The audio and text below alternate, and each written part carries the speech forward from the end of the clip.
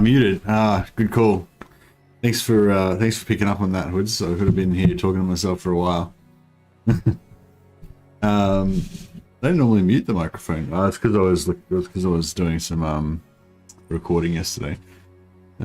Hey Jesse. Yeah, welcome back to episode 3 of Clans of Iron.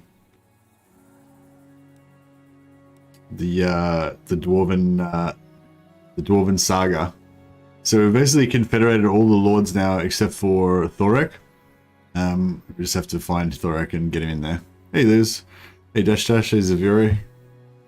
Welcome. Yeah, we don't care about those guys. Make them take the oath. I feel like we might have already done some of this stuff, but it might have not saved it because I didn't advance the turn.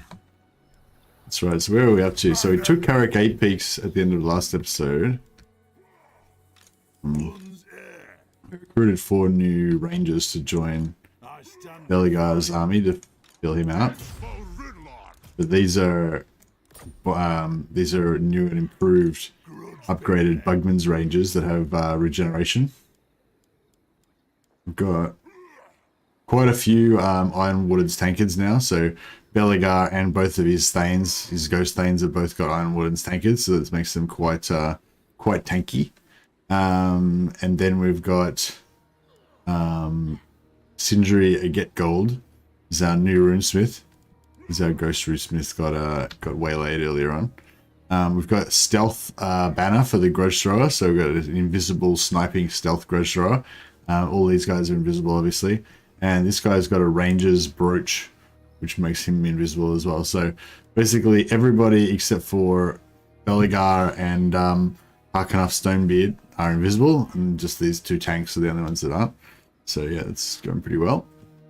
What else we got going on? Yeah, we've got this hero going down to meet Thorek. As soon as we get Thorek, we can confederate him. By gripping his beard, he took 8 peaks back. Yeah, sure did.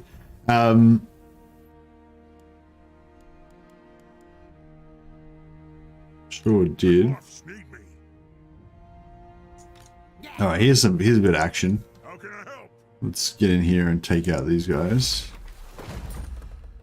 I am the White Dwarf. He's got an Iron Warden's tankard. Yeah, he's got an Iron Warden's tankard and he's got a Rune of Spite, so he's ready to rock and roll. We want to finish off all of his blue line, and then we want to go back and finish off Thorgrim's blue line as well.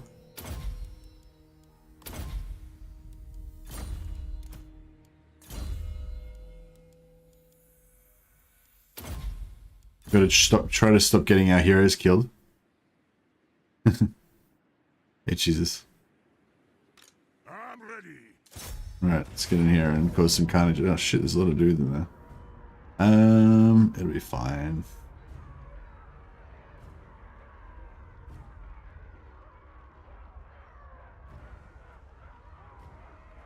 It's a pretty shit rune. Minus 25% vigor loss reduction. That's all it does. Pretty whack. Alright. Yeah, we've got the Iron Drakes though, so they're a pretty big equalizer. So we should be able to do some damage with that. Morale damage, I mean, rather.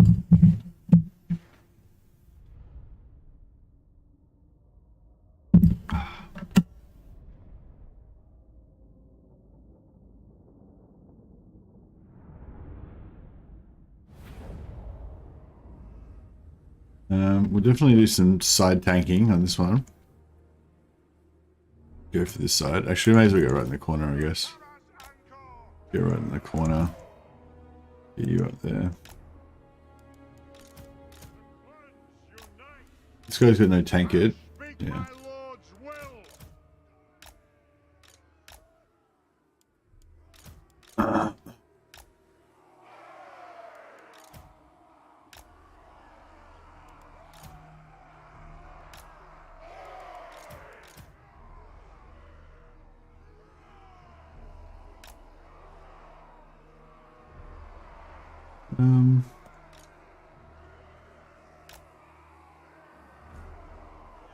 Grudge thrower. For the High King! Iron Drakes! Thunderers!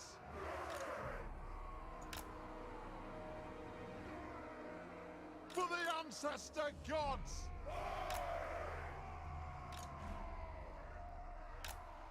Yeah, so I'm thinking we do something like For the ancestors! something like that. Quarrelets! So we just kind of like drill this area, and just knock it off the side, and then it's a bit whack though, isn't it? We're gonna be getting, yeah, we haven't got any front line. That's the problem with this whole formation. Satisfy the grudge! So we're gonna have to use warriors as a front line. Let us bleed for the clan! Plan and hold, indeed. Let's turn the tide!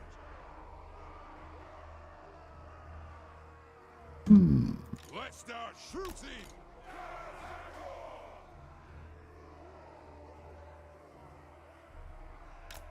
Iron Drakes!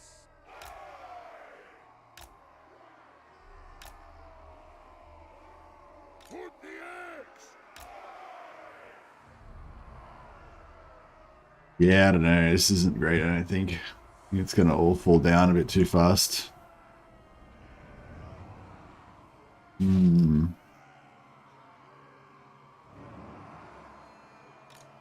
I don't know. We'll give it a shot.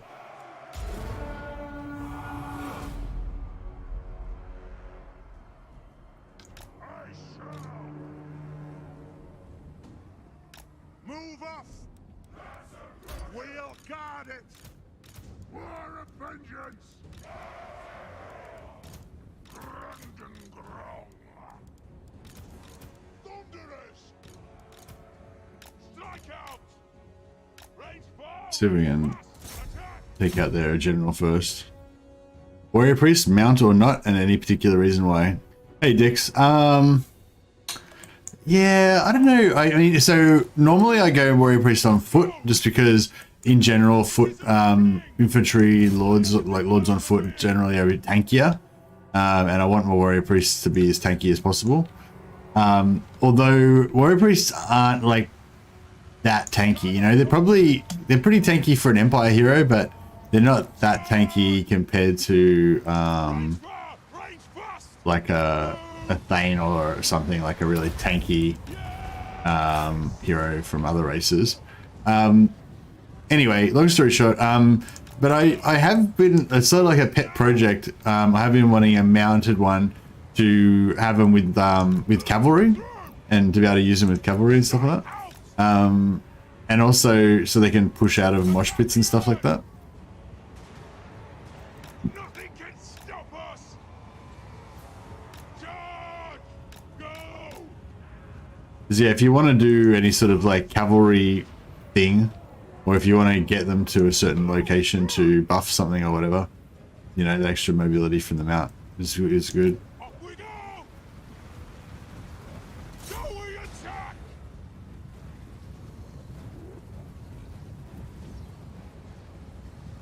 Range far! Range fast!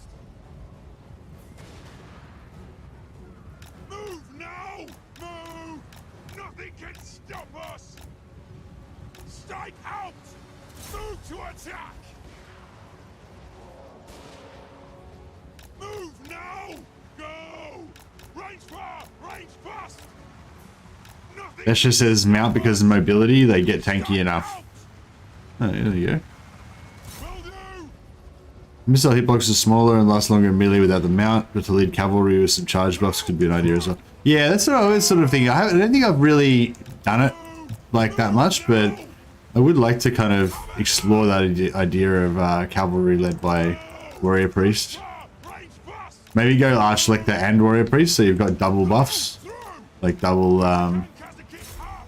yeah, double buffs and double shield. Nothing can stop us! That way you could get like 40% wood save on the charge, and then cycle around. Go! Move now! Yazoo! Nothing can Warrior Priest buffs are extremely good for using Cav. Yeah. The Cav aren't really good though. That's kind of like the part why I can't why I can really kind of, you know, validate it or whatever. I was sort of thinking like if you use demigryphs, then it's kind of worth it. It's I don't know, like if you got demigryphs and you've got a life mage that can heal the demigryphs as well, then maybe the buffs are kind of like worth it because you've got a really good vehicle to sort of be the force multiplier of those buffs. But I feel like with just using Reichsguard or something, like, I don't know, it's almost not worth the effort of like all the buffing and shit.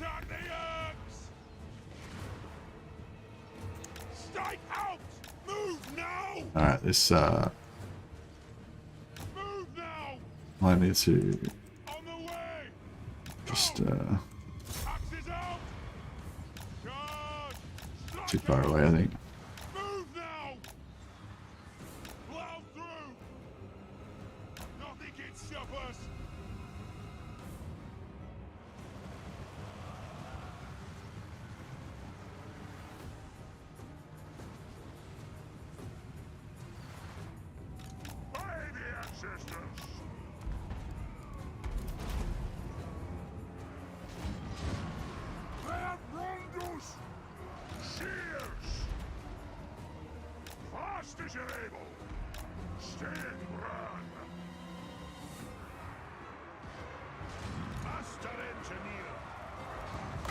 I'll buff their armor, see if we can get them to hang around for a bit longer.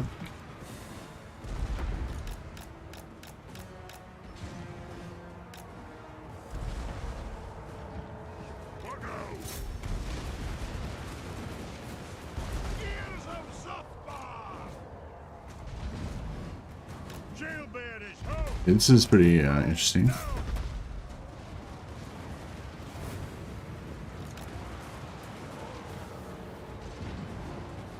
That flame there is very nice.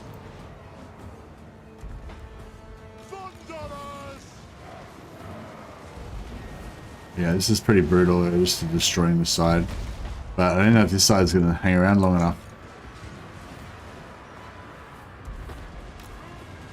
Yeah, this is what I wanted, this just to route off really fast. That's good.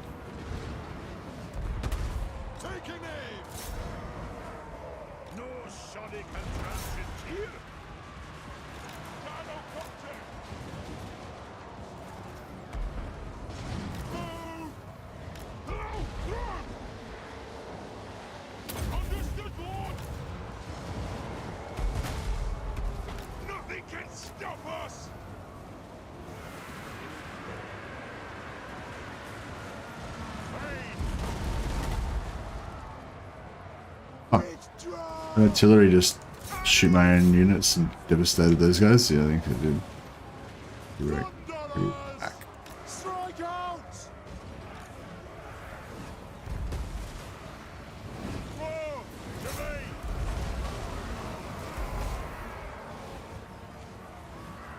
Dinocopter! Attack! Yes, Lord!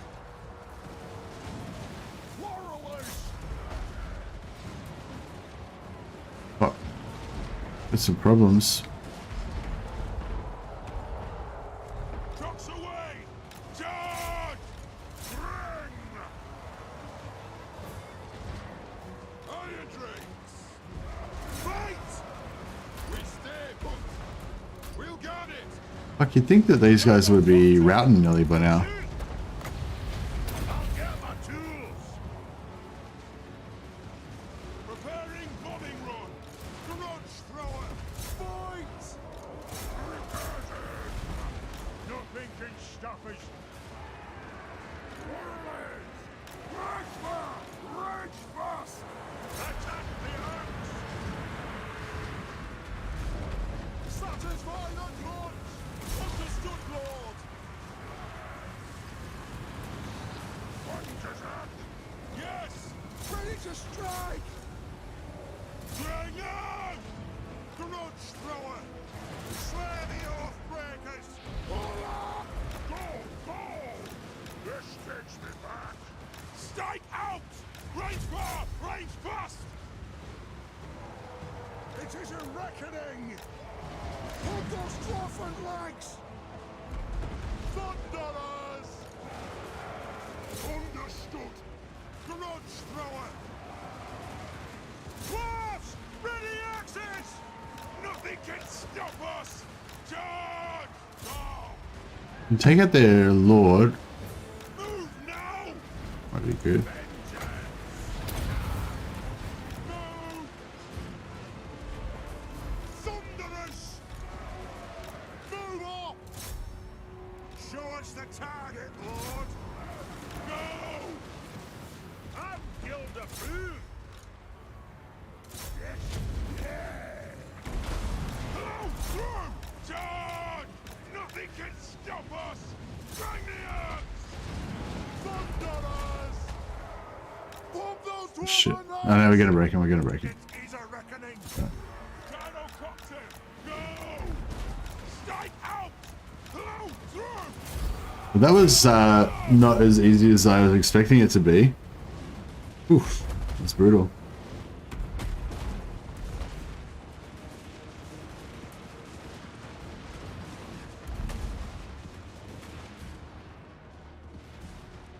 Grudge thrower! It is a reckoning! Gyrocopter! You can drop this guy as well. That'd be nice. Iron Drake! Oh, baby! Bit of extra money. Oh, we'll get all the extra. We'll get everything anyway because it's we're inside a settlement. We can get a few points of regeneration on Grombrindal, but yeah. Kind of like how different generals would buff units, like in 3K. Vanguard generals were great at boosting cavalry. Yeah, well, I mean, I guess there's different heroes and stuff like that in this game as well.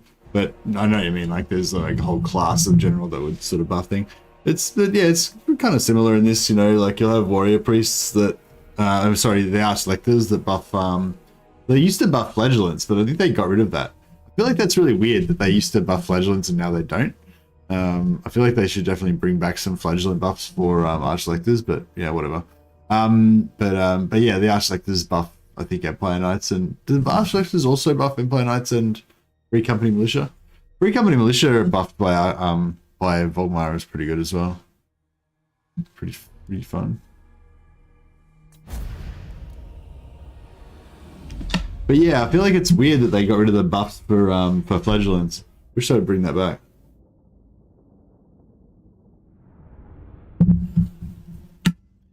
I feel like the 50% missile resistance buff that they had on flagellants, I felt like that was actually really good. Like it's actually kind of, because I feel like flagellants, like they're, I don't know, like they're meant to be kind of like crap, you know, they're not meant to be very good, but I don't think, but they're, I don't know, I can imagine using them as like a blade of armor, you know, to protect more valuable parts of your army and stuff like that. So I feel like the 50% missile resistance kind of worked really well with that. I don't know how realistic it, you know, it is. Like, I don't know, you know, what the kind of, you know, reasoning it would be behind them suddenly becoming 50% immune to missiles, you know. But yeah, I don't know.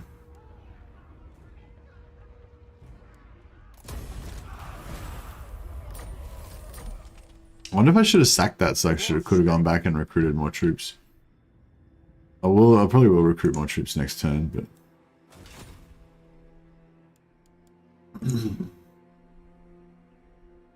all right, yeah, probably just step number one will be to go back and take out Black Crag up here. It shall be done. I got into trouble last time doing this, but fuck it, let's do it again. Just deep strike into enemy territory. That's right, there's no one there this time, so. Vengeful Ridlord. This guy can actually disappear now. He's done his duty. Have we got anything to build? We can put another growth building up here. How much does repair cost? 1504. If I change this guy for a Grogny Lord to get a bit of a discount. Just to be a tight ass. Armed and ready. Oh yeah, so you actually do get the Grogny. It seems like a lot.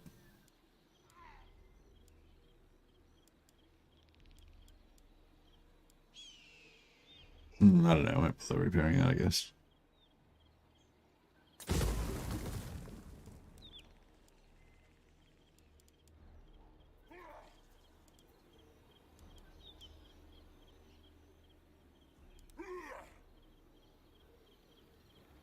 Armed and ready.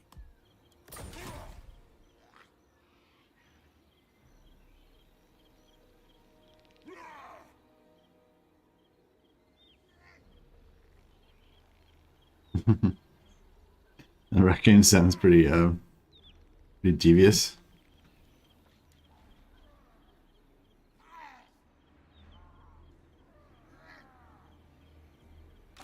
Yeah, I think like the animals being smart thing is like a bit, yeah, it's all like relative, you know, like I feel like a lot of people think cats are smart, but I've had a cat now for a few I don't know, 2 or 3 months, and I've observed the cat, and I've observed that she's not a highly intelligent creature.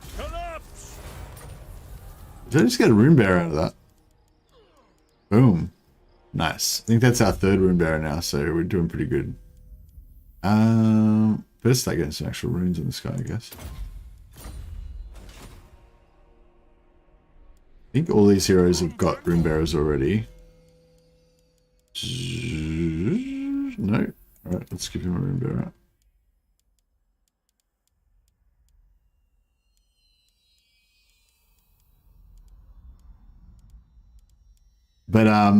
But yeah, I mean, I remember that when I was watching, I don't know if anyone saw that, like My Teacher the Octopus or something. I think it was called something like that, or Netflix special video that they had a while ago about octopuses, and it was basically measuring. I think it was measuring like how many neurons that they had, or something like that. Oh yeah, I've got the 3D portals on again. I don't normally go with 3D portals because I think it's a bit of a waste of resources. It's a bit more taxing on your graphics card. And I find it's not like, it doesn't give me any, doesn't improve my play at all. Like, so I just prefer to go 2D portals. Like, I think the 2D portals look, you know, just as nice, and or even nicer really. And they cost less resources on your system. So that's all right by me. But yeah, I remember saying like with octopuses that I can't really remember the numbers now, but it was like, yeah, there was like a certain, maybe like, I don't know, like humans had like, you know, 70 million or billion or whatever, 100,000 or something. Like humans have like 70 million neurons or whatever, and cats or the dogs had like 11 or 15 million or something or whatever, and cats had like 7 million or whatever, but like octopuses had like 11 or whatever. So octopuses were kind of like smarter than cats, but it was kind of, you can't really compare it because octopuses are so like alien, and if they've got a type of intelligence that's so different from the type of intelligence that mammals have, you know, because they've got like 8 brains and whatever.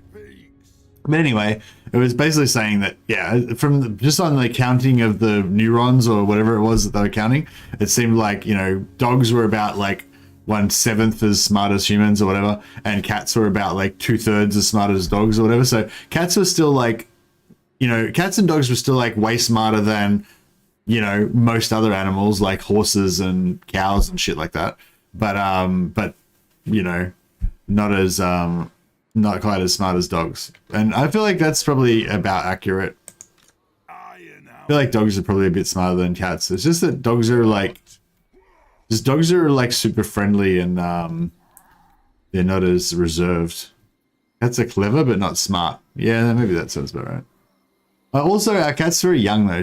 Yeah, maybe that's true. She's only a kitten though. She's 8 months now, so she's not like a new kitten, but she's still a kitten. And she's not, you know, fully grown up. So maybe she'll appear less dumb once she's got a bit more wisdom under her belt.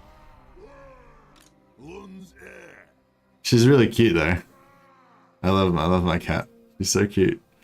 She's got this white patch on her chest that's really soft. All of her fur is really soft, but this white patch that looks like extra soft because it's all white. It's funny because like I feel like if she was a completely white cat, I wouldn't really appreciate her whiteness that much, but because she's like half white and half kind of speckled or whatever, the white patches are like really like they seem extra, you know, luxurious or something. But yeah, she was being fucking annoying today. I like my alarm went off on my phone, and I pulled my phone off the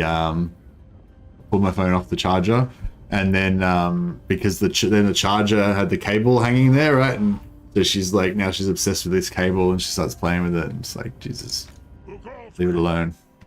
But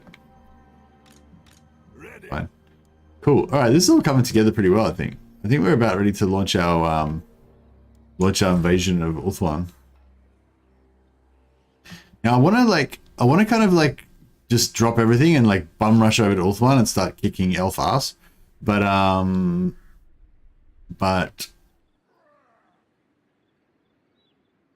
never really fought elves with dwarfs before. I don't know what we need. We kind of need to take everything with us that we're going to need because we're not going to have any reinforcements. Lord of the Ungrim. And also, like, I'm not sure whether we should sort of make a bit of an effort to hold down the fort at home here, or whether we should just completely abandon. Like, should we just completely abandon? Where can I get another Thane from? Can we get it from down here, maybe? No, I can't get it from down there.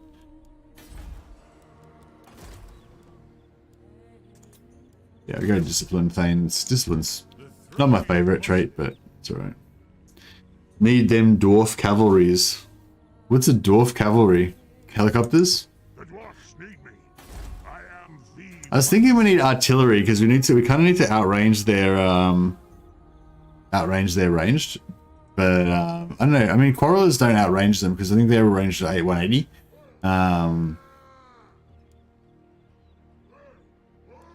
But yeah, no, still thinking about all this. Yeah, he's basically just farming rune bearer runes. He's just gonna sit here and keep like doing stuff to their settlements until they can get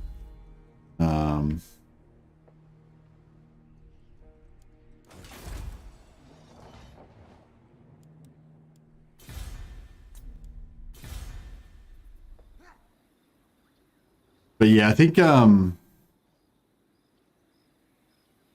we don't need these ranges anymore, do we? Get rid of that.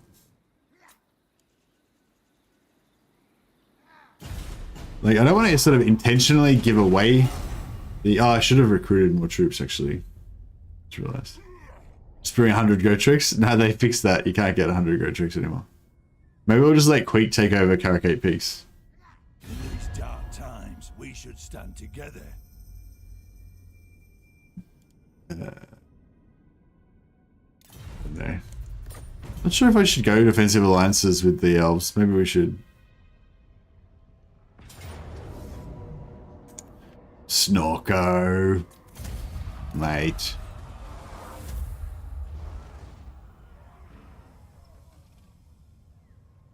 Still pretty convinced octopus are aliens. Yeah, I kind of dig that idea as well, because they're so alien. Like they're sort of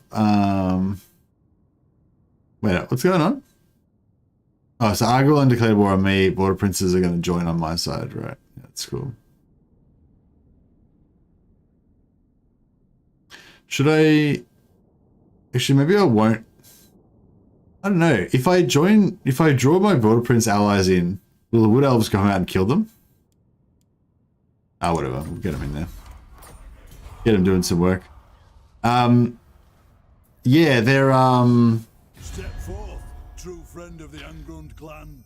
Yeah, octopuses are pretty alien. Like, even if they don't come from another planet, like, they're extremely alien to us. Like, they diverged off, like, I remember there's, like, these different orders of animals. I can't remember what they're called now, but there's, like, one's, like, slimes, I think it's slimes or slugs or something. And then there's, I'm not sure if mollusks are separate to that, like snails.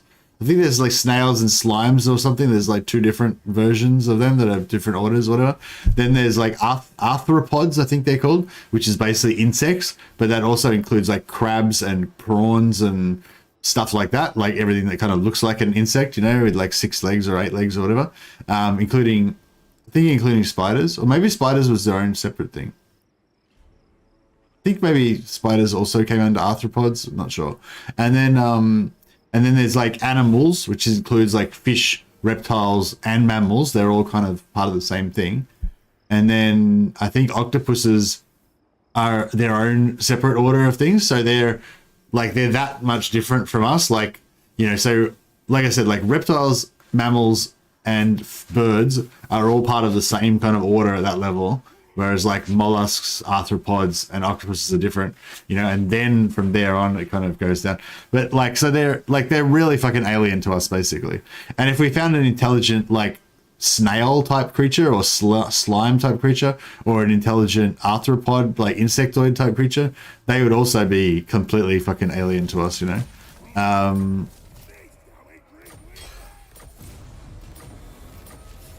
Well, according to the thing I watched, octopuses were smarter than cats, but not as smart as dogs. But that was not like a measurement of their like practical effective intelligence. That was just a measurement of their, like, how many neurons they had, like basically how many connections their brain have with their hardware kind of thing, you know. That doesn't necessarily mean anything in terms of their actual, you know, doesn't really mean anything in terms of how much functional intelligence they've actually got.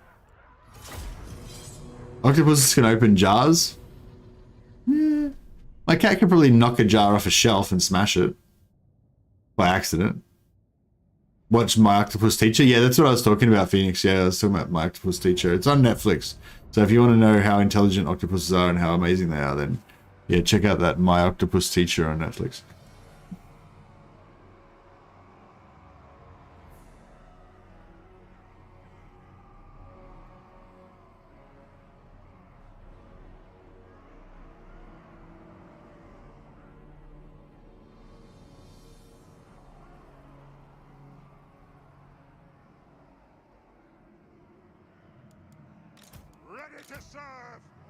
Yeah, octopuses are interesting because they use tools and stuff like that. They were saying how, well, I don't know, sometimes it's like they, I don't know, anyway, they had like an example where there was an octopus that was traveling somewhere to get food to like a sandy area where, because one of the octopus's main defensive techniques is to hide inside stuff, because their bodies are very flexible, so they can basically hide inside you know, holes in rocks and whatever, like to make a defensive shell out of their environment.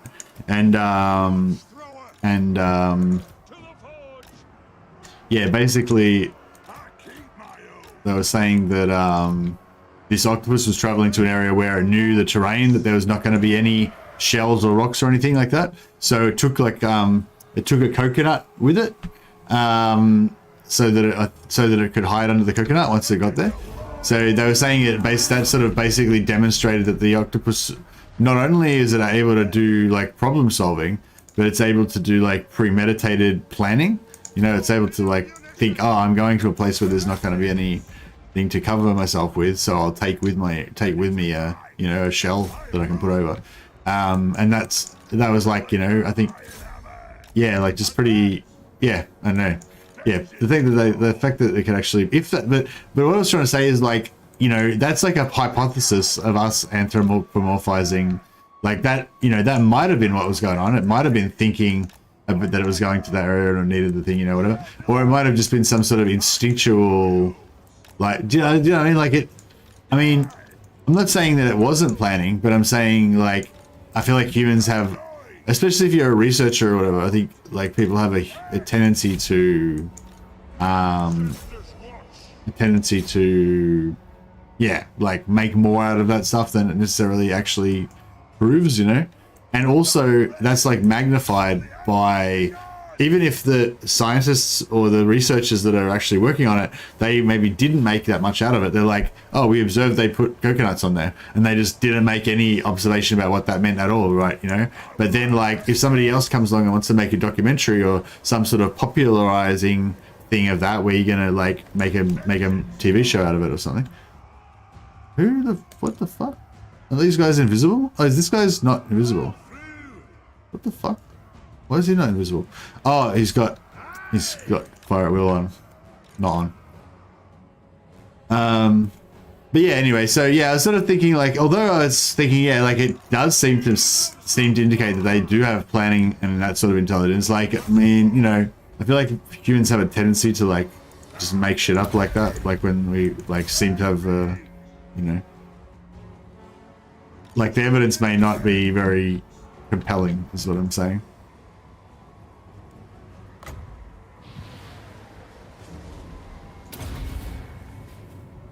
Right, let's get this party started. These Black Orcs are anti-armor, which is not great. He doesn't have any, no.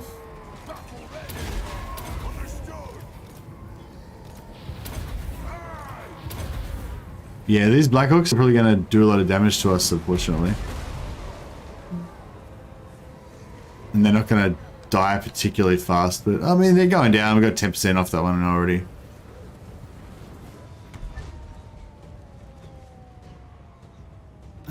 But yeah, it's I don't know. I find like the like I think most people do find the concept of like intelligent animals like fascinating. Phoenix says I can see an alien race based on octopus intelligence, super smart underwater. Yeah, like imagine if there was like an octopus race that lived underwater and like had technology. Or even if they don't have technology, like just, you know, thinking about how orca and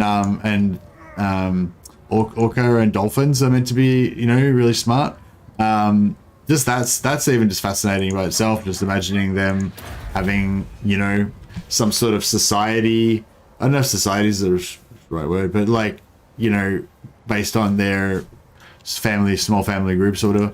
Like I remember something that orcas having like different societies, different cultures. Like there's two different main groups of orcas. There's these one set of orcas that mainly stay in certain areas, and they're sort of specialized towards at like hunting the sort of food that's in that particular area. Like that they hang out in the warm waters near California or something, and then they'll hunt like they'll you know hunt the type of stuff that's around there.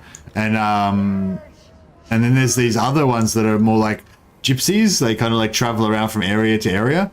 And it was saying, I think it was basically saying the settled down ones that had a particular area, they tended to be a bit more advanced, I guess. Like their language was more sophisticated maybe, and they tended to have like larger groups or something. Yeah, I think that's right. I think they had larger groups. Whereas the gypsy ones tended to be sort of slightly smaller groups, or maybe very small, much smaller groups, and their language was a bit different and stuff. And I think they were saying as well, like even amongst the different groups, there was some commonality. Like all of the gypsy ones, even though they all had their own languages, I think, within each group. And so the orca wouldn't necessarily be able to talk to each other, I guess, if you weren't from their own group. But yeah, there were some similarities. Like all of the settled groups, I think, had more words or more complicated languages, and all of the gypsy ones had more simple languages or less words or whatever. Anyway, I don't know. Just that whole trip is pretty, you know, racist orca. I don't know if they're racist, but they're nationalist orca, maybe. I don't know, or tribal orca, I guess that would be. How many hours have you clocked on Warhammer 2? I don't know, about like 5,500, 6,000 hours or something like that. I can't remember. I forget. What's my tally up to now? I've been getting a few more hours even recently. It's nearly 7,000. 6,987 hours. So yeah, nearly 7,000 hours now. On the old Warhammer 2. I wonder if that'll bounce off the corner of that wall. Yeah, damn it. That was really shit. Oh well.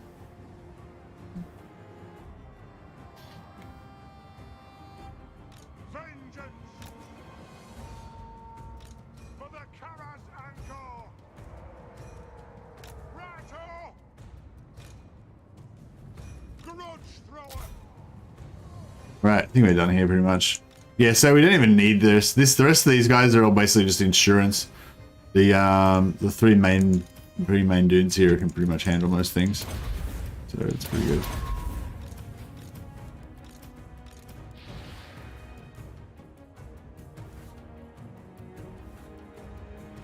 Oh shit, we got towers.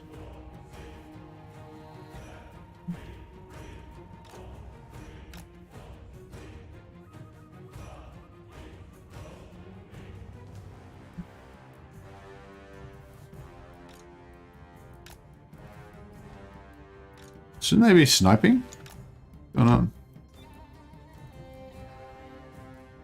Yeah, just like completely unnecessarily took heaps of casualties on these guys. Oh well.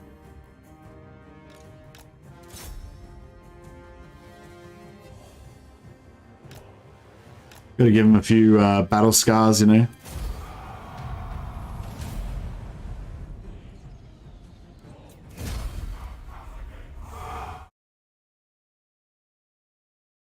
Rangers go brewer, yeah.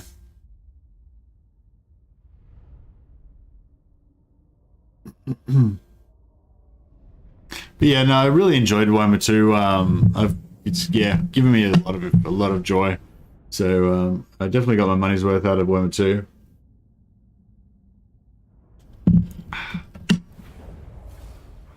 Yeah, I think I've got only less than 1,000 hours in Warhammer 3. Should I take the loot and occupy, or... Yeah. Get some sweet cash.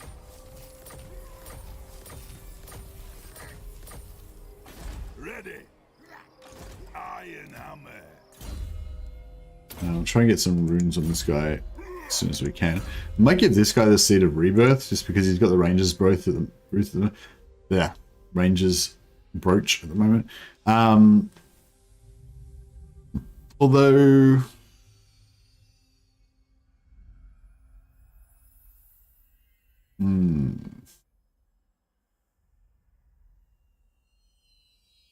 I'll give it to him for now. And then we can just melt down like some of this stuff. Potion of Toughness could actually give to The dwarfs need me. this guy. They're going to come in handy at some point.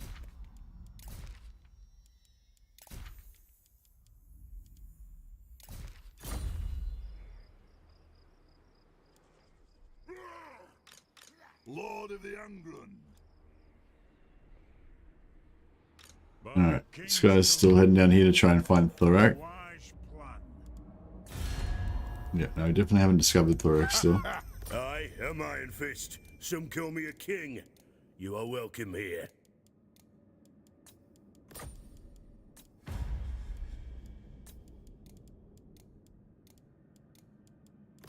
All right.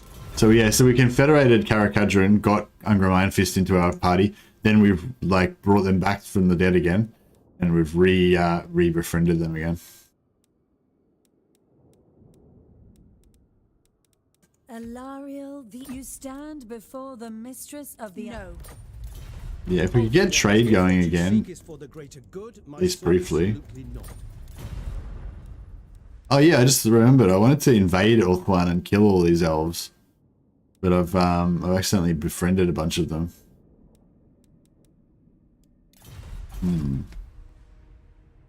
Yeah, we got Ungrim.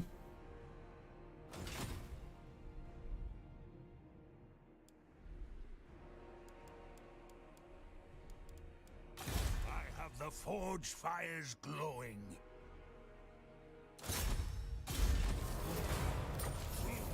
Just got wounded. It's alright, we've got enough rune bearers now anyway. It's always good to get more. Me collapse. So we'll keep trying to farm up some more. I like Daniel in 1-3, even if he's man. Yeah, I think Daniel's cool. Like, the ability to recruit units from every different race is really powerful with Daniel. I feel like he's a pretty cool faction. Not as powerful as, like, Scarbrand, but yeah, he's pretty cool. I feel like we need to recruit some of the dudes here.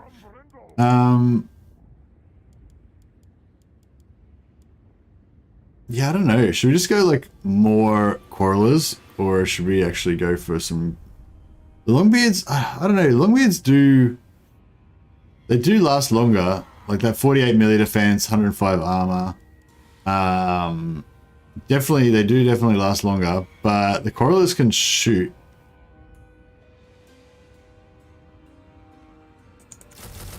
I don't know. I have to just think. By Grogny, this had better be an artillery train to speed us I up. don't know. We'll see how we go. Dwarf guns go brew. Yeah, these guns were pretty nice. They were drilling stuff in the last one. It's fun to have a custom character legendary loader. Oh, I don't know. I don't really get that much satisfaction out of Daniel as a custom character because I don't really like demons, you know? If he was a Chaos Warrior, like if he had a Chaos Warrior body to start with, and then you could give him like a tentacle arm and like, you know, flaming skull head and thousand eyes chest and horns and like, then that would be sick. Like that would be my kind of dream character. Yeah, like... yeah, I hope that they do that actually. If they make another like Daniel type character for the Warriors of Chaos, but they give him like the same kind of like customization, that'd be pretty cool. But I imagine it would have been a lot of work to make Daniel, and so maybe they won't want to do it again. But on the other hand, like I kind of feel like if it was a lot of work to make Daniel, then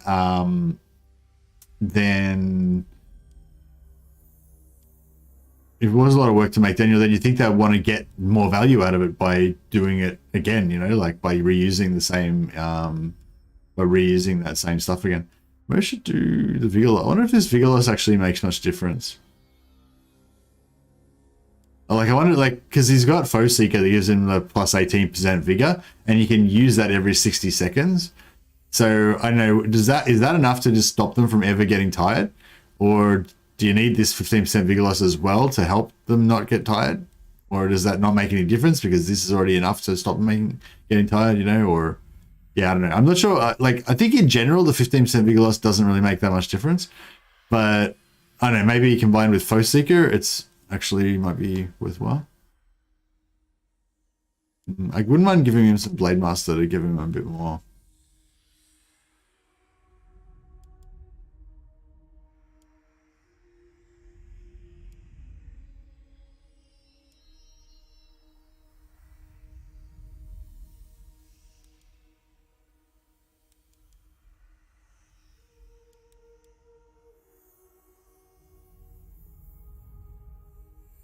Doesn't level Chevron units have near perfect vigor anyway?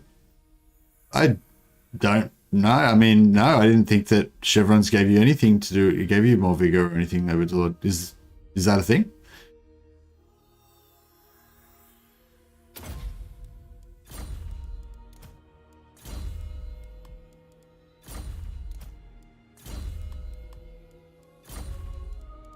No Gyrocopter Doomstack?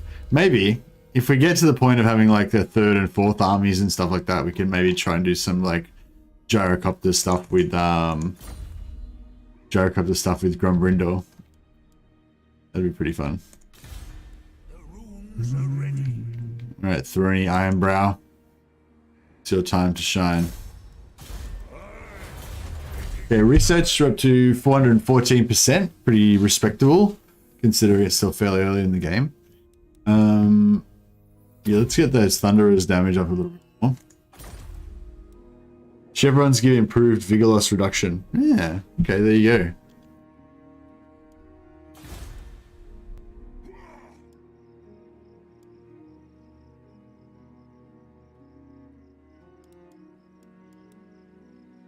Oh, fuck, I just realized I moved them up there for no reason. They could have just stayed where they were and rooted in here. I'm here now. Strolling. Yeah, we got just as good a recruitment here as it anyway. Anyway. Heading out.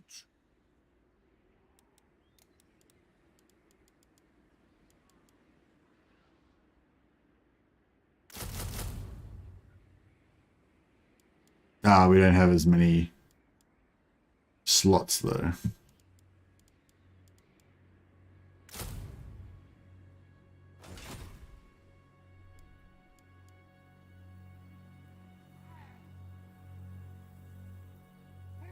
I know in one of the Legend streams when talking about Nasty Skulkers, he went for the scrap that gave plus 10 bonus versus infantry, since 7 chevrons gave near perfect vigor anyway.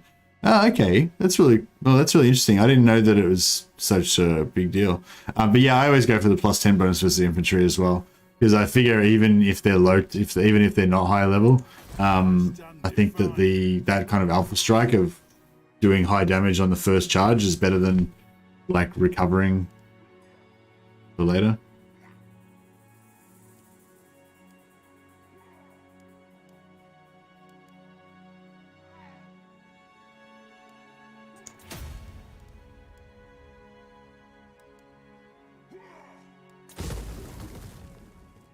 I don't know if we actually need the Gunsmith's Forge in both of these places.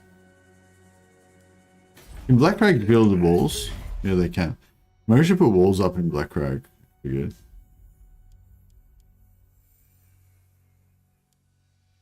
And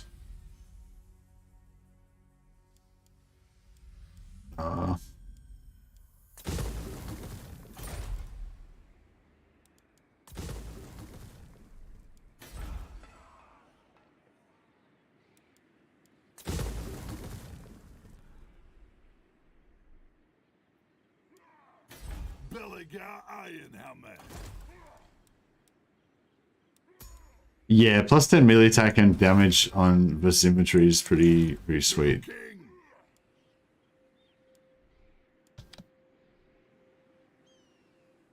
Oh, it's actually, does it give him damage? No, it doesn't give him damage. It's just melee attack, yeah.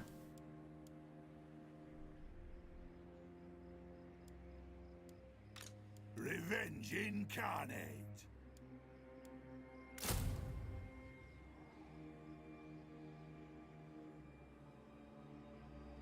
Oh no, it is damage as well. Crazy. Yeah, so that it's plus 10 melee attack and plus 10 damage versus infantry, right? So that's pretty crazy. That plus 10 damage basically puts their damage up by 50%. Thorek. You know who I am. Yeah, it's super good. But yeah, like even if they didn't have, like even just on for a low level guy, I feel like having that ability to just do massive damage like on the initial charge is better than the ability to replenish their tiredness. Hey Benji. Yeah, Nasty Skulkers are pretty cool.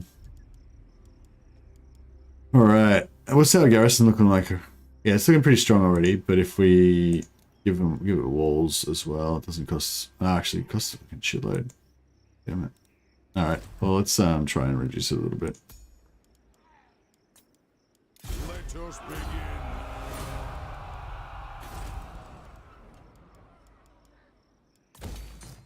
And growth, I guess. We're probably going to abandon this, I guess. May as well. My axe thirsts. Level it up a bit more first.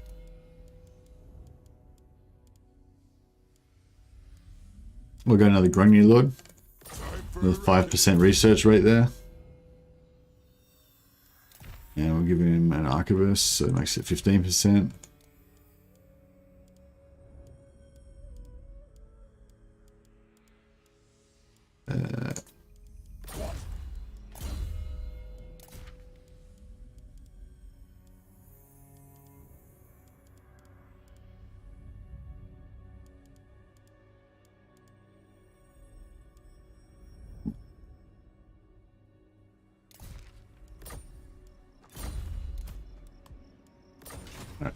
That should give us another 20% more technology. So put that up to 429%. Getting closer to 500%.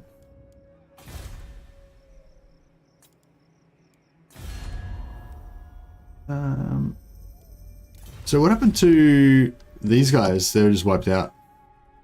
As goal, they're gone. Aye. Yeah, we've got Karake picks for now, but probably going to abandon it fairly soon.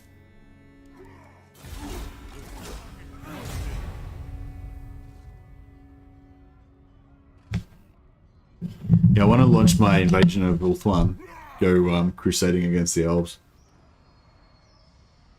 I think we've got 2 decent-ish stacks now.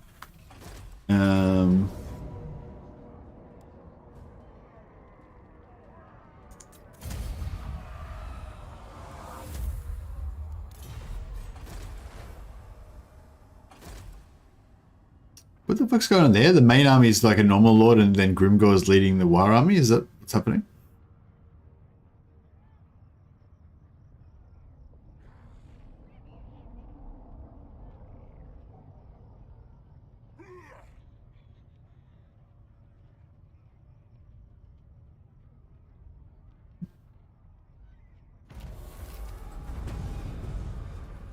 This must be on easy mode. No, I don't think so.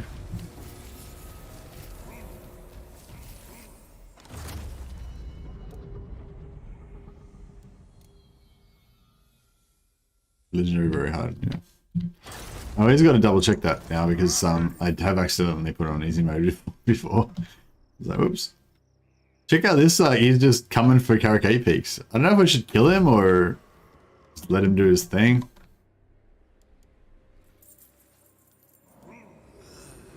Breaking news, CA says there's going to be a female goblin lord. Are you just saying random shit, JC, just to be random? Lord of the Ungrim. Aye.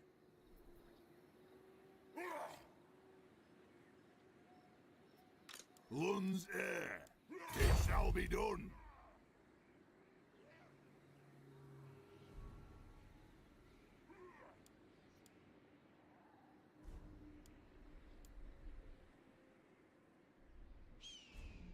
Yeah, I don't think greenskins have genders. They're just genderless. But I don't know. Maybe they, I don't know. Yeah.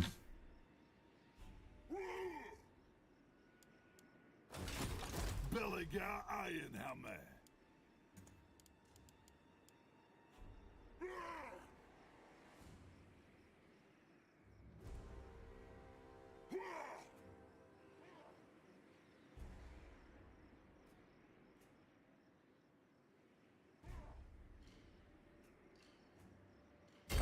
What? I am the White Dwarf. Wait, camp on this river. No, I don't know if we want to do that. Maybe we want to come to... Who calls me? There's no bother. I'll do it.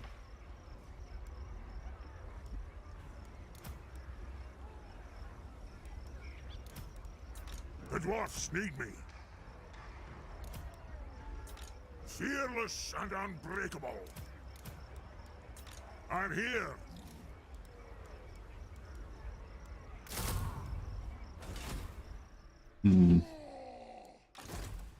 Yeah, alright. It's really reasonable, I guess. The earth will pay. That's probably pretty useless because they're going to regenerate it all by the end of the turn anyway, but... Rungy, yeah, that's fine. Right. Go walls here. Let's shave off another couple of 100 gold off that if we put a Grungy Lord in for a second. Let us begin.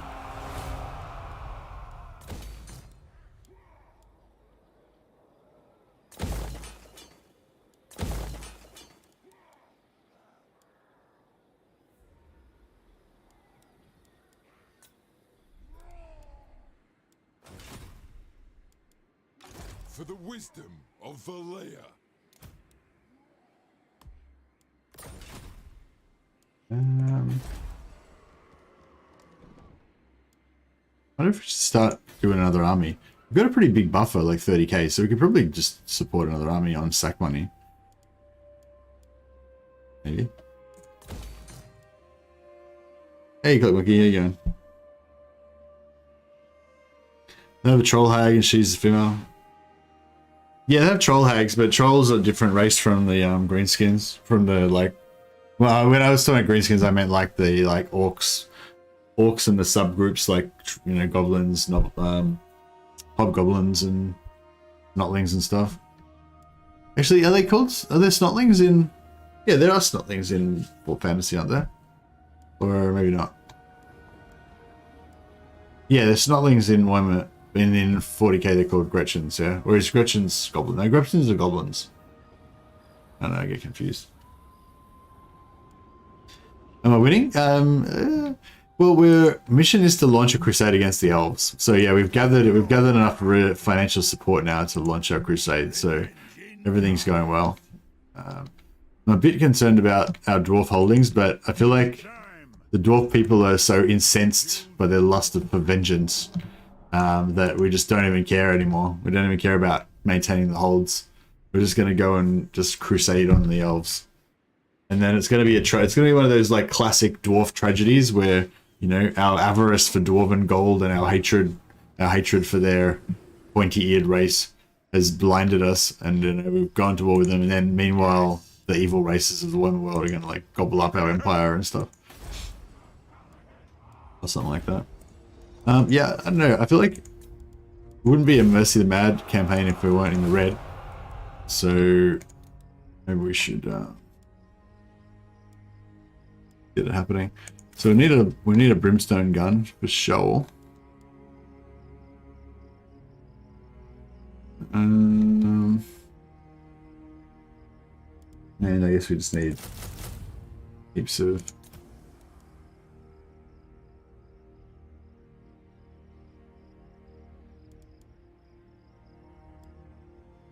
that'll do for now. We'll just slowly get that up.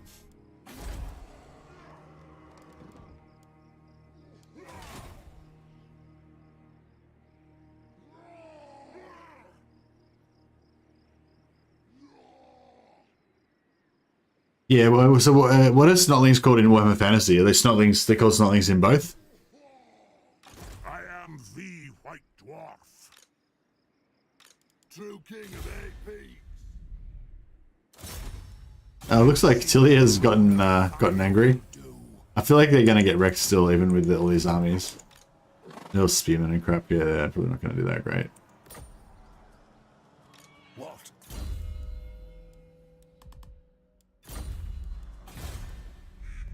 Leave that.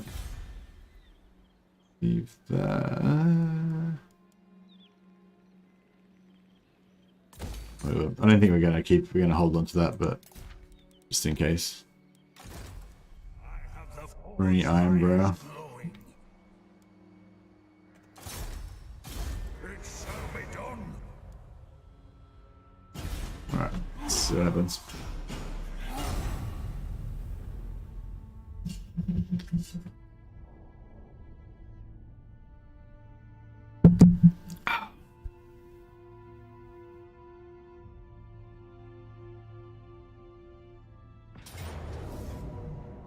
Oh, here we go.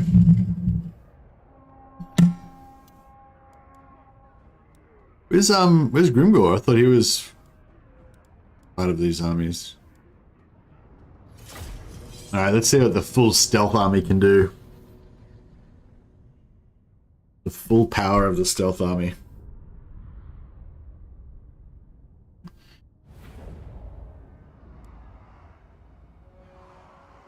They're both ahead of us. Now, yeah, we see now we can do this setup. Work alright. We'll turn off this guy's fire at will so he can maintain his stealth.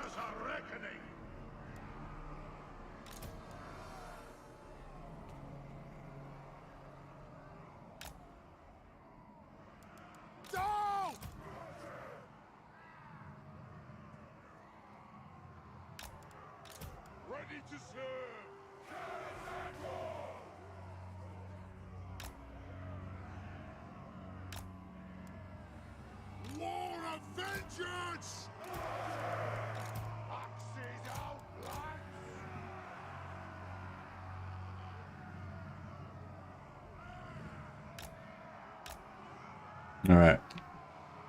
So we've got a little bit of not really checkerboard, but sort of ish checkerboard. Let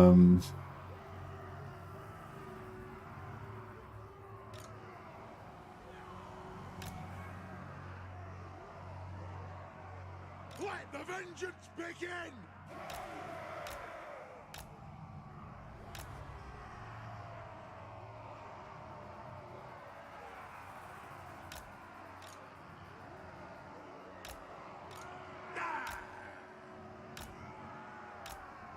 The runes glow!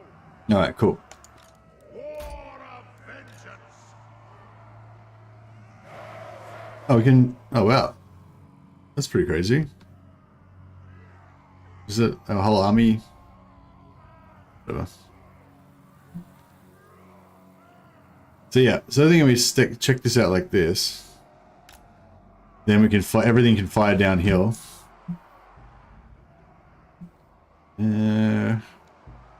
Should we go? Actually, maybe we should go slightly back a little bit. Maybe like there.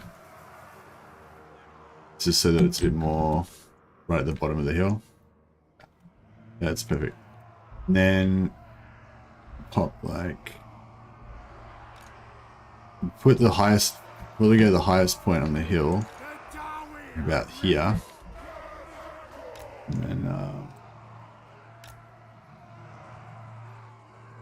then yeah, put this guy up here so he can just not be obstructed by anything, and For the ancestors! maybe Ready! even just actually maybe we'll just For mountain and horse! put it this way. Just move these guys a little bit so that they can't get shot by the catapult. War of vengeance! Alright, beautiful. I think this is a very schmexy formation. Blood! Let us bleed for the clan! And yeah, we'll sit about there. Should be devastating. Stand strong like the stone we are made of. Exactly. What's your headcanon, Nelson? I think I missed it. I make up my own headcanon as I play. Yeah, I'm a bit like that too. Alright. Yeah, everyone's stealth.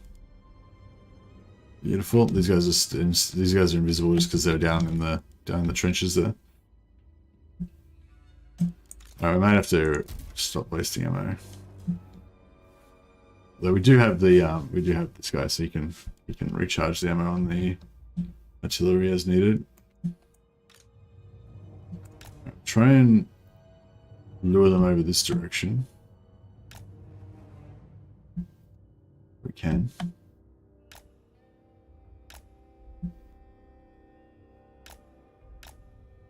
Oh, this seems to be working pretty well actually. Coming for us. Descendant of Lord! Vengeance! He's gonna get wrecked.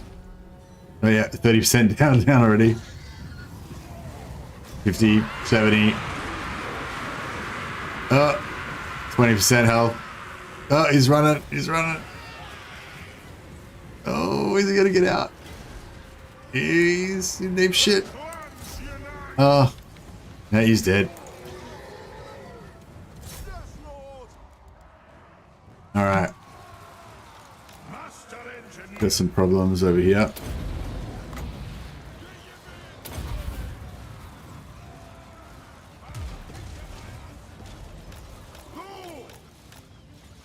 We'll try and lure them up in front of our field of fire a bit more.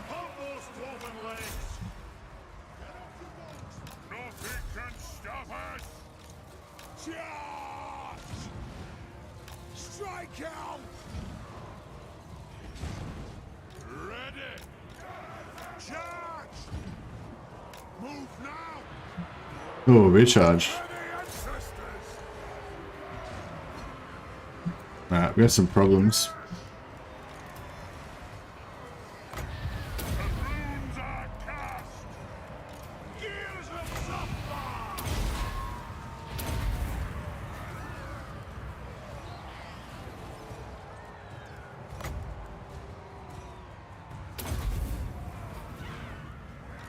Down!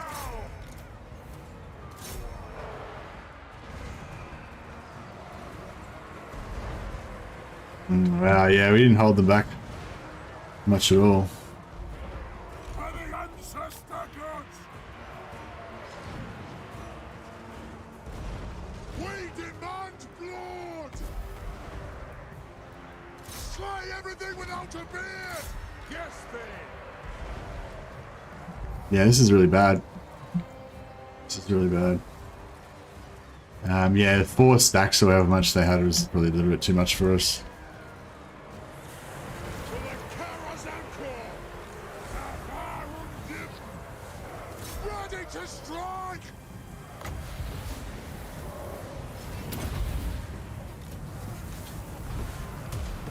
Right! Then!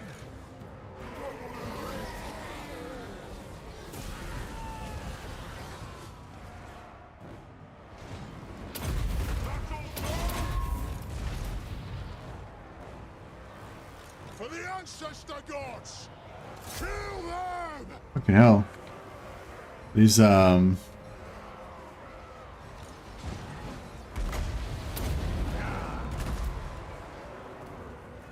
the ancestor gods! Fight! Go!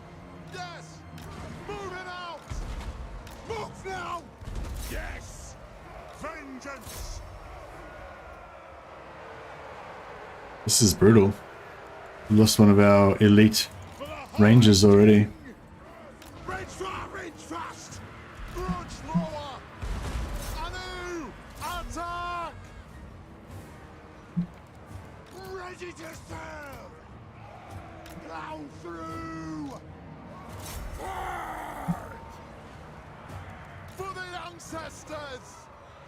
Yeah, I probably had these guys too close. Should have had them further out. Because these 3 could have killed the whole army by themselves. There's no reason to let troops get smashed so much. Aye! Whoa! We are relentless! Hold those dwarfen legs! Withdraw! Come together, lads!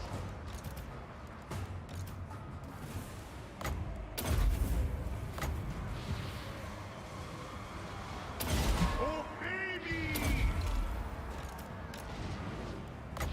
Aye! Show us that target, Lord! Yeah, these guys nearly really need to get back up here and start doing some work.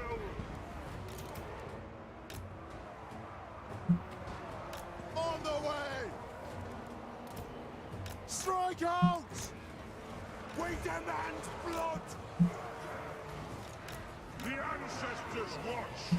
We can try and rescue some of these guys before they all die. Greenskins are back at it again, yeah.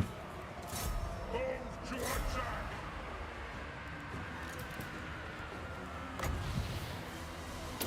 That's an order!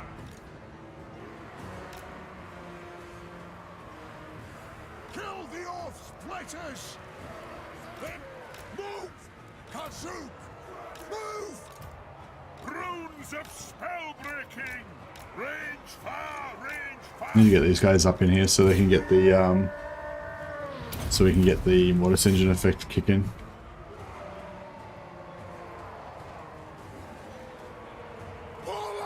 These poor old rangers, they're a bit too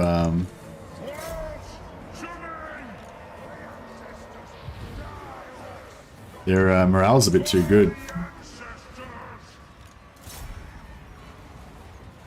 Pull out!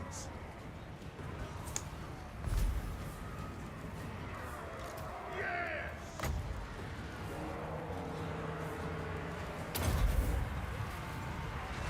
It is an order! Aye! Pull out! No shoddy contraptions here! Alright, well that was a bit of a fuck up. Yeah, I should have just kept them way out of it and then just killed the stragglers. I keep forgetting. I don't know why I keep forgetting that. It's like so basic. But, oh well. For mountain and home! Rage far! Rage fast! Plow through! Nothing can stop us! Strike out! Pull out! Do not shame your kill axe! Hit those dwarven legs! Strike out! What are they? Shield bearers, home! I'm gonna get these guys together just because we can get an extra 15% physical resist on the...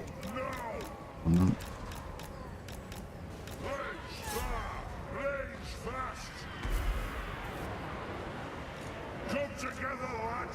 Oh shit, he's the one that's got the...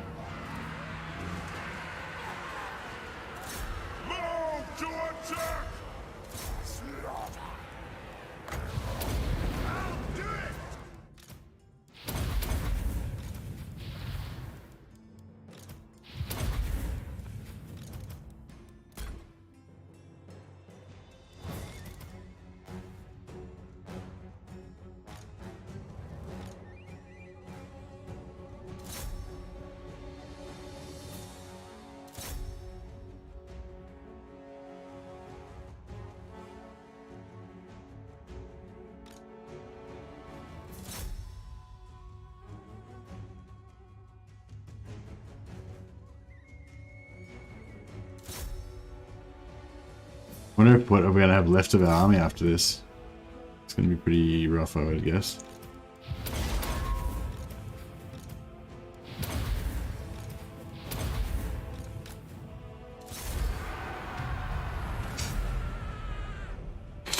Oh well. Like the core effectiveness of the army only dropped by about 10% by losing like everybody else. But yeah. Nah, it wasn't that. It wasn't the formation. It was just it was too close. I should have just had the whole army like way back. There was no point having them so far at the front.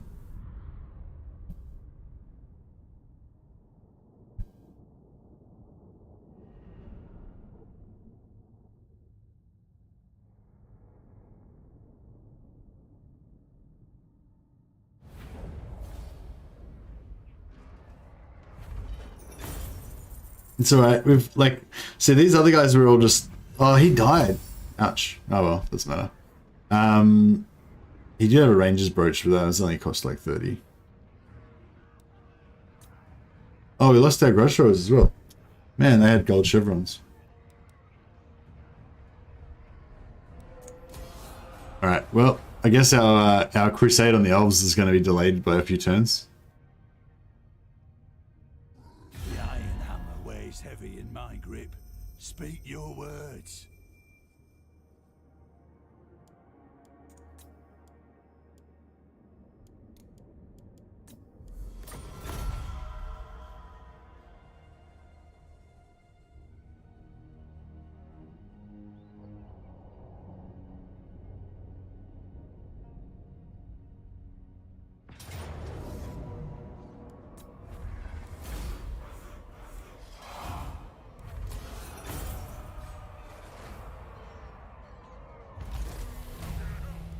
I got bloody on Belegar. Nice. So it was all part of the plan.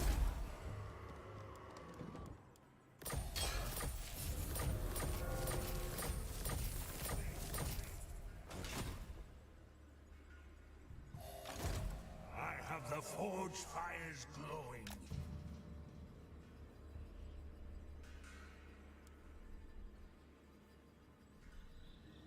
I have the forge fires. We'll try and assassinate their dude. Die. No, we're good.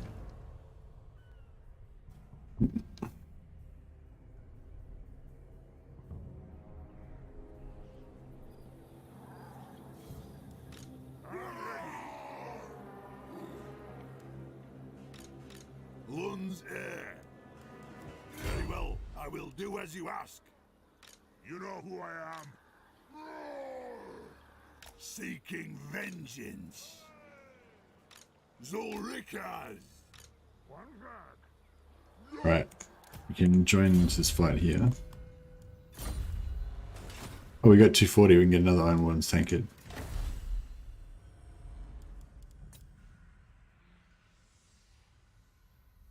We're out of pottery. Damn it. For clan honor. Strengthen the shield wall.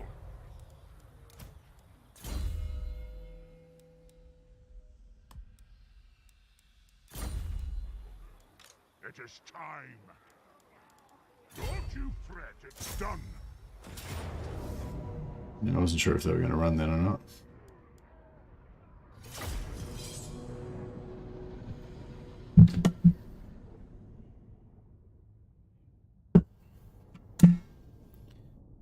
One thing you really don't like about the dwarves is the low replenishment and growth rate. Yeah, well, I mean, the low replenishment and growth rates are meant to be the dwarves, you know, Achilles heel kind of thing. Like that's like it's intentional that's their that's a weak point of them. So you know, it is what it is, I guess.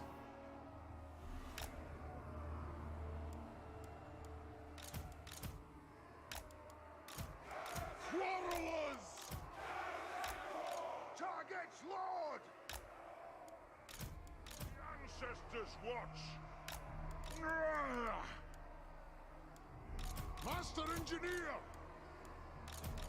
Gyrocopter! Grudge thrower!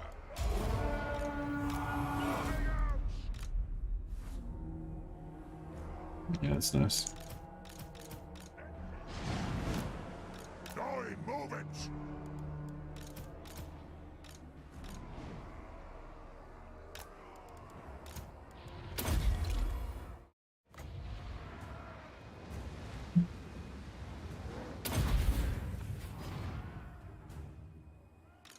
Are we ready?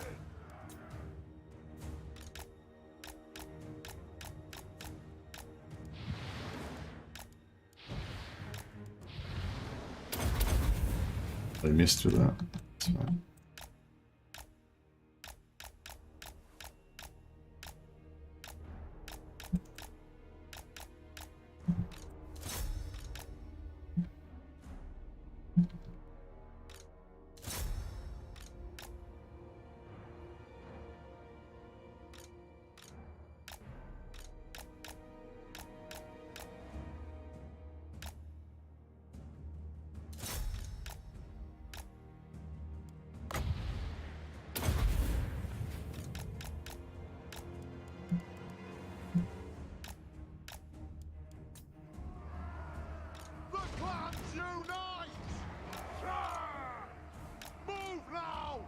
Nothing can stop us! The runes glow! Good! Plow through! Pump those dwarven legs! Go! Pump the urks! Ready. Yeah, I gotta get my rangers out of there. Too dangerous.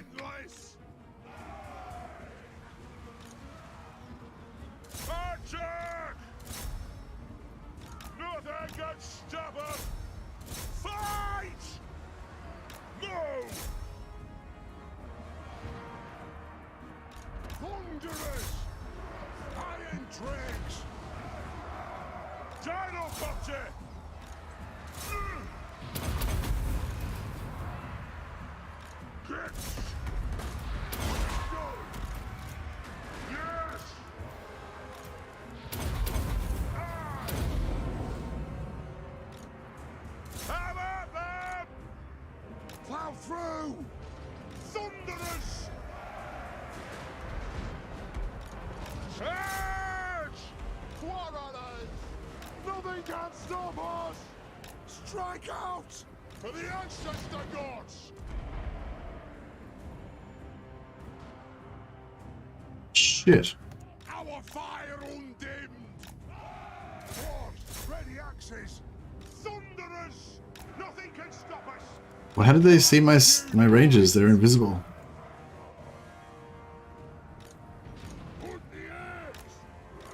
Range far! Range fast!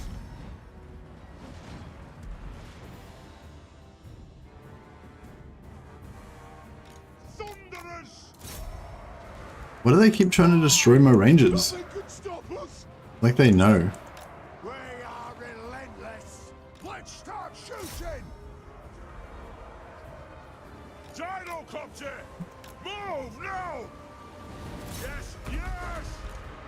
Fast as you're able. They'll sing songs of this.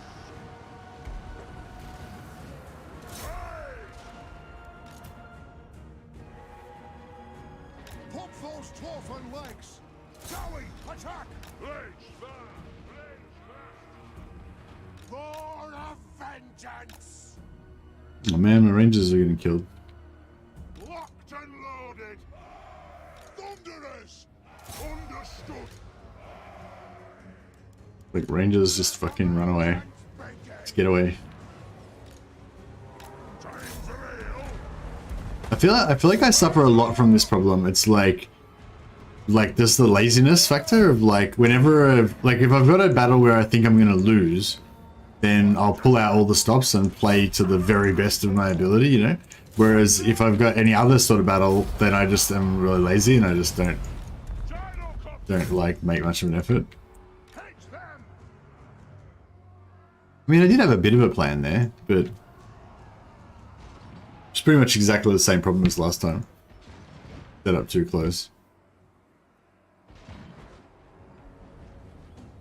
Vengeance!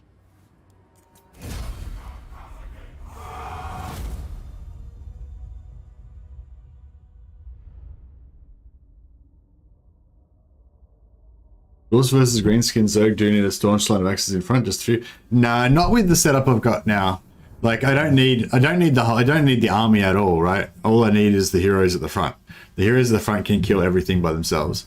So basically all I need to do is just have the army far enough back that they don't aggro the enemy army.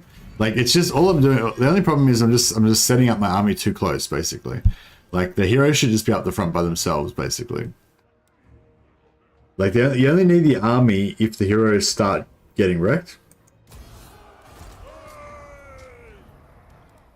Strowman, And they should be at like, you know, artillery range. where's the lad? Lun's heir. You know who I am. Revenge incarnate. But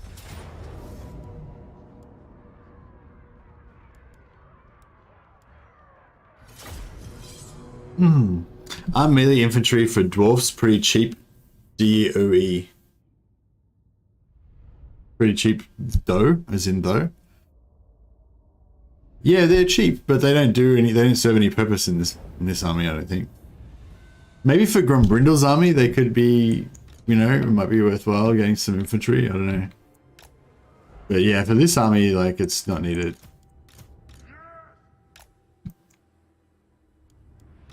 vengeance! Move!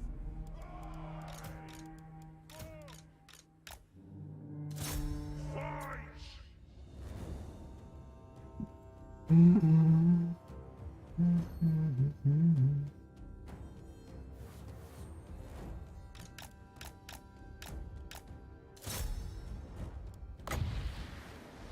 If gobos serve a purpose, anyone can. Oh, it's not so much that the units are like too bad to have a purpose. It's just that they're not needed.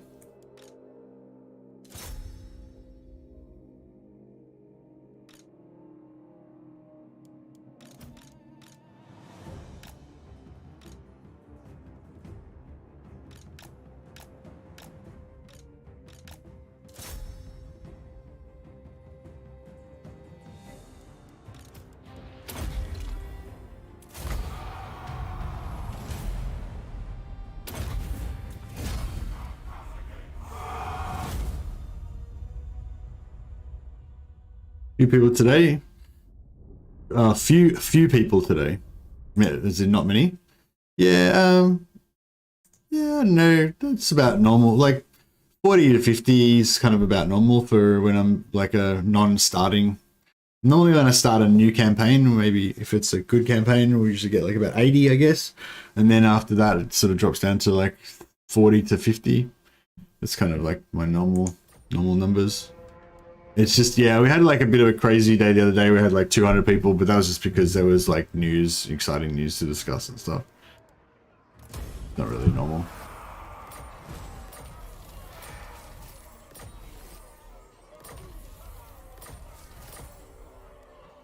But yeah, I destroyed all my ranger buildings. So I can't build rangers right now. Like anywhere in my whole empire. That's annoying.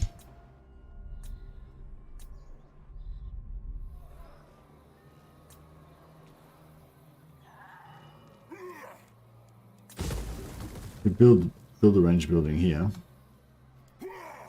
Revenge incarnate. You know who I am.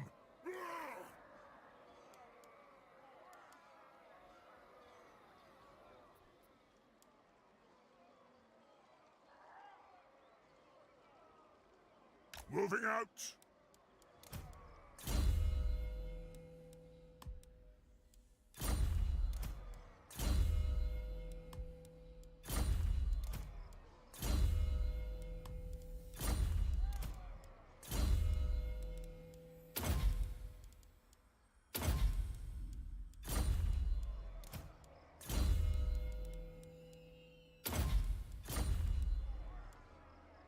Well, what armor penetration? I just get artillery or rush for stone trolls?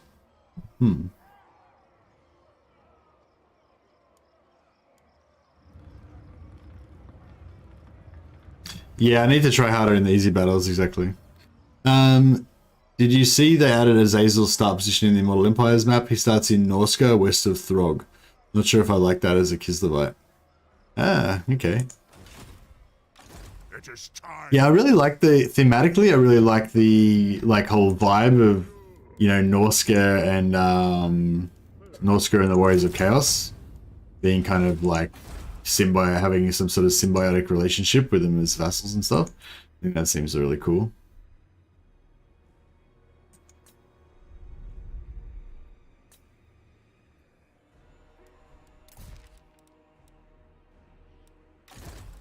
Skalffairskr on his mission to discover Thorek.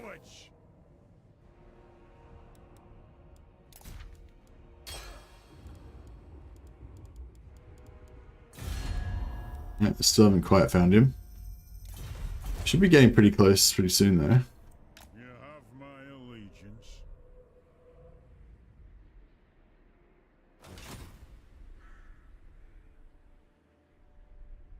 I really need to just like Saxony all these heroes up to level. To battle. Aye. Don't you fret, it's done.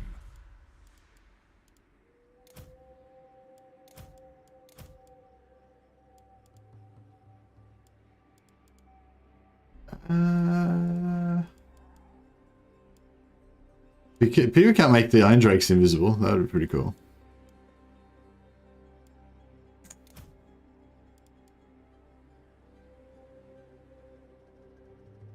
There's no bother, I'll do it. Lord of the Ungrim.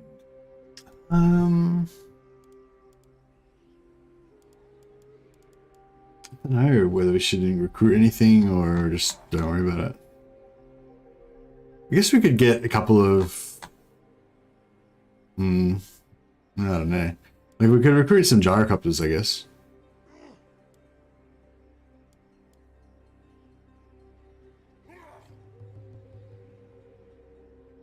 Or like maybe just one. Could be kind of fun having a gyrocopter in his army.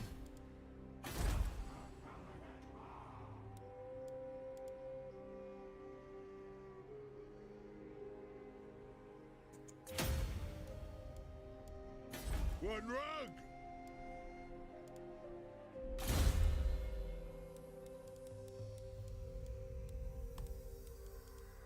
Oh yeah, heroes was... we lost one, didn't we? Yeah, lost one, Runesmith. What?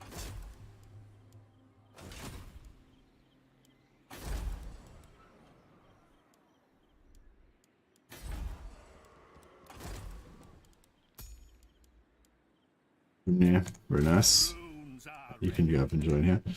Agreed. I've cast the runes.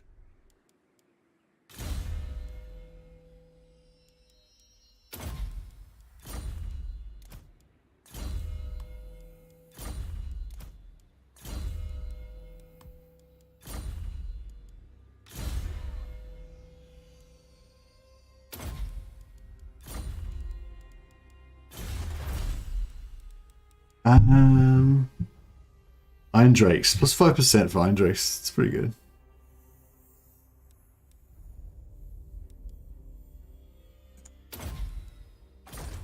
So 1-turn technology there.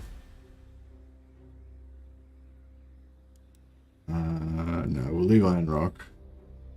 Maybe go Tarek, put character on up for tier 3 maybe.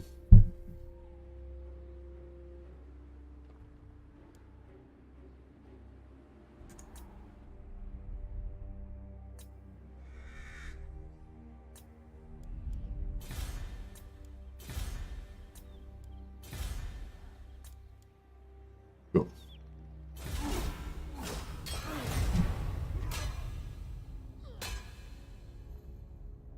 I don't know if I should wait for these ranges or if I should just send him over with like a quarter stack and get started. Just try and hopefully conquer something that's got ranges on the way. What is what's the ranger building like equivalent? Like I think if you take over, is it only dwarfs that are going to have ranger building equivalent, or is it like equivalent to another building in for other races as well?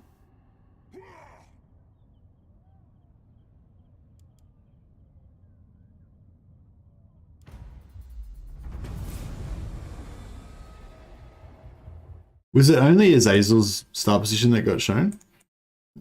Starting position model.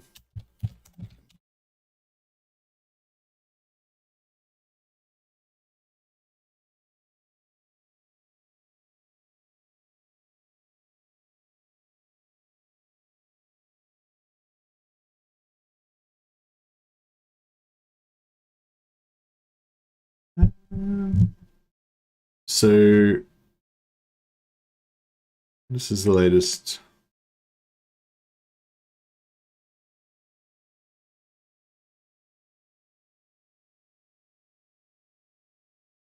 Yes, this is the latest in the start position blogs. What was the previous one? The last one was the Warriors of Chaos. We've got Kolek over here. Yeah, we've got Kolek over here. Near the Ogre Kingdoms. Archeon, kind of where he was to start with. He used to start down here, but now he starts a bit more up there. Sigvald's over here, kind of near the Dark Elves, kind of near Norska. Belegar's down here on Albion. And now we've got Azazel here, right in the middle of Norska, in between Throg and Wulfric. Yeah, very close to Kislev.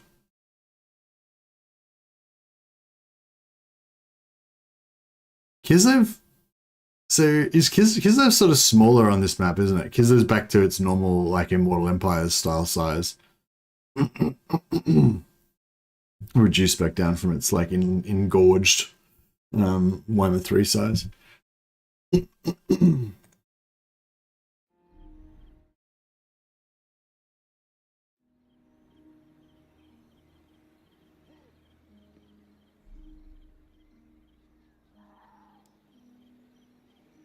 Move any character to Midland?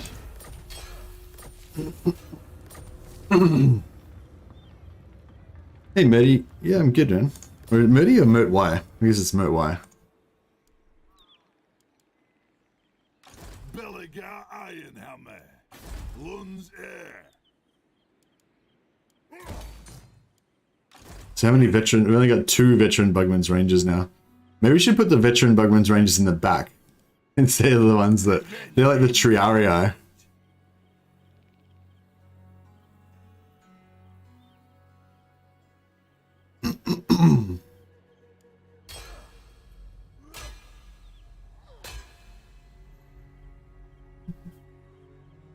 Yeah, because I want to try and recruit some Bugman's Rangers, right? But I don't want to have to build the tier 3 Bugman's Rangers building. You have my axe. Let's go. So I was just wondering if I could like capture it. Or even or it's not even that, it's even just like the recruiting of the Bugman's Rangers. The recruiting of the normal Rangers, really. Lord of the Ungrim. Like, I don't know if I want to stay here and wait for them.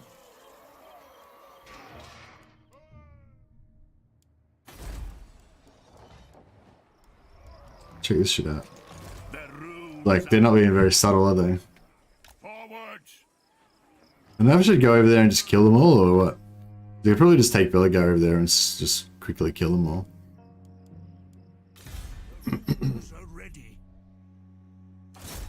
Keep trying to assassinate. Oh yeah, we got him.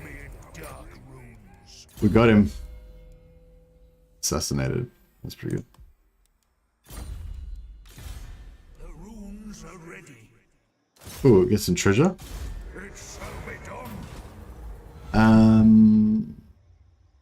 This is the arrow. Oh, there it is there. So it's that one. Oh. Okay. Well, it's below that, so it's the square. Gambler's armor. Oh, pretty good. Gambler's armor's not bad. Belegar's will binds me to you.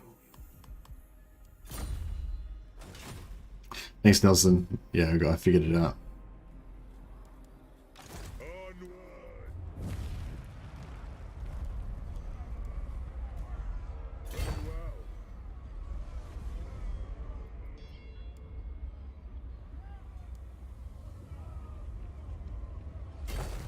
Mate of vengeance. Belegar Ironhammer. Aye. We must be getting close to discovering Thorek now. Ha ha! Virgin bolts. Nah. Still no go. Is he still alive?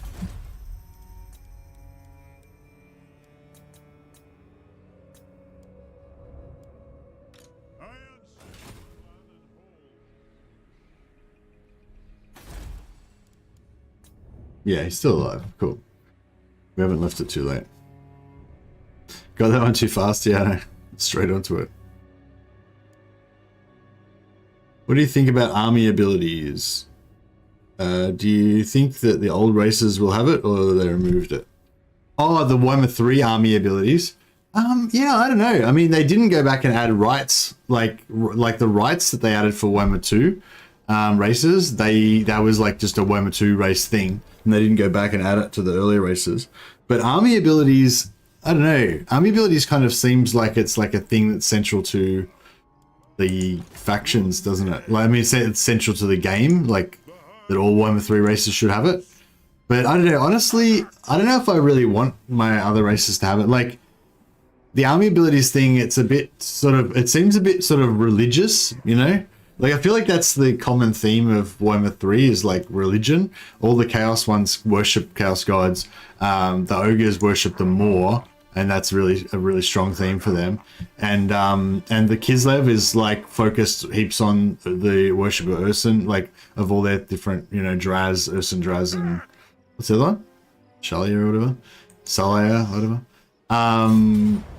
So yeah, I don't know. I kind of feel like they could keep the army thing as just like a special thing for the religious races or whatever. The Warhammer 3 races.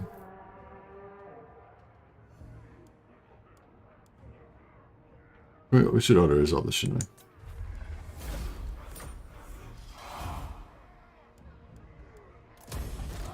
The dwarfs need me. We've still got a fair bit of grudges going on. Alright, what are we doing technology-wise?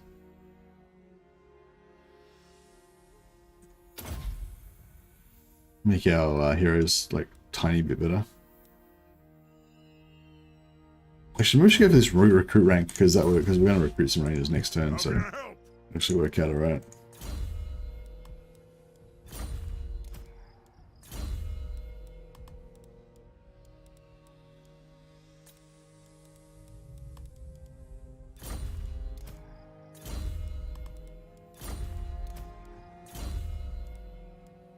I want to make these Thanes stronger, but I don't want to.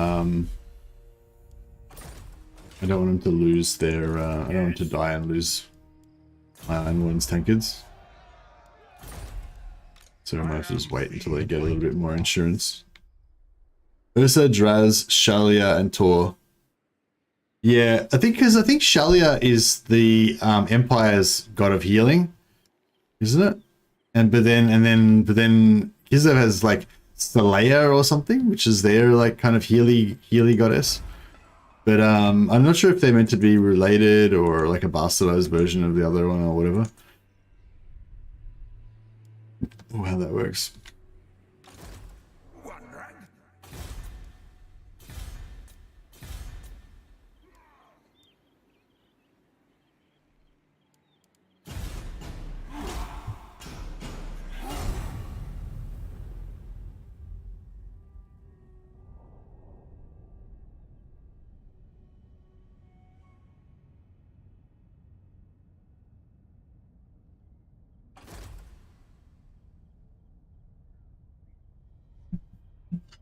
Hey, Poster. Do you use the armor of the old guard? 5th armor, iron plus 90 old gold. Earth gold. It's really good, I guess, especially against early game green scans go. No, I don't really use anything in the mid game apart from Iron Warden's tankards because I'm just focused on getting as many of them as I can. But yeah, I mean, I don't know. Yeah, it's like I kind of go Iron Warden's tankards as the first priority because healing, healing for a race that doesn't have healing is just so good, in my opinion anyway. So I think that, like, I don't know, I guess there's the value for money aspect because Iron Wardens cost 200 Oath Gold.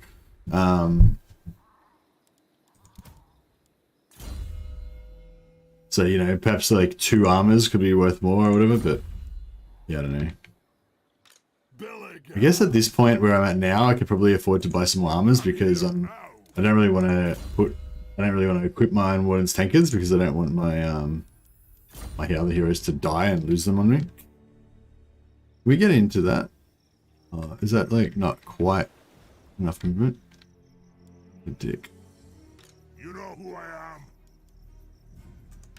The dwarfs need me.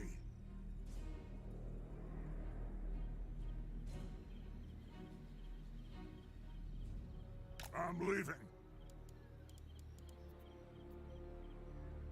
Actually, if we go Strolling, further, I go where I'm needed.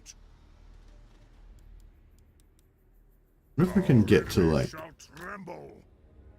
try that? True king of You sit there another turn. Wait up, didn't I build? Revenge in Oh, it takes 3 turns to build. Oh, nothing to do here. Let's go. Alright, so you can recruit. Yes. I guess these guys can come down here. Ben, Oh, shite. I need to move him, not jump him. Actually, can I switch? retake the realms. The slayer in me seeks death. No, I thought we were going to be able to like do the stance exploit thing, but no.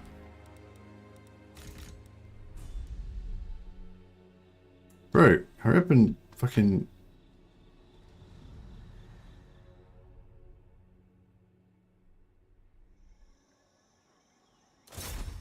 The rune's duty is never done.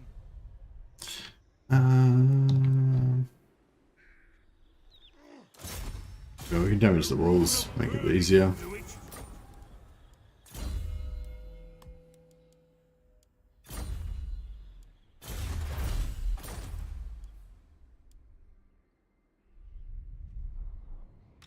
By the king's Come on, Thorek. Oh, we've discovered the last defenders, but we still haven't met Thorek. We're gonna have to go all the way down to the bottom to get him.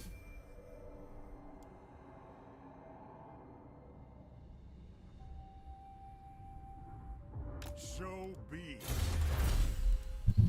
All right, what do we want in terms of technology now? Yeah, we can get the things.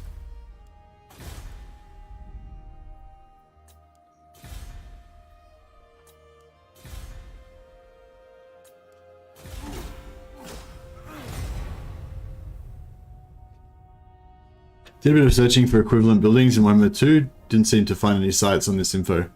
Okay. Thanks a lot for looking into that, trying to look that up for me, Adrian. That would have been really helpful. But yeah, I don't know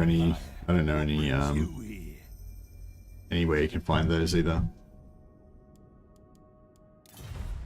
That would be a useful resource though, wouldn't it? If you had like equivalent building list. Well, I mean, you wouldn't get that much use out of it, but maybe a little bit. Etain destroyed. Man, Marathi's going to town on those elves. That's okay though, because that means we won't like, because I want to kill all the elves that are on North 1, but if they're dark elves, that's kind of more convenient for us because that means we don't have to kill our allies.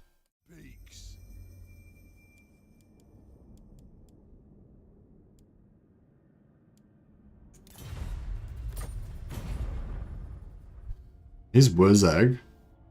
That could be nice to be able to get some temps. I wouldn't mind getting that 10% physical resist on Ungrim. It'd be good to get it on Grombrindal as well, but it'd be really good to get it on Ungrim.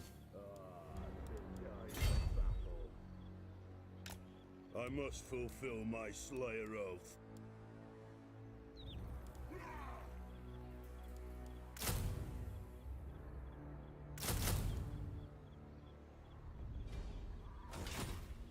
Grudge bearer.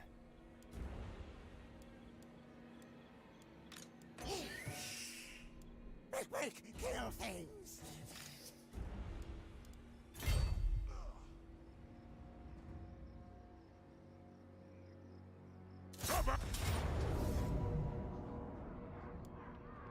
Alright. It's pretty rare that Tyrion dies. Yeah, yeah, I was surprised that it's fairly early as well. You'd think that if you'd think that he'd be the last to go, because there's still like 3 or 4 other Empire, still 3 or 4 other high elf factions alive. I think Hilariel's still alive, and I think 2 of the other minor factions are still alive. So yeah, that was pretty interesting development. All right, this time we'll not. This time we'll make sure that we don't get all our dudes killed.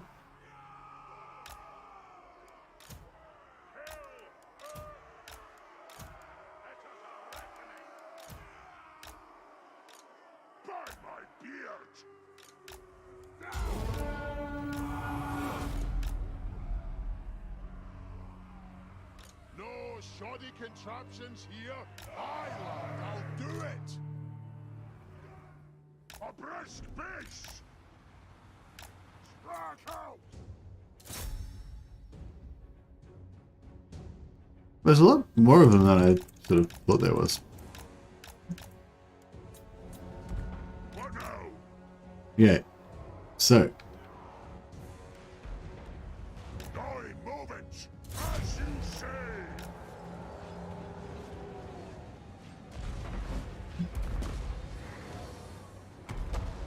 That bomb. Nothing can stop us.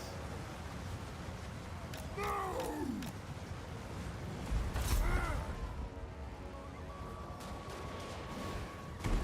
Whoa. Grudge thrower. Attack the eggs. Rage one. Vengeance. Oh, he's getting wrecked. Ah! Bring death on them. Stop. Darrow Captain. Rage fire. Rage fast. Move now. Shield Baron. Oh. Rock out. Go.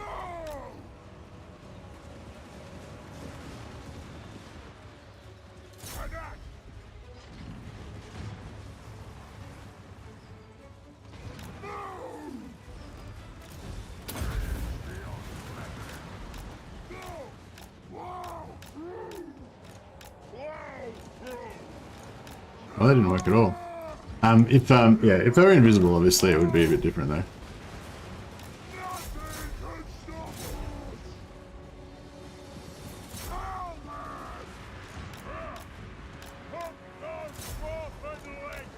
Let's shut him until he's in combat.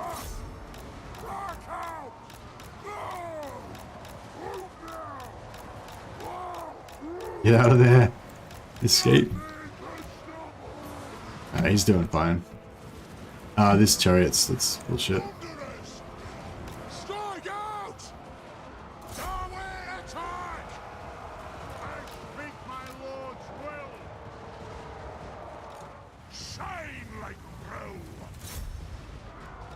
Darrow, Captain. And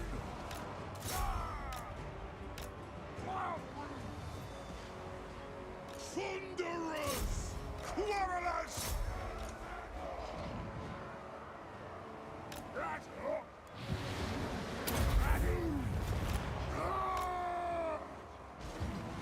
Hit on! Fight! Silverers! All! Understood! No! Yes, men! I'm unstoppable! On! Yes! Let the vengeance begin! Move now! Plow through! Cover them! Thunderers! For the ancestor gods! Help those dwarven legs! Oof. Yeah, it's a bit oof, but not too bad. Darrow, Captain! For the ancestors! Die or to attack! Strike out! Reach for! Hump those dwarven legs! Power of the ancestor! Fly! Alright, I think we handled it. Magnet astride! Thunderers! Yes! Awesome! This takes me Took a little bit more damage than I was hoping to. But not too bad. Darrow, Captain!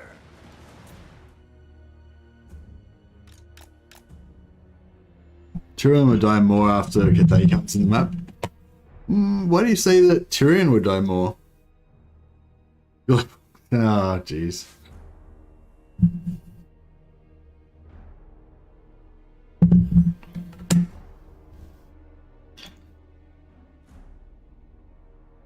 Alright, so I'll just tick his health back up again. Let it go for a bit.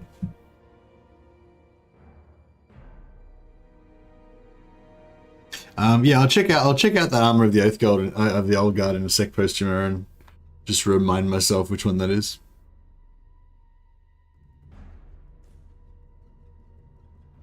I'd love refresh ammunition with dwarfs, for example.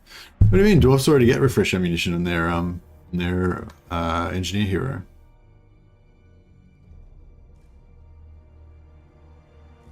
But yeah, I don't know. I don't think I would like to get those army abilities for all the other races. Yeah, I decided. Because I feel like they suit more like religious type races, you know, that are all like that. Like they really suit the demon factions, I think, especially. I feel like it would be okay if like Warriors of Chaos got it, maybe. But I kind of, yeah, I don't know. What do Game 1 races have? Game 1 races don't really have anything, do they? They're just kind of basic.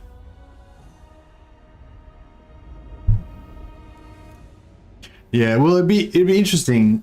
Well, I guess we'll find out as soon as the Mortal Empires launches, really.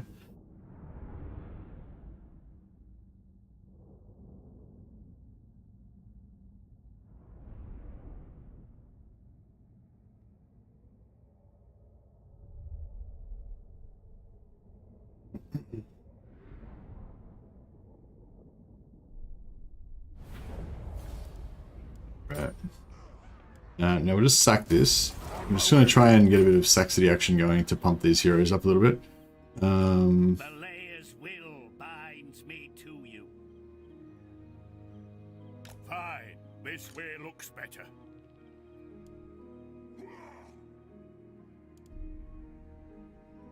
Forwards! Fine, this way looks better. Arcane winds under control.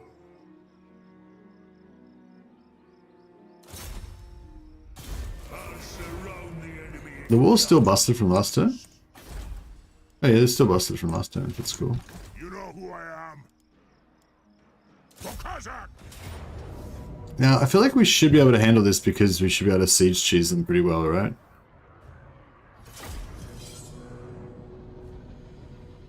Oath of Sigmar would be a great name for an Imperial Army ability.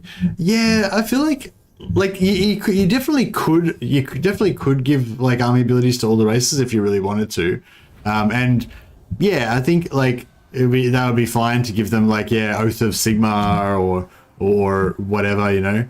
But like I think it wouldn't be quite appropriate because like the Empire factions are they're not really like, you wouldn't think of them as being kind of like you know, like religious fanatics or anything, you know. Like sure, they're religious, they're, you know, they're devout followers of Sigmar / Ulrich / whatever, but they have like a pantheon of gods, they follow different gods, you know.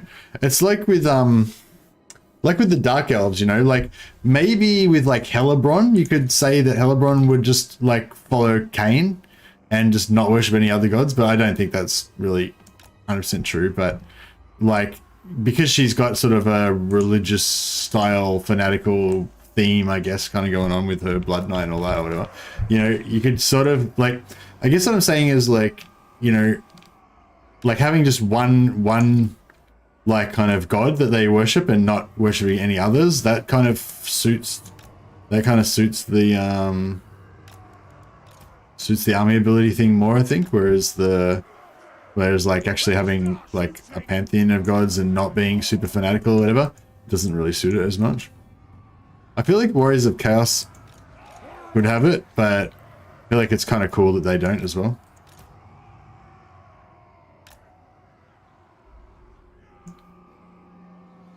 I don't know if we're even going to be able to take down this tower.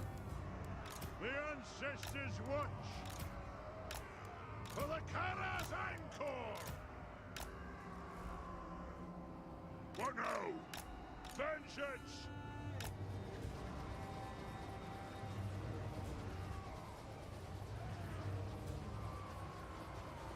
I think that army ability should be tied to the Lord leading the army. So if you have an Archlector, then you could go to those Zealous Sigmar buffs.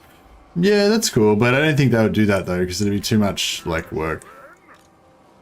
But yeah, I could dig that. Like if you were like playing as Volkmar or something, yeah, maybe they could do it faction. I don't think they'd be able to do it general by general because it's like a faction type ability, but they could do it faction by faction, I guess, if they really wanted to.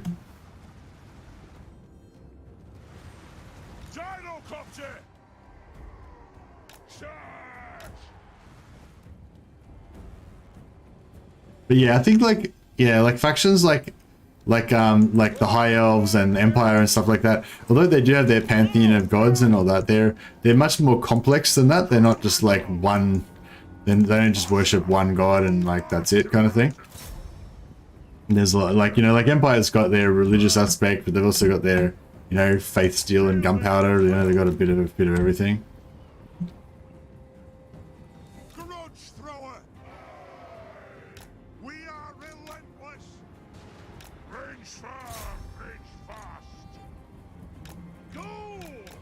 I'm guild approved! War of vengeance! Dowie marksman!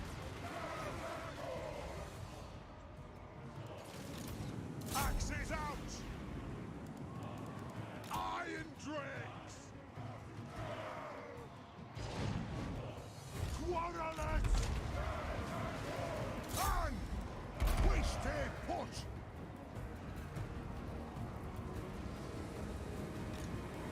Still fighting! Is it time? At the muzzle It's gonna take a while to get that door down. for the Maybe we should Quarrelers! Nothing can stop us!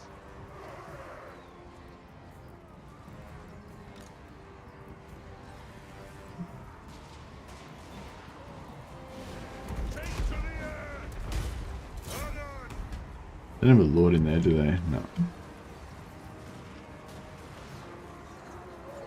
Oh yeah, we're taking out their lord. Thunderers!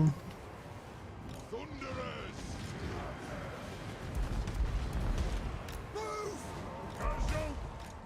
Hey, tomorrow! Yeah, I think this is going to be another one of these heavy losses type situations.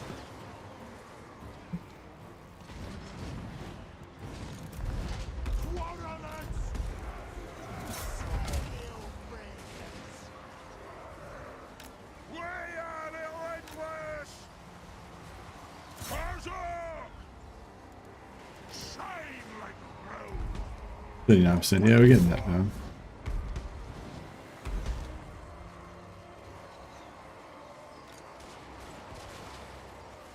Have at them! Range far! Range fast! Doing! Attack! And move! Moving out! 85%. I nearly got that out. Charge! Go! Hey! On my own!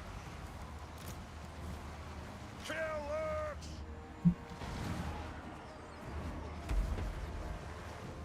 Grudge thrower!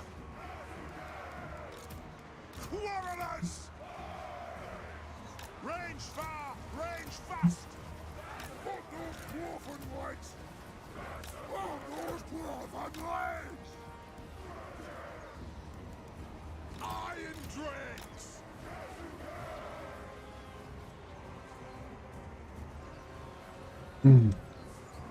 Alright.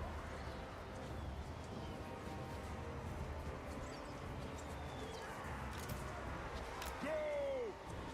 Go! Plow through! Yes, laddie! Preparing bombing run! So we get some bombs in here.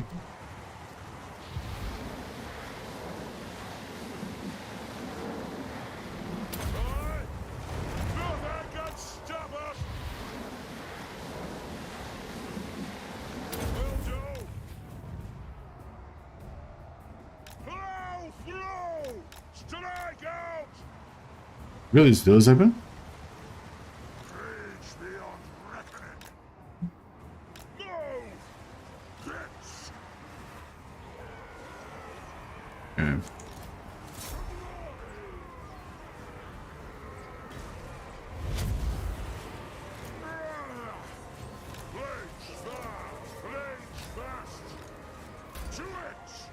Yeah, maybe we should get some... I want to clear those arrows off the walls before I start shooting... Before I get my flamethrowers in there, but no, the flamethrowers would be pretty good in here. Let me get them in there. Those dwarven legs! Thunderers! Nothing can stop us! Move!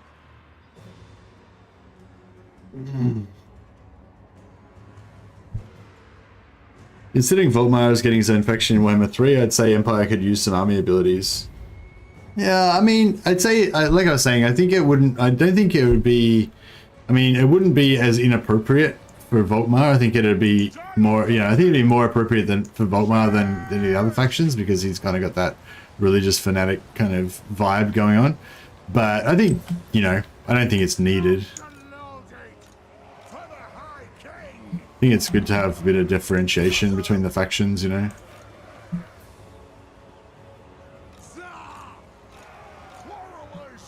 Try and wreck these archers a little bit. Oh yeah, they're going down pretty well. Good, we've got a good angle there. Move on! Let the vengeance begin!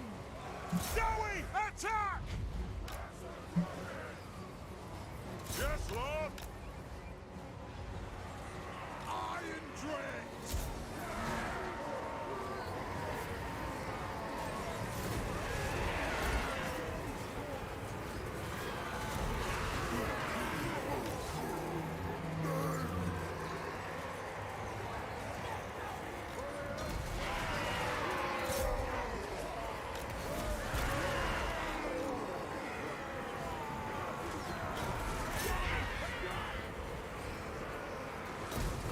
Burn! Heretic. There we go. That should speed things up a bit.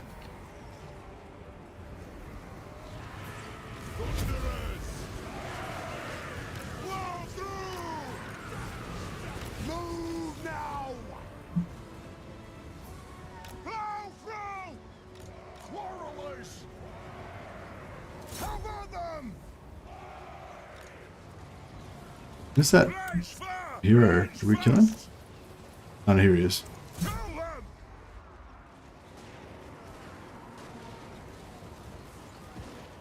Move now! Yeah, that's nice. Cheers!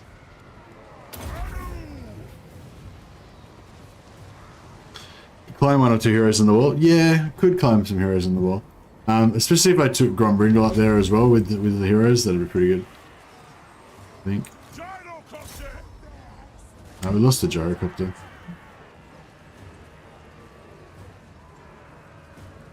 We're gonna get some replenish after this, so it's not too bad. But... Nothing can stop us! Fling the axe! Let me get my tools! Kazook! Cocks away! Get him? No. Dwarves! Ready axes! Quarrelers! Gyrocopter! Kill him. He's stuck. No, he's not stuck.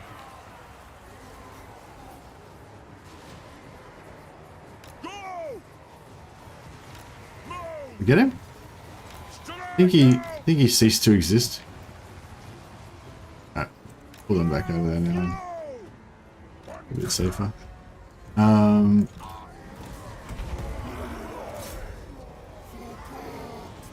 There we go. Yeah, that's very nice.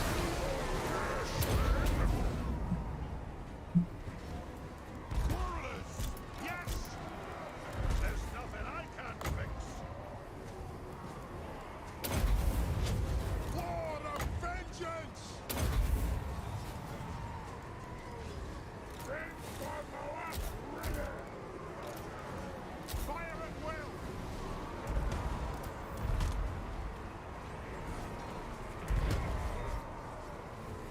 Attack!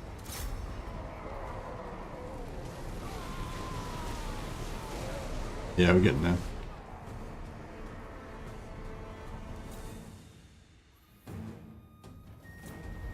Grombrindal! Hit on!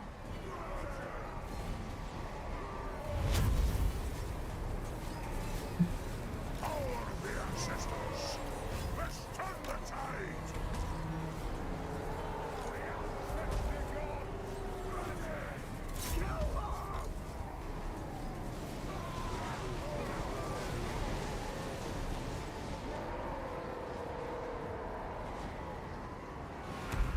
Quarrelers!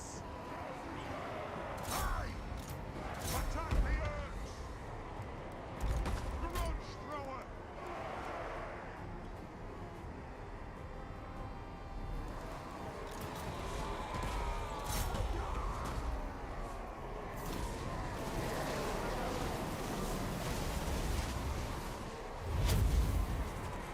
No shoddy contraptions here!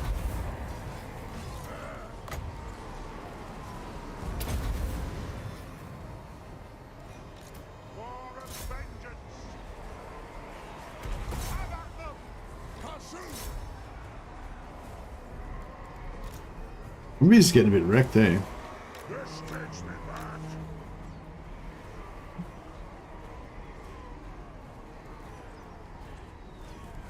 Grudge thrower! Hit them! Attack the axe! Put those dwarfen legs! Quarrelers! Put those dwarfen legs! Grudge thrower! Very well! Face the unreckoning!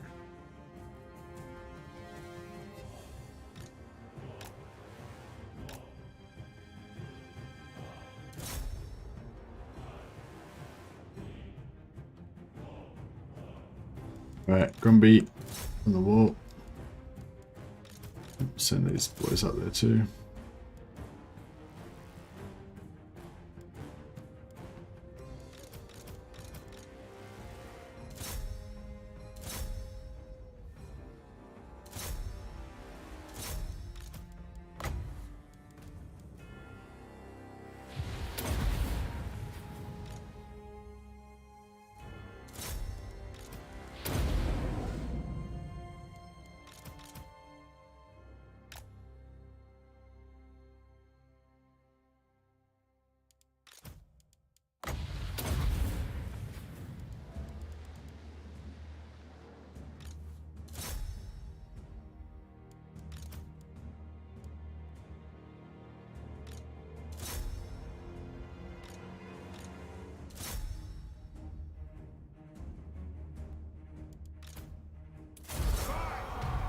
Good deal.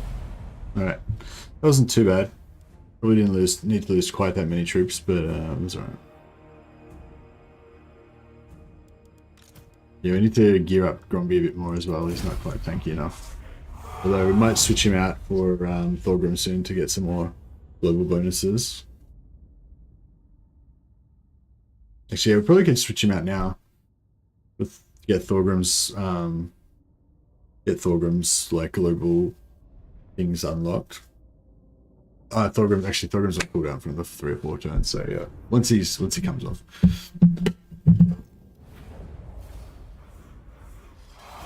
The Gash mod is pretty high quality, having fun so far. Yeah, a couple of people have mentioned the Gash mod, apparently it's pretty good.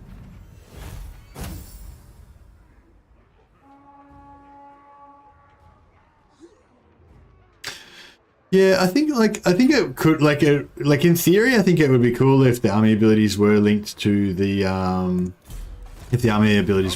lord leading the army or to the faction or whatever, but I think it's just not how they do it, you know, like I think like changing it per faction like would be possible, but I don't think that they will.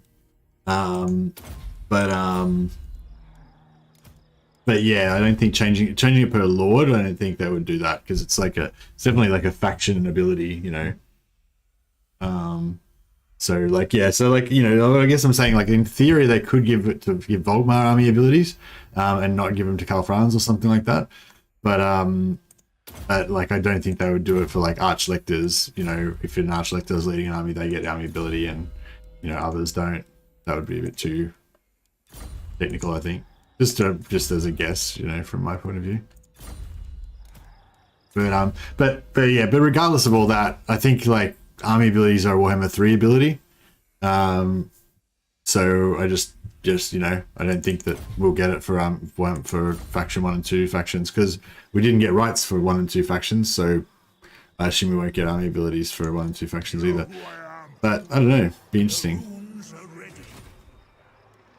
Because like if they were going to do army abilities for faction 1 and 2 factions, then that means they'd have to do the army abilities for every single faction 1 and 2. Do you know what I mean? Like it's a lot of work.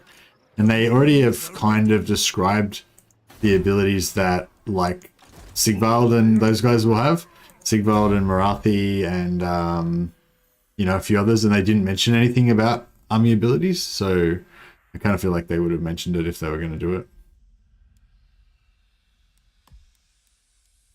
And like I said, yeah, I don't really mind that they don't have it for the other races. I think it's fine for just Warhammer 3 races to have the army abilities.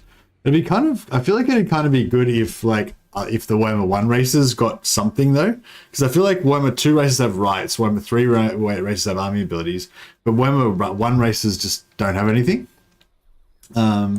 Maybe that's, I don't know, because the Warhammer 1 races are meant to be more sort of, I don't know, standard, I guess. Maybe it's sort of intentional. I don't know. I reckon we could take out all of Queek's armies with just this little half stack. I don't think we could.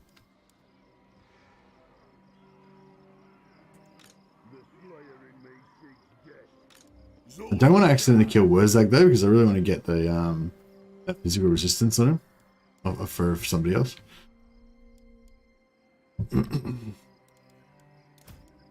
Alright, so he's got Armor of Destiny. That's pretty much the best you can possibly get. He's got Armor of Preservation. Yeah, he's pretty much as tanky as you can possibly get. Unless you could get a weapon. Yeah, no, that's the best weapon you can get as well. At the moment. We could give him more runes though. We could give him more armor, more health. Yeah, that's a good idea actually. Probably should do that. What are we talking about? Armor, Old Guard's armor. 15% ward save against greenskins and Skaven. Oh yeah, it's pretty good. Pretty good. But I've got, it's only probably about the same as what I've got now.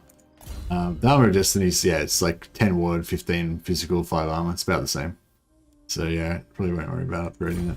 But yeah, maybe we should make him, just make him a bit tankier with some runes.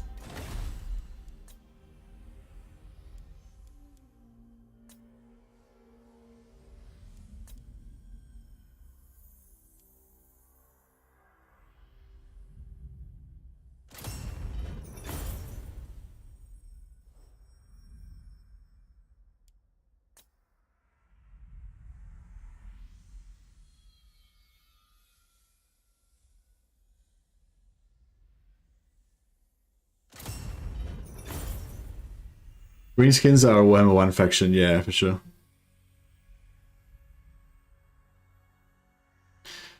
Considering the Chaos Realm portals aren't going to be in Immortal Empires to spread easy corruption, I wonder if they'll rework how demons unlock later abilities, because otherwise they'll have to conquer a lot of regions to get their later ones. Yeah. Maybe they'll tweak the amount that you need, make it a little bit lower or something like that. But I don't know, there'll be a lot more, well, I don't know, there'll be more factions in Warhammer 3, but I guess there won't be more demon factions. There'll probably be about the same amount of demon factions. There'll just be more all the other factions. 181 armor is pretty solid. Is there any weapons that give you really good melee defense for dwarfs? Brass cleaver plus 10. Yeah, we don't really need the brass cleaver on him. Plus 10, I don't know, plus 10 melee attack is pretty good actually. Because it's not just him, it's also the other two Thanes. Although we could whack that on one of the other two Thanes, I guess. What weapons have we got? We can't really build most of them anyway. Melee defense plus 6 would be okay. Another melee defense plus 6. Perfect vigor. Keep your armor up and stuff.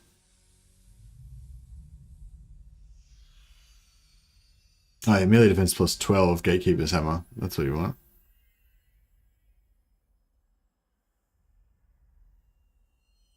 Gatekeeper's Hammer.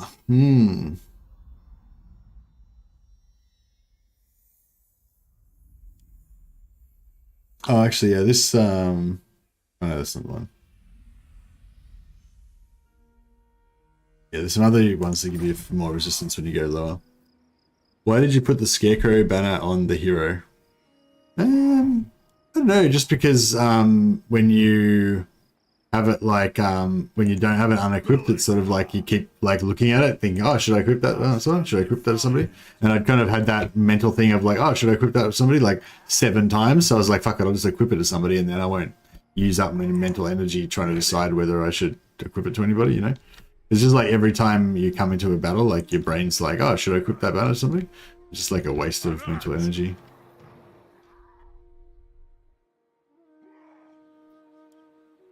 Belegar Ironhammer.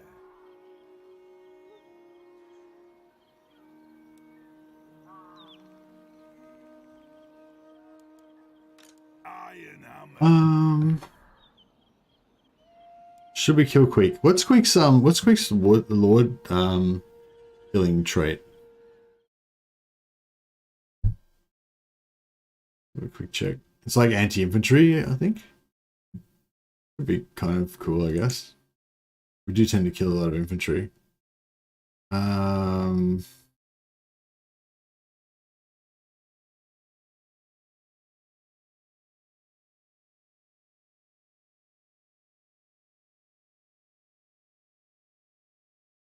Yeah, that's pretty good though. The Those anti-flying ones they're actually pretty good if there's any flying units. Like the buffs that they give you are pretty good. I think in Warhammer 3 they're good because there's a lot more. There seems to be more flying units. Or just all the demons have furies and stuff.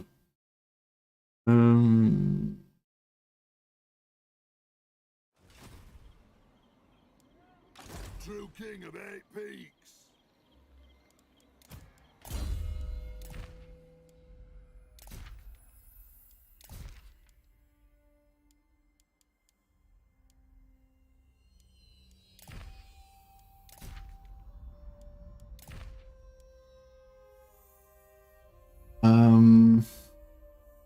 How much physical resistance we're rolling with? 85%. Yeah, so it's 100 when they're in combat.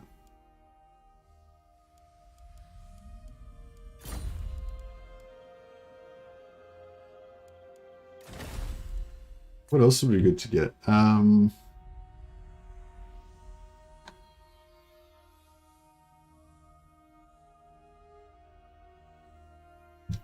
go just get Veterans Gauntlets.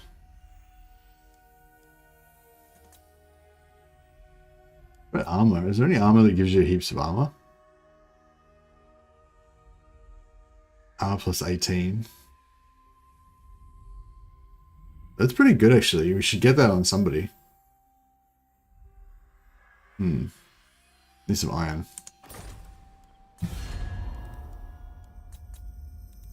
Is the 20% physical resist? I mean, 20% magic resist would be good for the ghost heroes as well.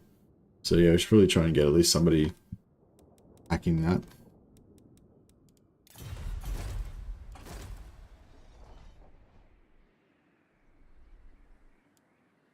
I grow restless.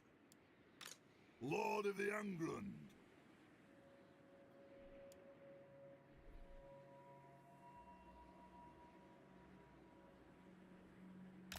Lund's heir.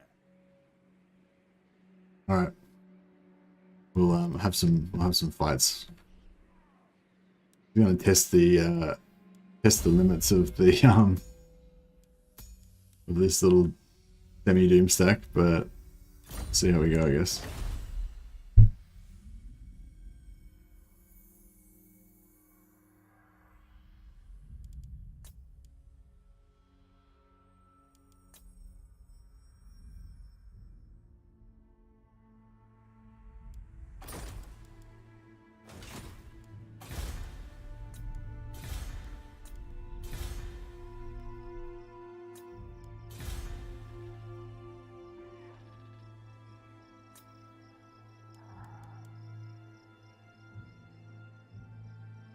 To war.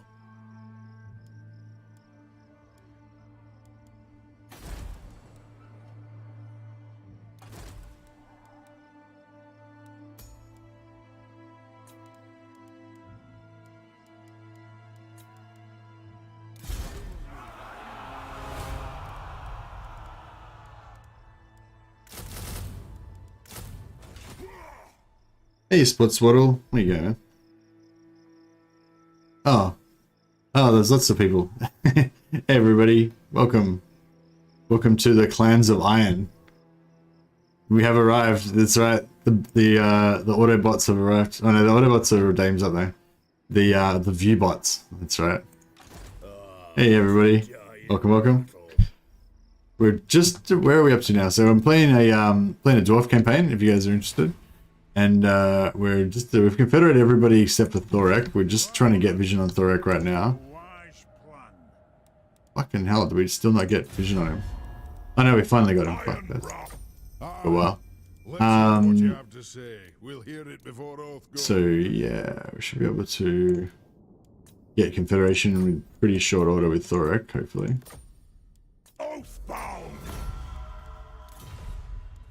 It's up to now 46. If we could get him slightly over 50, yeah. Going up to 87, yeah, we'll get him like pretty quick. Give him a couple of small gifts maybe, just to speed things up a bit. Probably only take like 8 turns. Getting double gifts? No, he's only getting single gifts. So yeah, we were doing gifts before on Ungrim. He was getting double gifts, like 20 relations per 10. Hey, you got 200 viewers right now. It's pretty crazy. Isn't it better to stagger out the gifts? Nah. We only want it to just temporarily go up. So we're just gonna like pump his relations as fast as possible. So because it's gonna take like, it'll probably take like 5 or 6 turns to get him above 75 relations. Normally, but now that I've pumped his relations up to, so he's heading to 137. So basically all we need to do is get him above 75%. So, you know, if before he was heading from 50 to 87, so it probably would have taken like 5 turns for him to get above 75. Whereas now he's going 50 to 137, so it should only take like, you know, 1 or 2 turns to get him over 75. So we'll just get the Confederation faster. We had a fair bit of cash, so happy to burn it. I'm always happy to burn cash. Pump those dwarven legs, exactly. I might just disband this dwarf hero so we can get. I don't know if I like Grungy that much, but he's like really far away. So yeah, we'll get rid of him and we'll start farming for a better trait. We would like a Belegar, ideally, I think.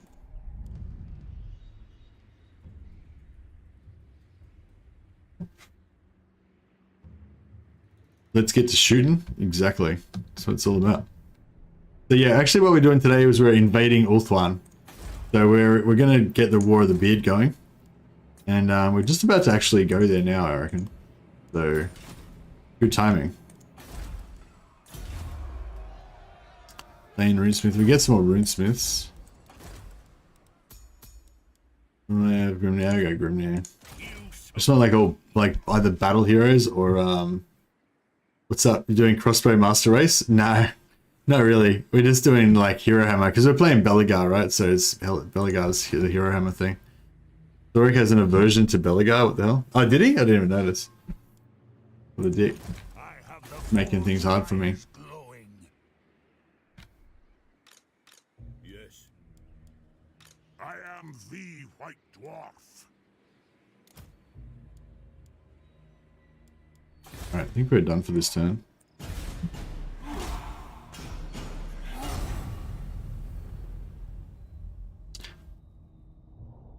I think they forgot to turn on Thorek's AI. He always stays in the one spot and never moves.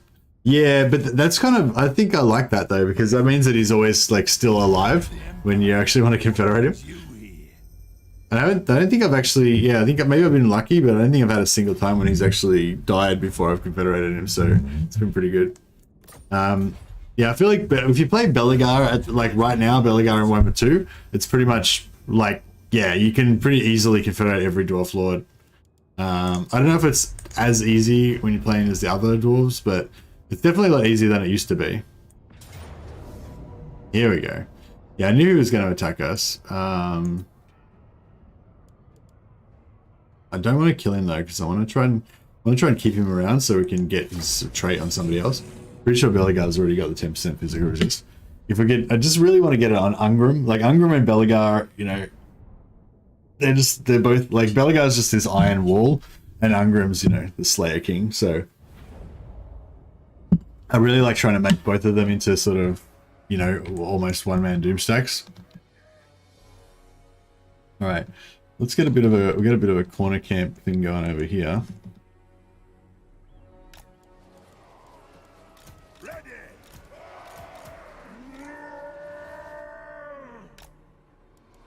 Turn off this guy's fire at will so he doesn't ruin our stealth. For mountain and home. And then these guys can just kind of be invisible. High King. Yeah, so something like that. Actually, maybe just over here. Anad. And then yeah, let's see if we can kill the whole army with just Belegar and his bros. I feel like it should be doable. We get a little bit of artillery support in there as well. That'll be nice, but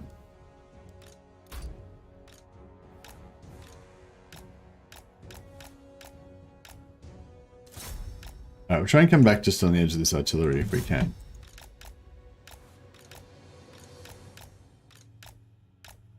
And then once we get them blocked on that, So this is what I was talking about. If we stay like, if we're like way fucking far ahead, then hopefully the army won't come down here, and then we can just like mop it up here.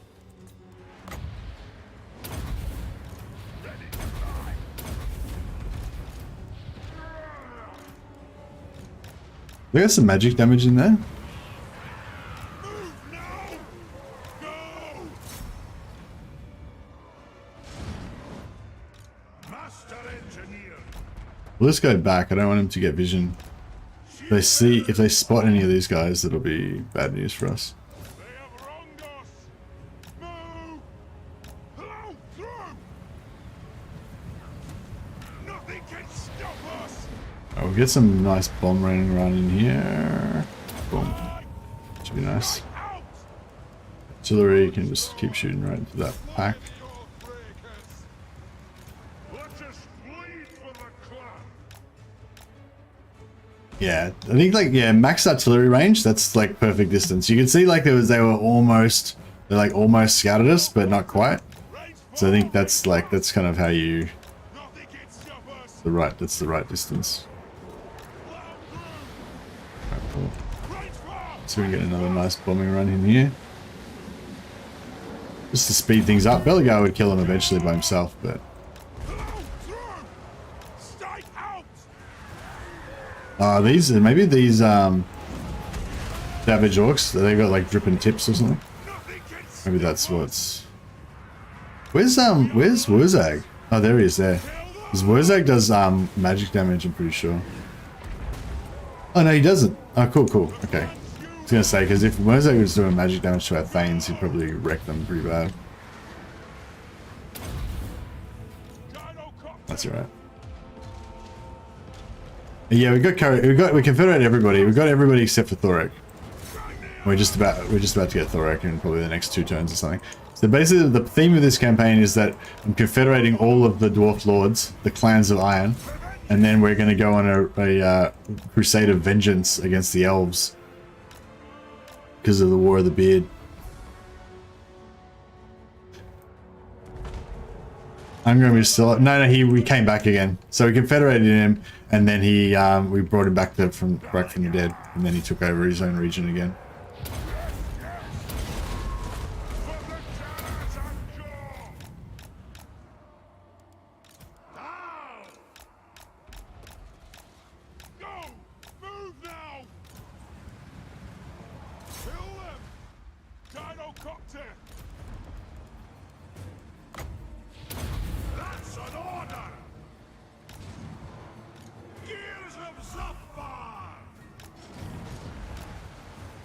He's got sniper.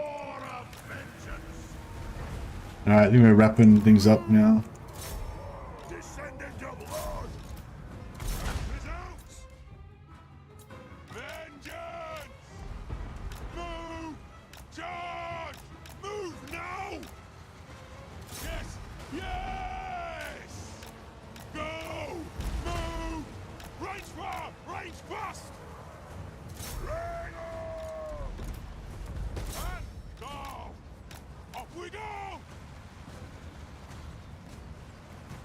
Dwarf players don't do much unless you have perfect shot along their formations. Yeah, I mean, if you have a nice blob, then they can't really miss. It's not like Burning Head or, you know, Firestorm or something like that, you know. But they're like, you know, it's a free ability. It doesn't cost any winds of magic, and it doesn't. It's just, you know. So I don't know. I think I love the Zafaf body tip counters. They're awesome. But yeah, it's not like a game-changing ability perhaps or anything. It's just a nice little bonus to have, you know. Try not to lose an entity on this. But yeah, I think this is a nice little addition to the squad actually, having the gyros. Like, no, maybe not really needed, but gives a bit of flexibility. They sort of stay out of trouble and stuff, so.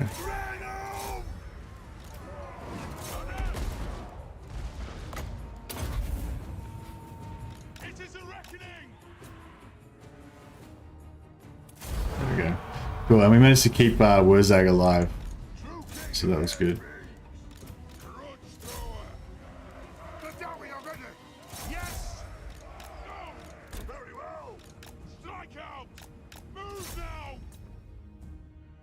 Hey, Nibbin, how you going, man? I really like it when you play dwarves or Khorne or dark elves. Oh, nice. Yeah, I like playing dwarves and dark elves. I don't know if I like Khorne that much. I mean, I liked Khorne when I first started playing them because, just because they were so good at melee, and you don't really get, like, if you play dark elves, like, I really like doing, well, pseudo melee, I guess, with dark elf Black Art Corsairs. They did sort of melee and shooting, but, you know, you still get a feel of that sort of, like, you know, maneuvering around and stuff like that. Whereas, but yeah, and then when you play Khorne, like, you have those, like, fast infantry with those bloodletters, it's really kind of satisfying melee, I think. So it's quite good. But overall, I don't really, like, I don't know, I don't really get into demon factions.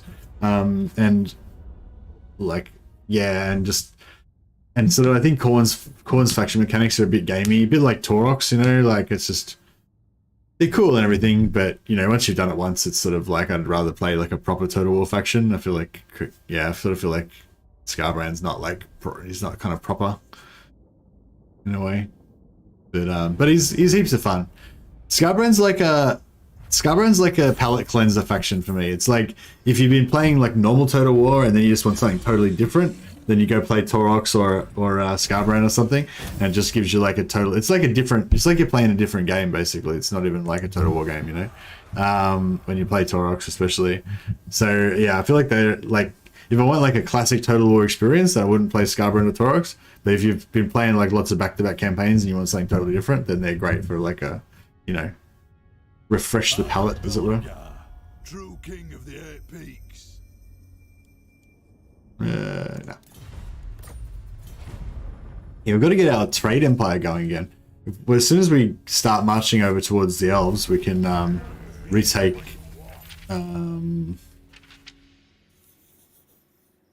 Yeah, I feel like my theory is never go for the leadership on dwarves. Like, you can always spare 5 leadership. They just go from like being completely unbreakable to being like almost unbreakable. True king of 8 peaks.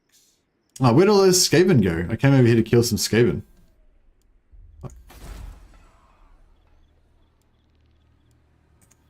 True king.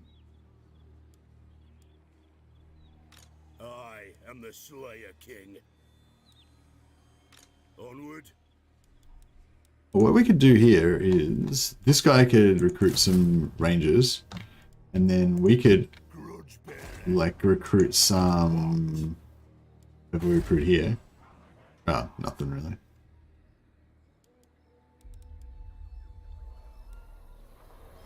Ready. On my way. Revenge incarnate. Should I may as well just kill him. Fuck it. We're not going to be able to get anyone else down here to be able to. We're not going to get anyone else down here to be able to take him out anyway. So. Gotta rename Black Crag to Karak Draz. Yeah, for sure. Sorry, Nixla. Good point. AKGC.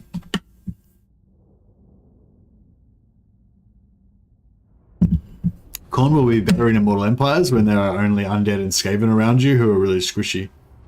Oh yeah, so Scarbrand's starting in the Southlands. So you'll have, yeah, you'll have Manfred, etc. Yes. The ancestors watch. Yeah, thanks a lot for everyone for coming over and checking out my channel. I'm sure probably most of you have probably seen me before at some stage, but yeah, for any people who are new here, Legends hosted me many times before. He's a really good supporter of smaller channels. But yeah, some of you probably haven't seen me before, so hi.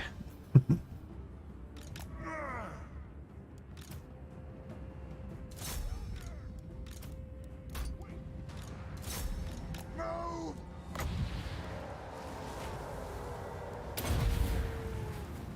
Kazuk. Strike out. Oh, I got slowed by the nasty skulkers. Nasty skulker slows can be really deadly when you're in these situations. If they've got archers, just wreck you. Look how slow they go.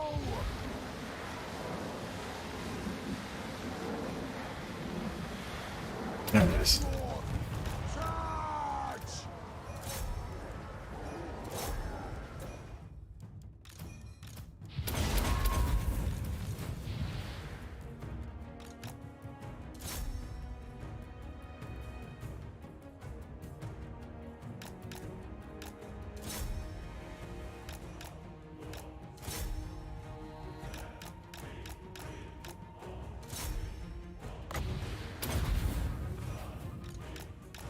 Get him. Yeah. Get more money if he dies, so it's worth it. And you see, where do you stand on giving dwarf engineers a gyrocopter mount? I'm pro. I'm on the pro gyrocopter mount party. Firmly on the side of that. I don't know. I mean, maybe it would be a bit like overpowered, or it would be a bit like I feel like if dwarf engineers got gyrocopter mounts, like, you know, you would give every single dwarf engineer a gyrocopter mount because it'd be really cool, and you would and you probably wouldn't get you probably wouldn't hire normal gyrocopters as much. So I mean, maybe there's a bit of a balance issue there or something that they want to avoid, but generally I think it'd be really cool. I liked yours and Legends Battlefleet Gothic 2 streams. Yeah, I really enjoyed that too. It was like kind of like a dream of mine for a while to be able to like play a game with Legend of Total War, you know, because it was yeah, it was Legend that kind of inspired me to get into streaming in the first place. Like, Legend's the only YouTuber that I ever really watched, like the only streamer that I ever used to watch. Literally the first YouTube channel I ever subscribed to was Legend of Total War. That was how I learnt about subscribing from like watching Legends channel, and his was the first channel that I joined as a member as well. And so it was always kind of like you know, I was always a fan of Legend, and so yeah, I think that was always, I wasn't really like the primary objective or anything. Like, I didn't start a YouTube channel just so that I could play games with Legend, but I gotta admit, it was definitely like a little like in the back of my mind, a little like ambition, like it'd be cool if I could, you know, play games with Legend one day. So yes, that was cool.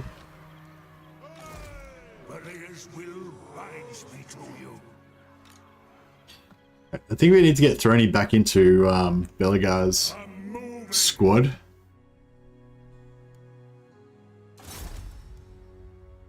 Sharpen weapon or scouting? I don't want to choose between them. I want both things. Alright, and here we want to free up a couple of slots. Joey, forward! Attack! Yeah, alright, we'll lose one unit of these guys, and we'll take one hero out as well. This can be your engineer, Ungrim. To speed us up. Belegars will bind the rune's duty is never done. Runesmith's duty is never done. To battle!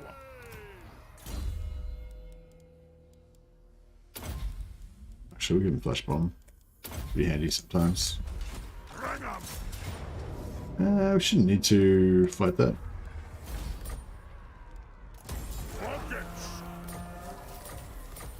Alright.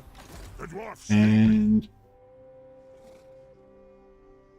or should we get replenishment while we're in the water here? Yes, nice. Don't you fret, it's done. Oh, I got a sea battle. How can I help? Cool, alright. We'll get that next turn.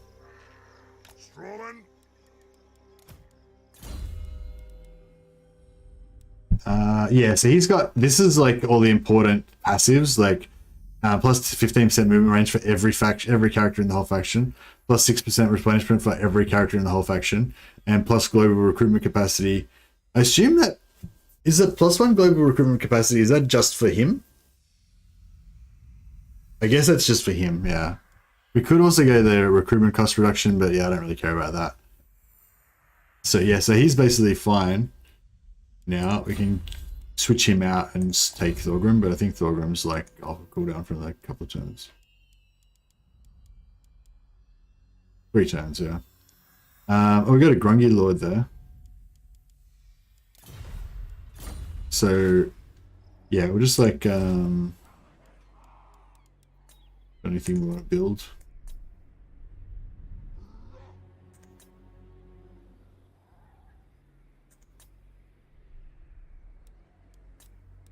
Should I repair this maybe? How much does the repairs? 42. Alright. We'll recruit this new Grungy Lord here.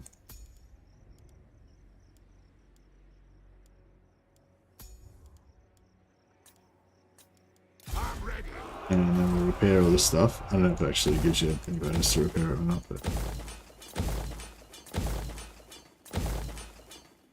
And then we'll give this guy an Archivist. So he's... Grungy gives you +5 research rate, but then if I put an Archivist on him as well, that's another 10, so he's got 15% research rate, and then we can just disband him straight away, and he'll continue to give us that 15% research, even while he's disbanded.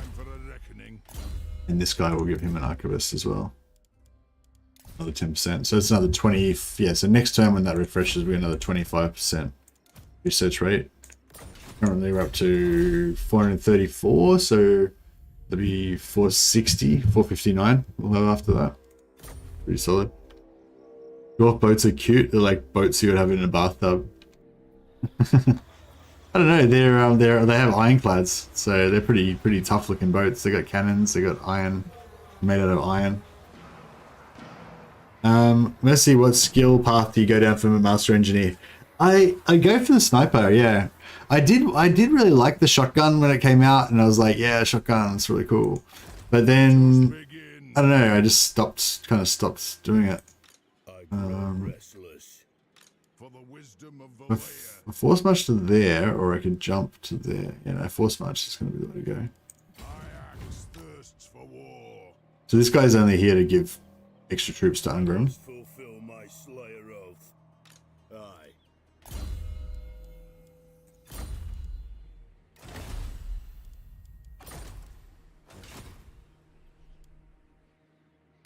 Yes. Ooh, okay, so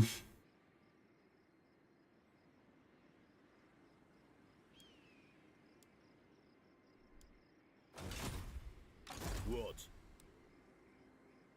Ready. Onwards.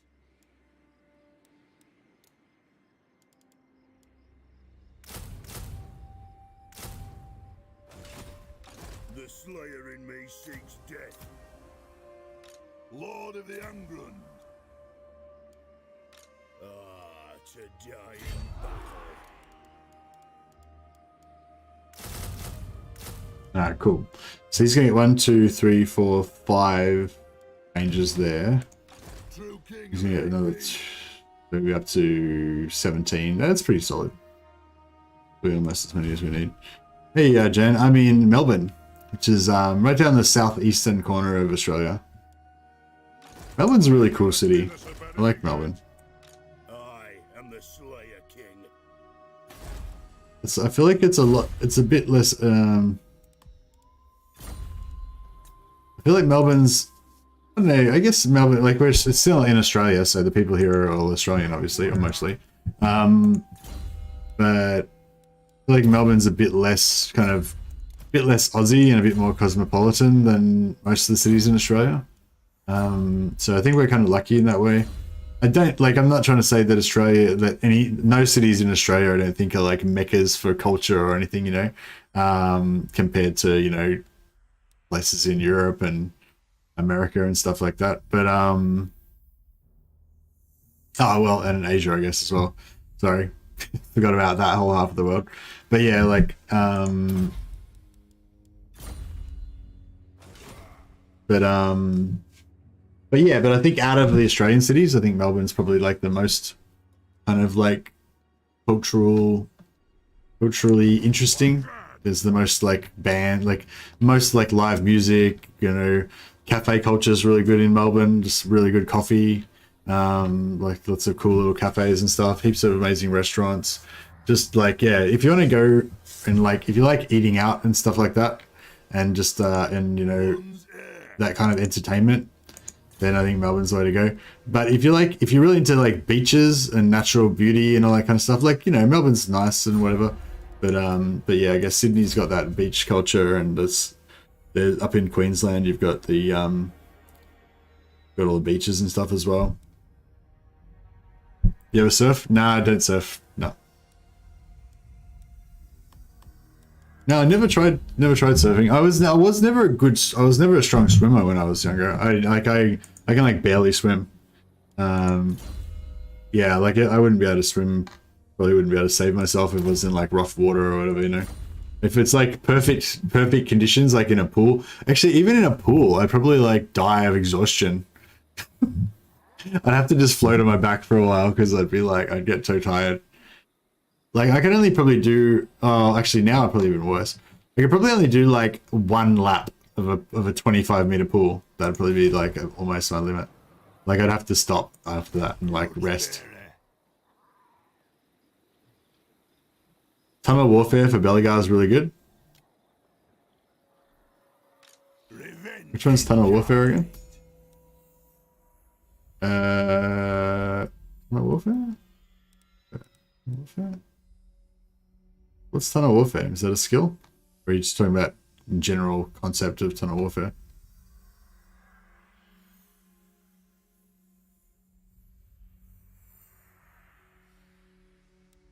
Tunnel Warfare sounds like a thing. Oh, there it is there.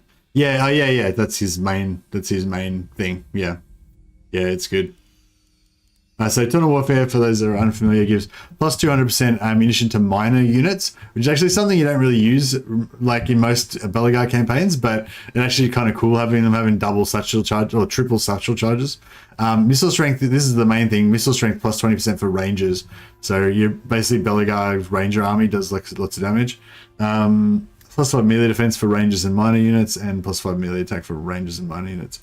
So yeah, it is very good. But also this one, Ancestral Guidance, plus 10% physical resistance for Belegar's entire army, which makes him really good for Hero Hammer, because that makes his, like, you know, it's much easier for his heroes in his army to get to the resistance cap.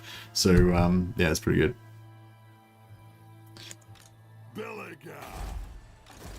Alright, we managed to get out, because we got our armies wrecked, we had to do a bit of reorganization here, but sort of got things back on track a little bit now, I think. How's this guy doing? Didn't quite make it. What's this guy? Grombrindal.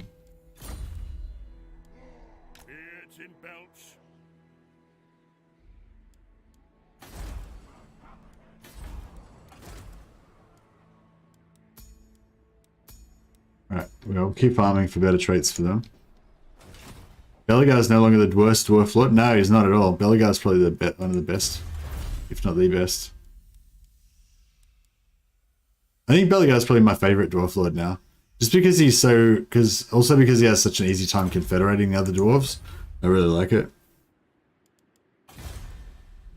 I like having all my dwarf heroes of legend assembled.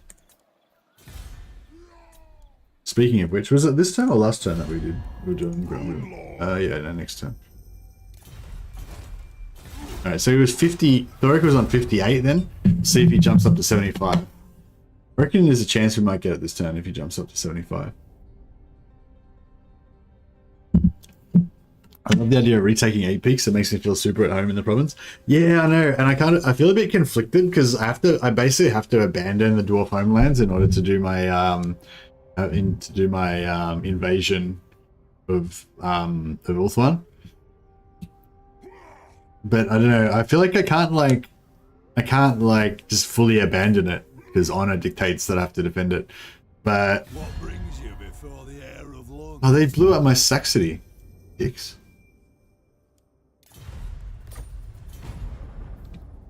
Oh, and Tilia took out my trade settlement as well.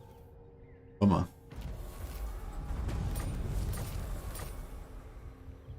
I must fulfill my Slayer oath. I stand defiant.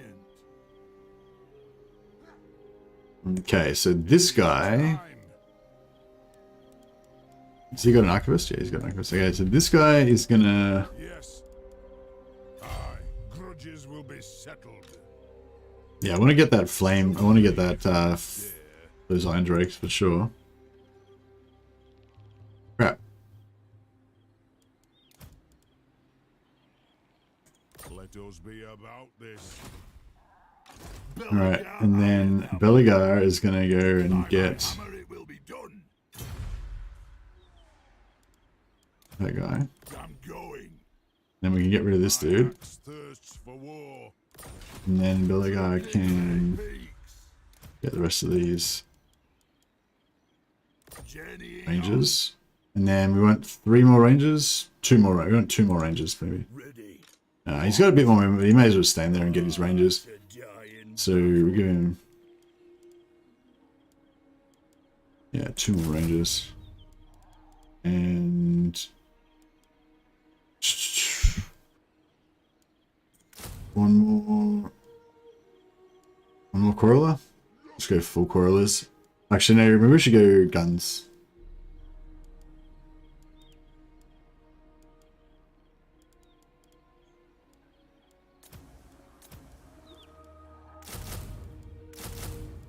Alright, cool. The Slayer in me seeks death. It is time. Anad. One rag. I grow restless. Don't think so. Agreed. I've cast the runes.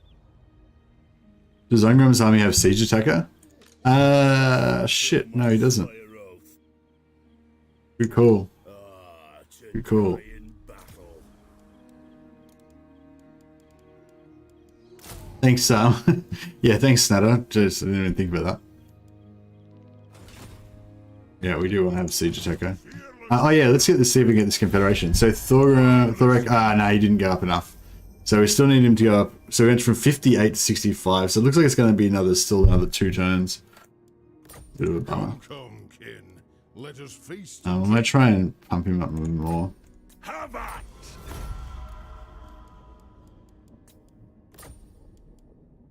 For Grombrindal. Does Ungrim have siege attacker himself? No.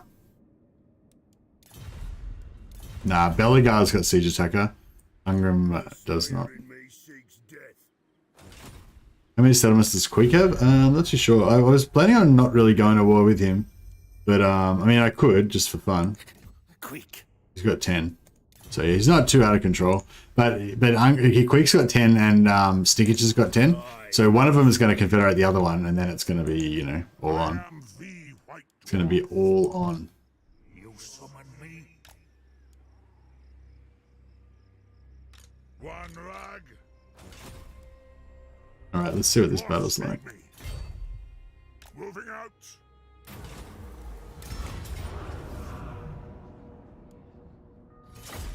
I wonder how hard it will be to get Grombrindal confederated in game 3 since he's so far away.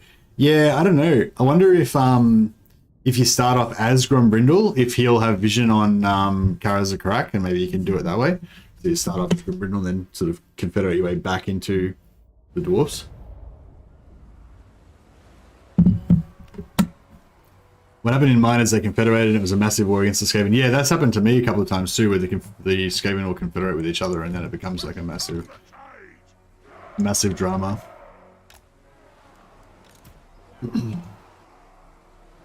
So we can hide from their cannons until they come over. The wall, the thing here.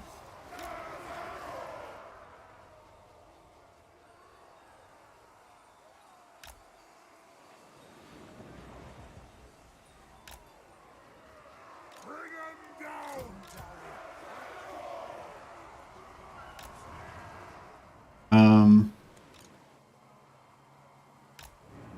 War of vengeance. By my beard.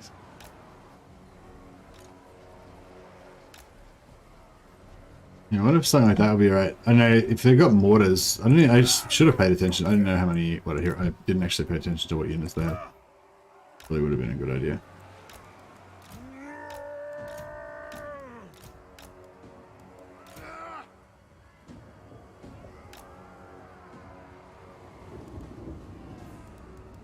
No, he doesn't have a. He doesn't have a. Shine like Rome.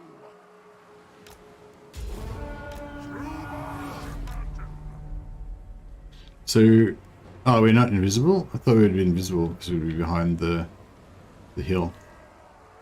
Ah, shit! No, they got visibility on me over here. What's that? Carronades?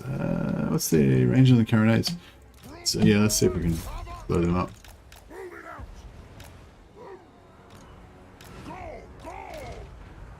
So the carronade's the only thing. Yeah, the carronade's the only thing that's got range on us. So, oh shit!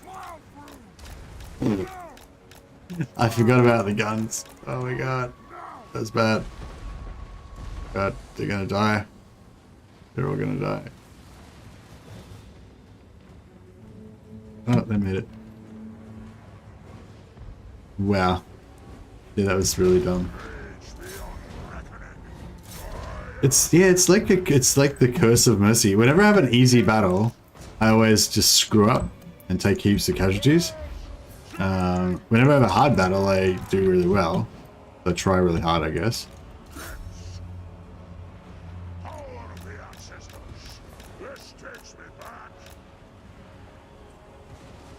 Yeah, the Grudge Thrower can keep trying to take it out, but...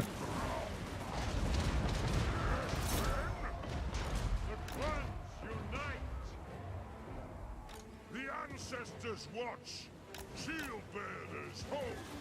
Ready to strike. Blow through. Aye. War of vengeance. Obey me. Gyros evaporated? Yeah, they got fucked up. These carronades, yeah, I should have kept those gyros in reserve. It would have been good if they had been available to finish off these,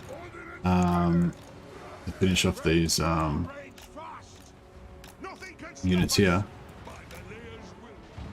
But but yeah, they're like, I could have softened these guys up with the Grudge Thrower and then finished them off with the gyros, but it's not to be.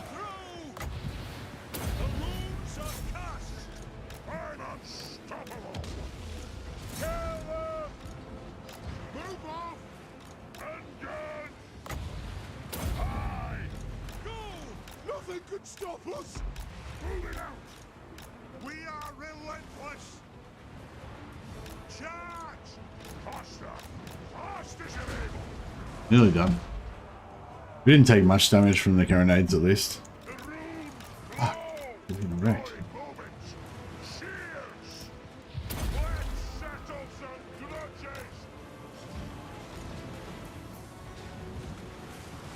Carronade's still going. Nearly got it. It's like about to pop. Thunderers!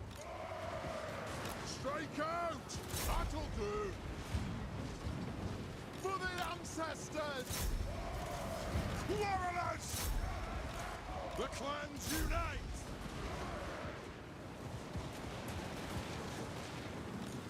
Move to attack! Done deal. That wasn't too bad in the end.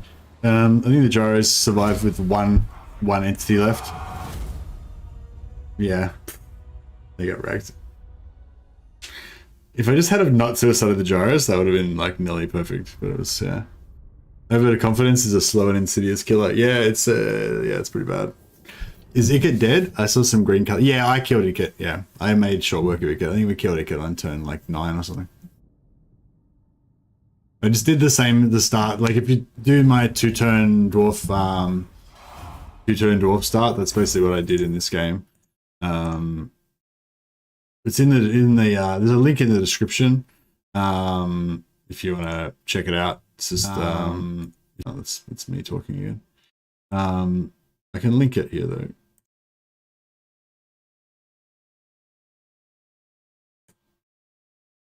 Yeah, for anyone who's not familiar with my channel, this is 2-turn Belegar, 2-turn Rune of Spite start that I usually use. That's what I did pretty much. I pretty much followed that this time.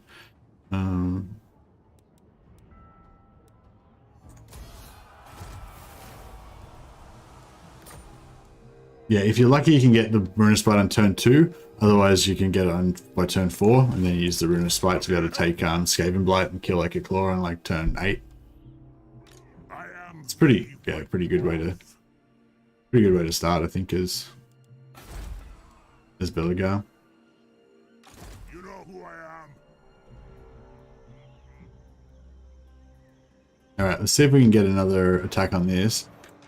Should be able to, if we land in the right spot, we should be able to attack. Because we lose like 50% of our movement, but if we can come aboard and be like right next to it, we should be able to attack on the same turn. There we go.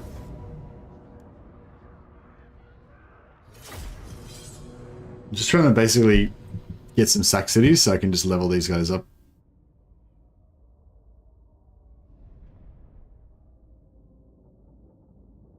My plan to overcome my problem with just suiciding on easy fights is to just get all of my heroes to be immortal. So when I inevitably just lose concentration and get everybody killed every few battles, like they won't die because they're immortal. That's basically my whole strategy.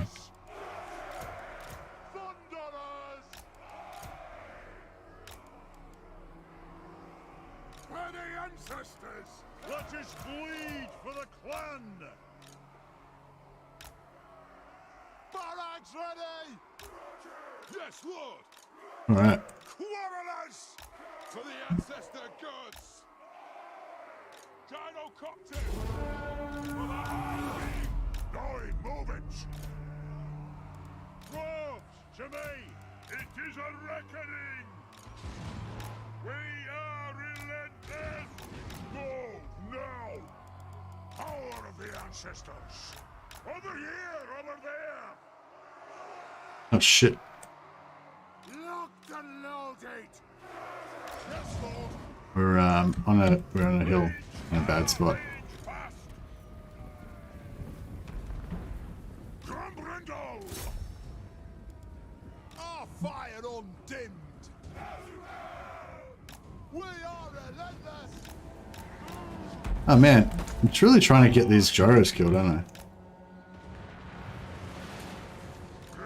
Oh, did that shoot just Grombrindal in the back of the head then? Oh, we got him a little bit as well. For the cannons of Thor! War of vengeance! Slay the oath breakers! The runes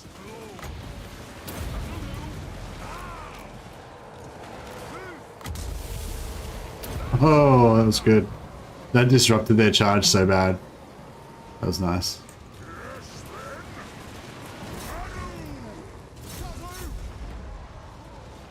Oh, nice. Basically stopped them. They didn't even make it. It's like a couple of random orcs just ran into their lines there, but yeah, it didn't really do much. Go! Go! Alright, there we go. Just let him run out his regen a little bit. His opponent, Malekith's a tough nut, like Grombrindal. Yeah, I don't know. I feel like Grombrindal maybe if I was playing as Grombrindal, I think my mission would be to assassinate Malekith, like straight away, kill him, wipe him out, and then that'd be like grudge fulfilled, and then just, you know, teleport / confederate my way back over to the dwarfs. But yeah, you need to have vision on the dwarfs. I don't know if you'll start off with vision or if you'll like have to send a hero over there or something. But with the new that was a real good video. Oh, thanks, Neto. Yeah, I think it was a pretty good one. Creative Assembly actually did a spotlight on that for me, like I posted on their social media and stuff like that, so they thought it was good too.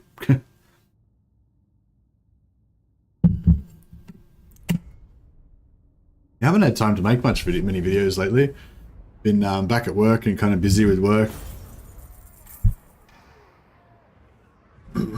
And also, yeah, I'm kind of thinking I should try to like save my energy a little bit until Immortal Empires comes out, because that's when probably, you know, It's gonna be a bit more exciting.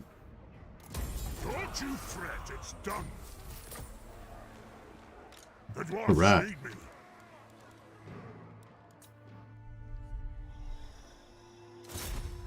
Agreed.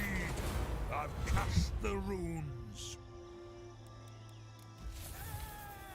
Jewelsmith. Okay, not very exciting. That's alright. Mainly just keeping these runesmiths outside of the army so that we can get rune bearer. So we have more of a chance of getting rune bearer. Because yeah, if you check out the ultimate ancillary guide for the dwarfs. Actually, mate, I've got another video as well for anyone else who's new to the channel. There's another video about dwarf followers. Goes through this, goes through all this guide and explains like which followers are good and why and stuff like that.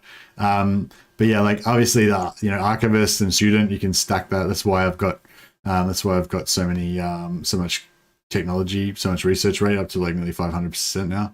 But yeah, rune bearer. This is probably like my favorite follower for the dwarfs. All you need to do is have a runesmith and rank up when they're not inside an army, and that gives you every time you do that, it gives you 20% chance to get a rune bearer. Gives you plus 10% movement range, and you can then take that off the runesmith, equip it onto your lords, and have 10% extra movement range for your armies. So yeah, so anyway, so that's why I've got all my runesmiths wandering around, not in armies, just yeah, farming for those. I actually didn't even know rune bearer existed. Well, you know. Yeah, check out I've got a followers series. I've got yeah, little guides on the best followers to farm for dwarves, high elves, I think. Dwarves, high elves, empire, and dwarves, high elves, empire, tomb kings, and a little mini one on Norska as well. Onward. The Norska one basically says there are no good followers for Norska. There's like some that are okay, but they're not really good for farming. But yeah, rune bearer is super good. A lot of factions are like that. Like they've just got like a couple of good followers, but they're really worth farming. You know, Tomb King's got some really good followers that are super cheesy. But some factions just don't have any good followers. Like Greenskins just don't really have anything worth farming. You know, Norska just doesn't really have anything worth farming. There's a lot of factions that either they don't have any good followers, or the followers that they do have that are good are so difficult to farm that you just can't farm them, or you just get them automatically, you don't need to farm them, you know. But yeah, those are the ones that I mentioned that are ones that I've done guides for: dwarves, empire, high elves, tomb kings. All of them, they have good followers, and it is actually good to know how to farm them and to guide your way to do it. In my opinion. Alright, we'll tank up. Grombrindal's rocking his Rune of Spite, so we should tank him up a bit. I wonder if actually, maybe we should come down here and just conquer Oakrund as well. Stacking dwarf heroes at Mount Gumbard and attaching followers could be quite oh right, for the yeah, I don't know, I'm not sure if I subscribe to that one because yeah, I mean, yeah, you can do it. You get like if you get like a shit ton of runesmiths and stick them all in Mount Gumbard with dwarf brides and the Belegar follower, then they'll have a lot of pluses to income. But you got to, like, you know, spend all that time recruiting heroes. You got to maintain the Thane buildings in like the runesmith buildings in all of your different settlements in order to get that many runesmiths, and you know that means that you're missing out on other buildings that potentially could give you more income or whatever. And you know, I just feel like I just feel like overall it's just not that good. But yeah, but it's like, you know, in theory it's cool. You get like plus 200% income and stick them all in Mount Gumbard and get heaps of money and stuff. But it's not like entrepreneur spam levels of good.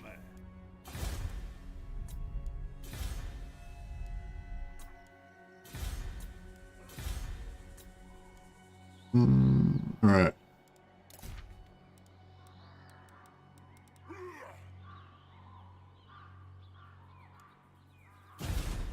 Even Mount Gumbad, you got 12k income with a handful of heroes. Yeah, and I mean 12k income is good. That's nothing to scoff at.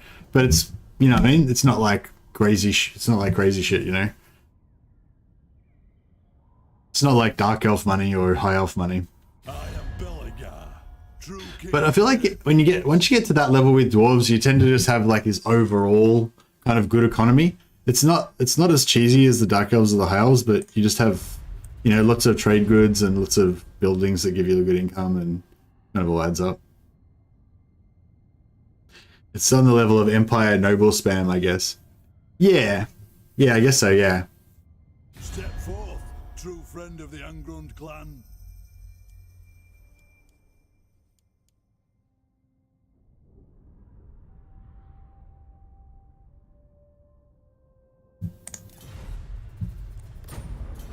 What do you all think about entrepreneur? Removed, nerfed, remain as it is? Yeah, I don't know.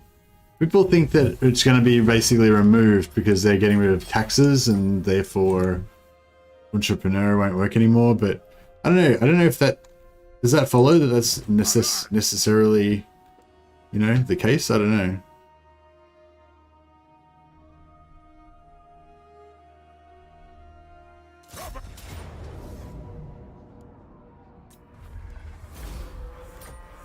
All right.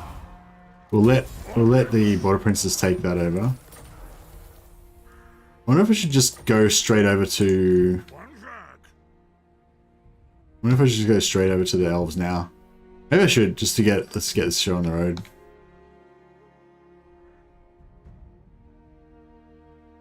On my way.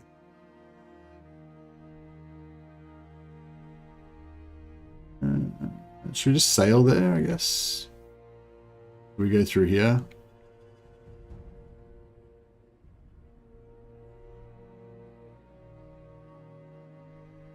Let's be pirate. Let's be pirate dwarfs.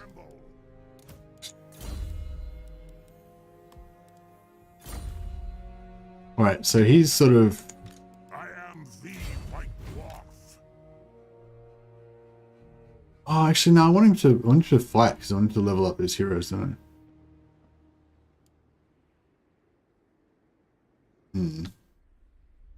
I don't know, we'll think about that for a second. Engineer at your service.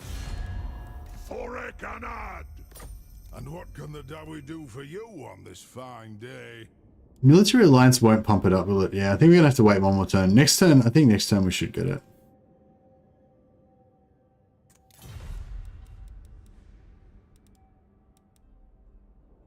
Armored.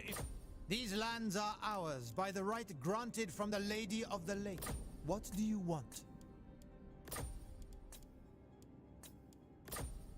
Peasants work.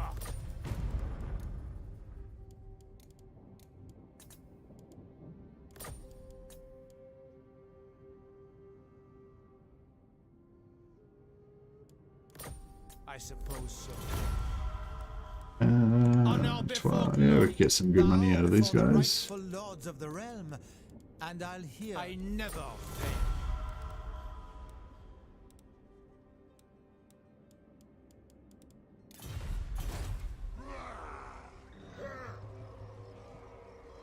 All right, now I must fulfill my slayer let's oath. fix up these armies. So Belegar. I am the Slayer King. Lord of the Ungrim. Belegar can get his 2 ranges, and he can give him his Thane. I mean, his whatever they're called. On my way. Cool. All right, Belegar's pretty much ready to go now. Belegar can. I suppose we could go via. Yep. So that's like blue, light blue to there, light blue to there. Yeah, it's like whatever. We can kind of get there, I guess. On to vengeance. Revenge incarnate. Seeking vengeance. Cool. We'll just go as far as we can without taking any attrition, and then we can jump our way across here. And I'll give this guy a ranger's brooch just to make him invisible. Do you reckon invisible is better, or... Yeah, I think invisible is better. So we'll give him Ranger's Brooch.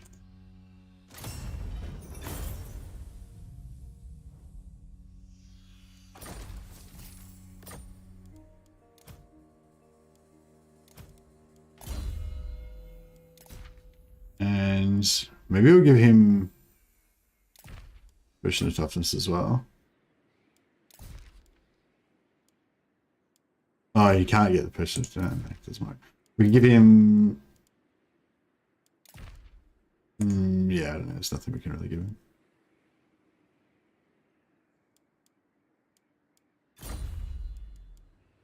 Yeah, that's fine. It's whatever.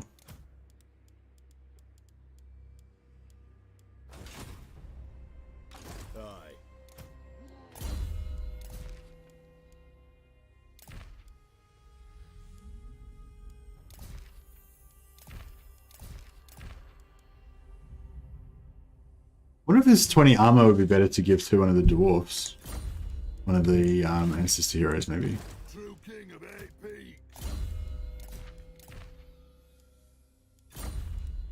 I really want to see Belegar in action now with his... What's he got now? Like 27 ward save, 10 physical resist. Oh no, 25. So 52% ward save altogether and 184 armor and regeneration. It's not bad. Okay, Slayer in you.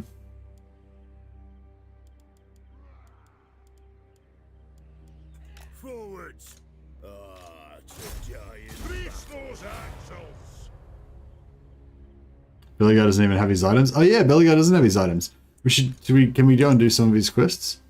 Shield of Defiance. Yeah, we could go and do all of his quests next turn. Yeah, let's do them. And that'd be good actually, because then we could free up some items to give to some of the other characters.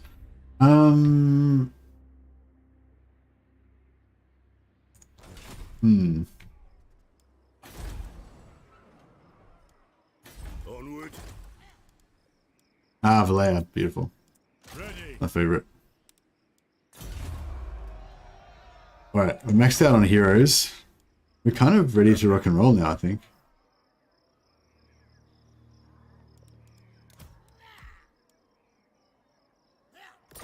Yes. Yeah, we've got 3 stacks and we're still making income.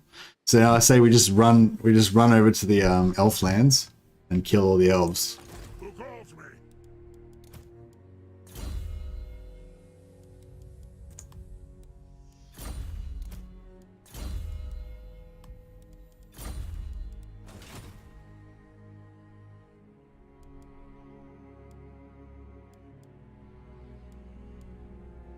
I grow restless. For clan honor.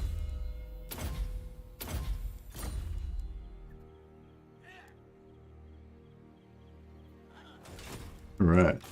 Who's ready? So that's that. We can probably send this guy over to be like an advanced scout, I guess. He's only rank 9, but actually no, he can come down here actually. Let's go down, let's wreck Sartosa on the way through. Fuck Sartosa. The dwarfs need me. Technology wise,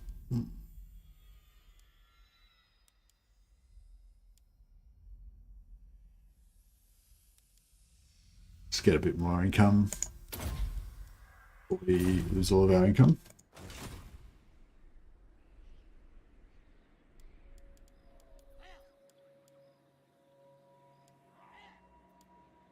I must fulfill my Slayer oath. Aye, but the axe of Dargo demands blood. It is time.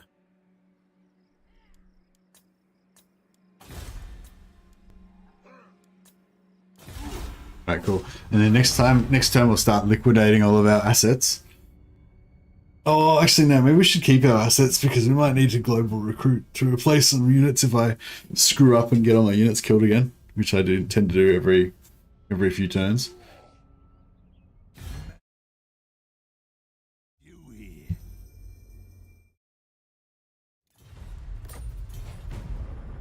This is I'm kind of excited about this. I've never actually invaded Ulthuan with the dwarfs before. I'm really looking forward to fighting against the Dark Elves. I feel like it's going to be rough. Will Belegar have bugmans or just rangers? I've got mostly rangers. I've got two units of bugmans. So I've got 2 like veteran bugmans rangers. The rest are just regular ones. But if I take over a settlement on the way, that's yeah, if I find a settlement that like on the way over there, if I find a settlement that's got ranger building, I might recruit some more. See how we go.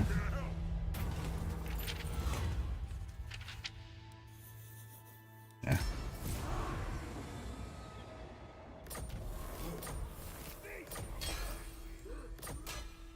All right, let's see if we can teleport to do some quests. Belegar Ironhammer. So what do we got? Shield of Defiance, heal a character. Oh,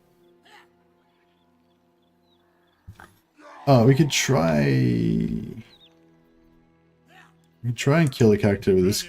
Which one of these is lowest level? He's 4. He's 8. Oh shit! I don't think we'll be able to do either of these. Failed. Damn it. I could like get one of my heroes out of Belegar's army. They'd be able to kill it easily, but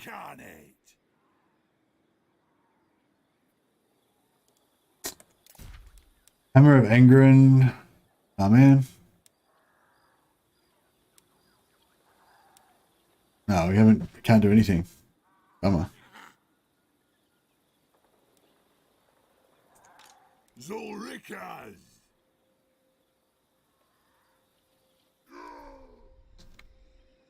Alright, well, screw it. We won't worry about it now. We'll leave some heroes here to like try to assassinate greenskins. And we'll see how we go. Our ancestors would be proud. Onwards. The slayer in me seeks death.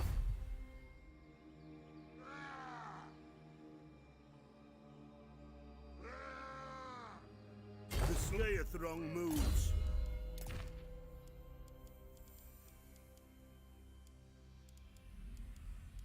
We get another rune bearer.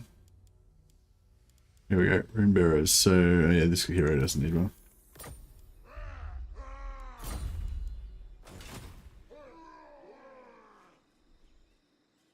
Yeah, he buffs all the types of rangers, I'm pretty sure, yeah.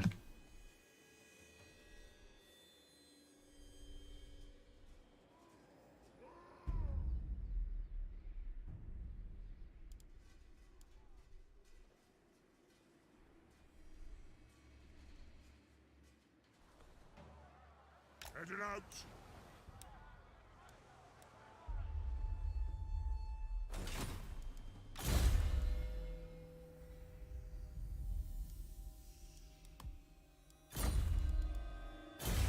Technology. Oh, we're running out of technologies we actually need anymore.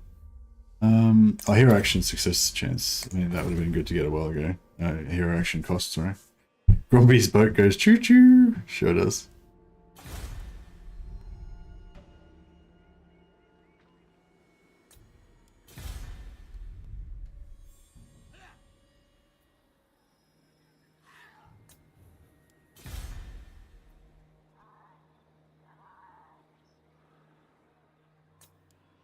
Get anything about to rebel? The vaults, oh, they're fine. Yeah, everything seems pretty good.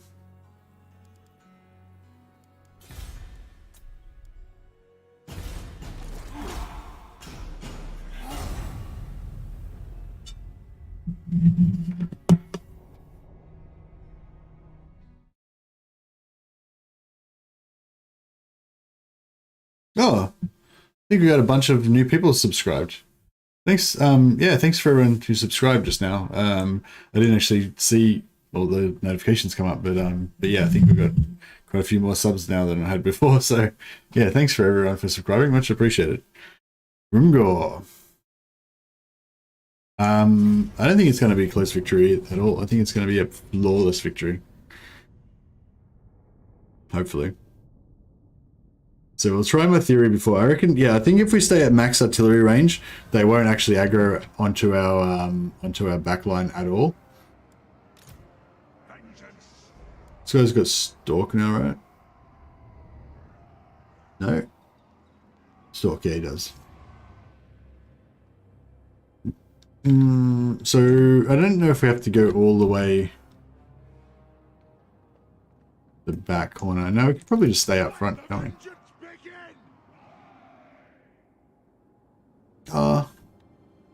Yeah, no, we'll play it safe, yeah.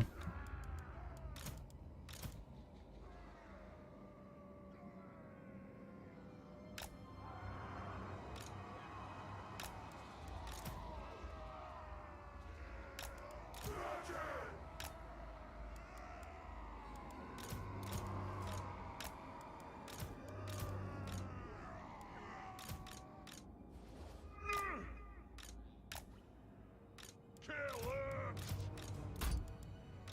We fire on your command! For the cannons and core! Nothing can stop us! Alright. So yeah, I think if we just stick around the edge, we'll be fine.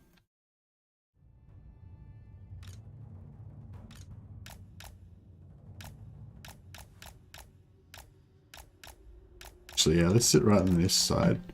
That way they won't have as far to route.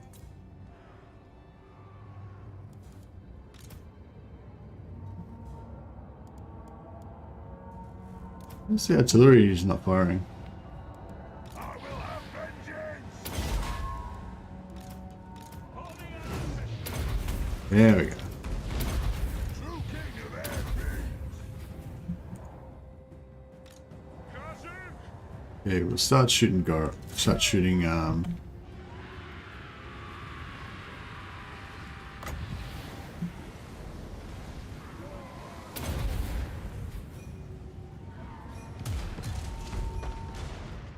where'd that rock come from? Gyrocopter! Move now! Strike out! Range far! Range fast! Kill Lurks! Go! Move! Where'd he go? Oh, he's in the thick of it. Attack! Alright. Flow! Alright, we'll go drop some bombs. What's with the two Bugsman's Rangers? Oh, they're... Oh, shit! They got magic damage, Vengeance! Take to the I think. Nothing can stop us! Or is that just, Oh yeah, does Grimgor do magic damage? Fuck. I think he does. Right, this sounds about right.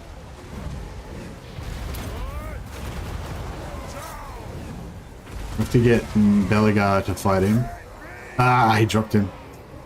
Fuck. Yeah, he does do magic damage. Shit. He just got drilled. Oh well, that's alright. Belegar will handle it. Gyrocopter! Yeah, I should have tried to kill him a bit, shoot him a bit more earlier. Yeah, I know, Grimgor fucked him up. I should have, I could have sniped Grimgor with the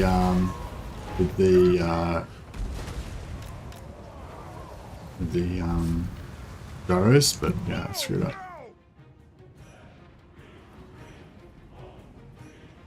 War of vengeance! Gyrocopter! Charge!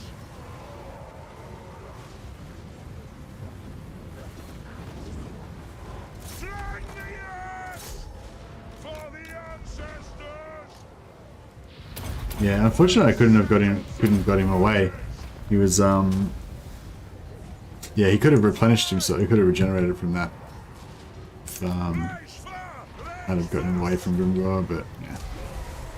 See, Belegar's tanking him fine. So it's not doing too much damage to Belegar, so.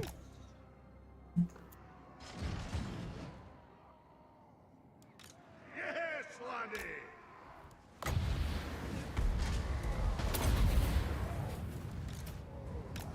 Nothing can stop us!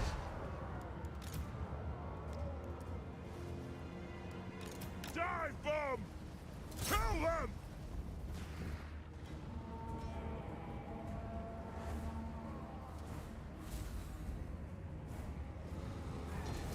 The clans unite! Yeah, Belegar's still trading pretty well with Grimgor. He's beating him down slowly but surely.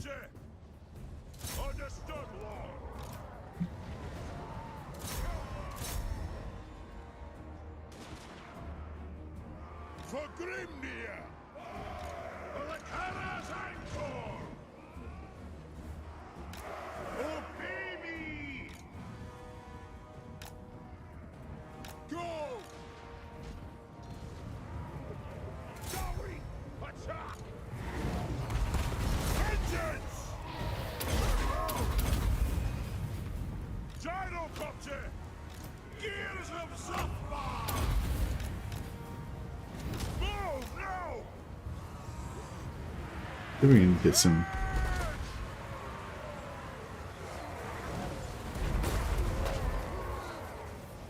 Doing! Attack! Move! Move! There we Throw! Mop up with the Rangers. Nothing can stop us! Run forward!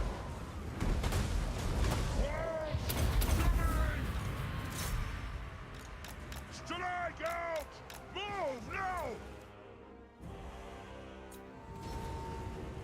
Armed and ready! Score!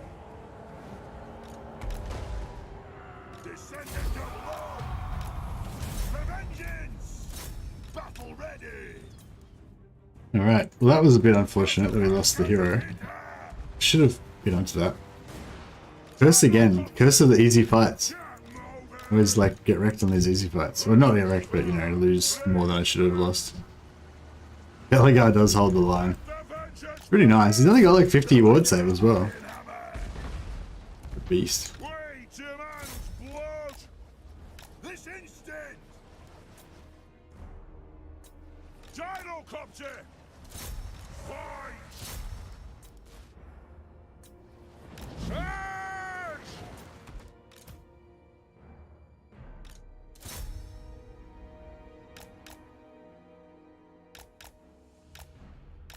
Try and chase Grombrindal around for a while, so we get some more, a little bit more regen.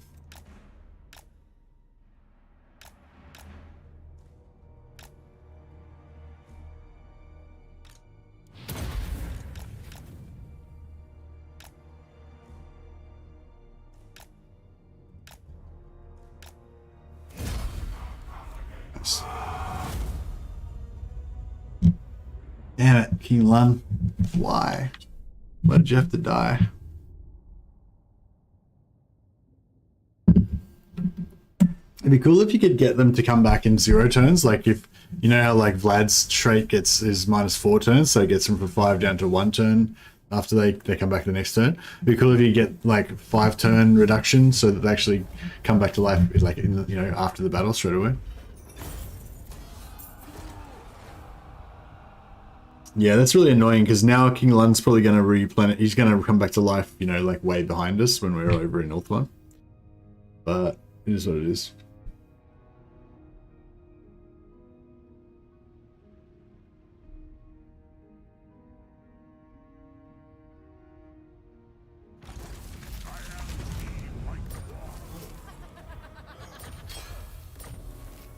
Hey, El Thomas.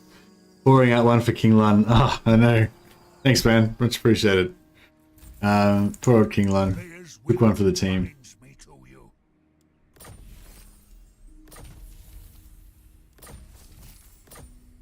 I'm moving. I'll surround the enemy in dark room. I guess we should take out these pirates. Just for a bit of battle practice.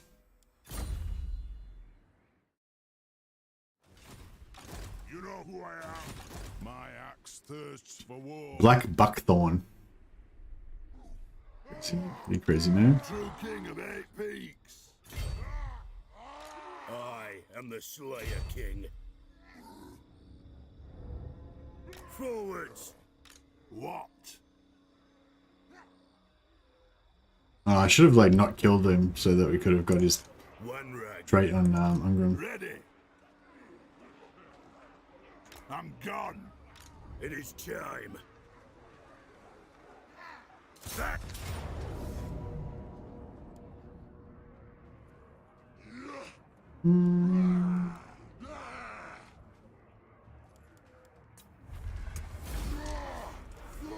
Yeah, that's pretty cool. Oh, I could have got 2 battles out of it if I'd have Moving. not really resolved.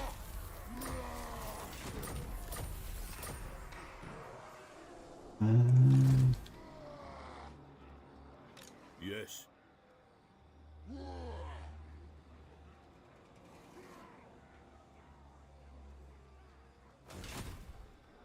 I stand defiant. Moving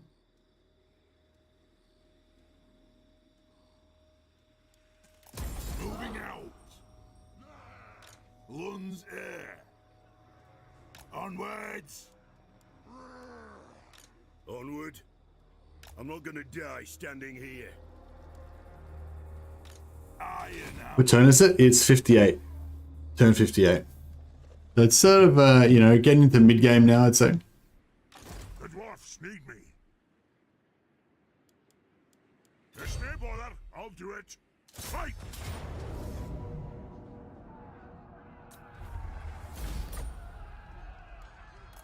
Forward!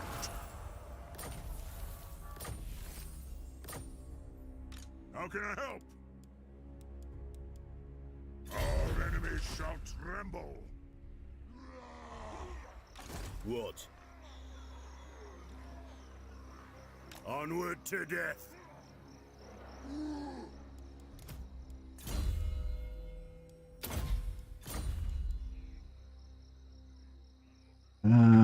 So King Lun, I guess King Lun doesn't need his Iron Warden tankers anymore.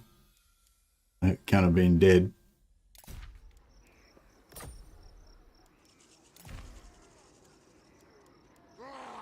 And I might take Grombrindal's Master and Spite as well.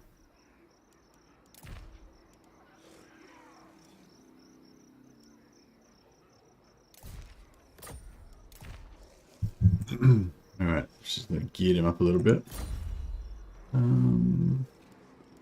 What else? Should we give melee defense?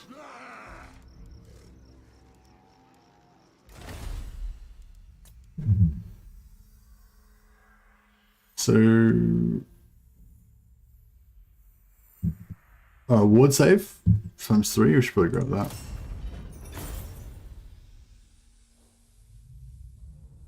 Melee defense, 20 armor.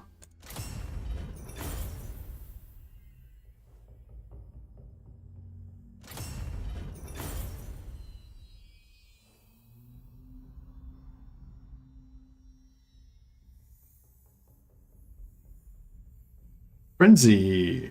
Frenzy's actually pretty good, isn't it?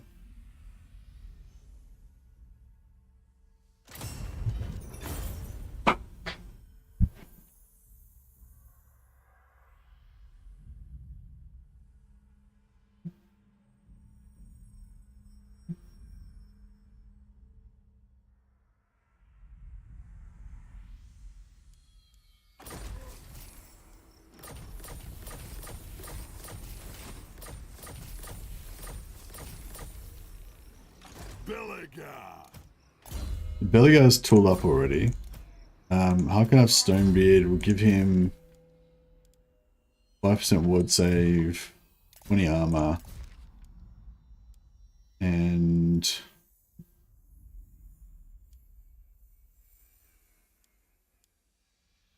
we'll give him the melee defense just to max him out, max out his defense.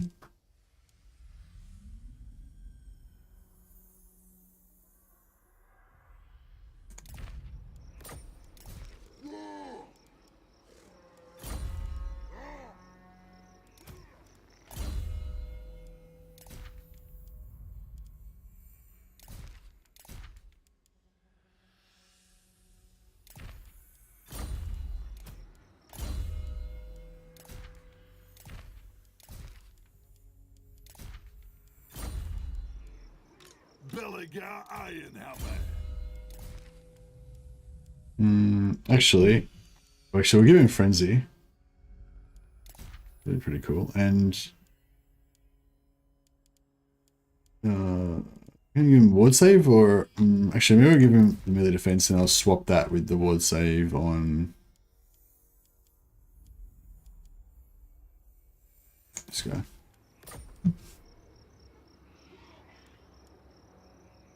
And just like how long it takes to finish quest lines. I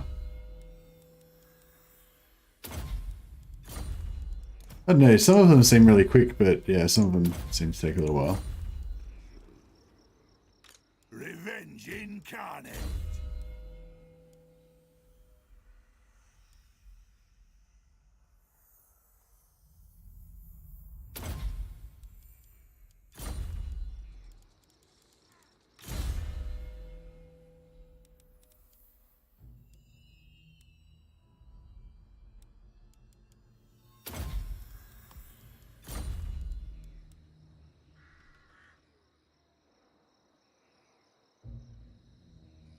For clan honor.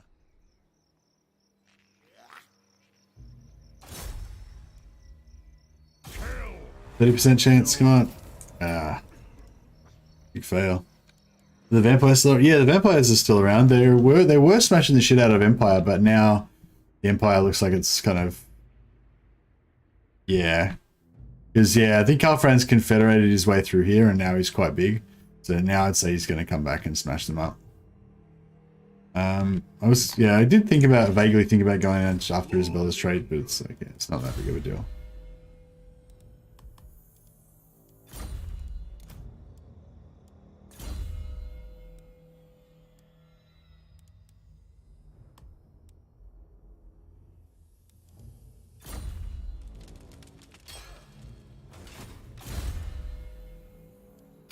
Up our 42 pounders.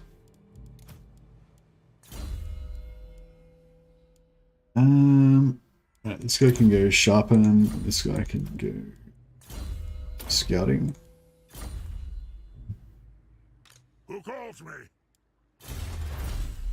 And technology. Maybe we should just start getting Valayas. So we can get the follower for the income. Not that I'm not really going to stack it, but.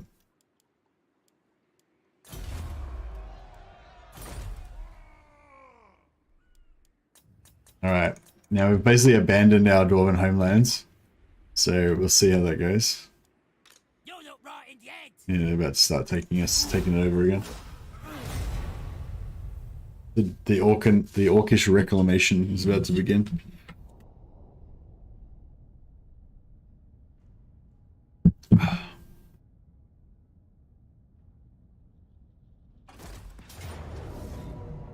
Yeah. You can have it.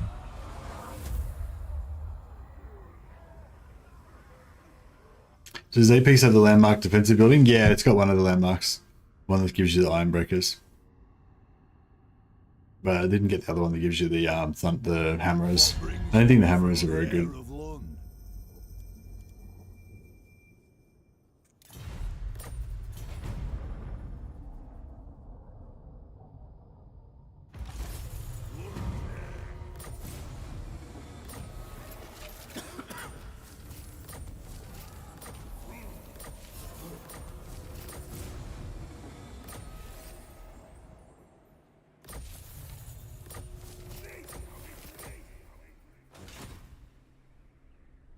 His entire garrison 15 melee defense when attacked.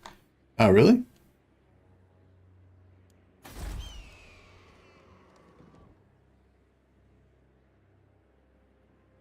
Must be the other one. Oh, yeah. Plus 15 melee attack when melee defense when under siege. Fuck, that's pretty good, isn't it? Okay. Shit, maybe I should build that. That's like $5,000 though.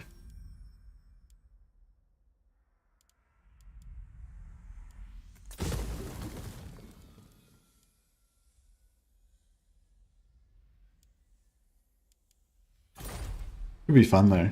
Have some pretty fun sieges. How close are you to quitting your day job? Not close at all, Matthew, unfortunately. Might be a few years yet. Yeah, so these guys are all coming for me now. But I feel like we've got 66k. What's our army upkeep cost? Oh, summary army upkeep. Yeah, army costs 13k upgrade, up 13k. So if we lost everything, we'd still be getting our 2.5k background income. Where is it?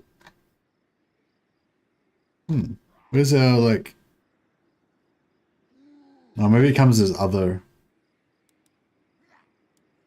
Yeah. Anyway, yeah, we can still last for a fair few turns, I'd say.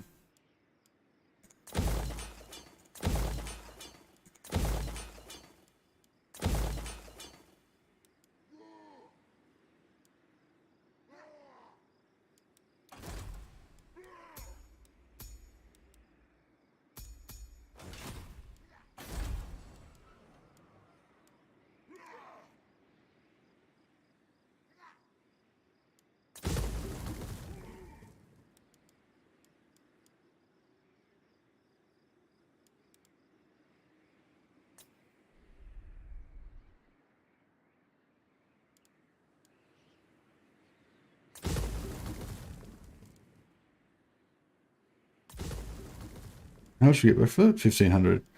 I don't know. Fuck it. I'll just let them leave them there. I'm just let them have Carrick AP's terrible city layout, even with defensive troops. Yeah, but if they had like plus 15 melee defense, that would be pretty good though. Hey. Hey bro, been loving how late you've been going lately. It's Sunday here, but I'm usually not home from work during the week till 4 p.m. Good to see you still playing. Oh, no worries, soccer. I can't play much longer than this because I have to go to work soon. Like I start work at 9. Usually my boss lets me start a little bit late because that's just so that I can get a couple hours sleep. So yeah, I've got to wrap up soon. Actually, now that you reminded me, I probably should end. I probably should end the stream pretty soon. True king of 8 peaks.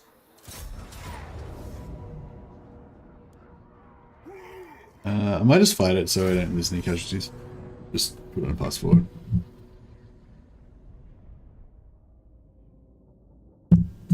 But yeah, I don't know. Even though Carrick Apex has got a really bad layout, I wonder if it might be worth putting that building up so that we can get that 15 melee defense and just fight it out in a big melee blob.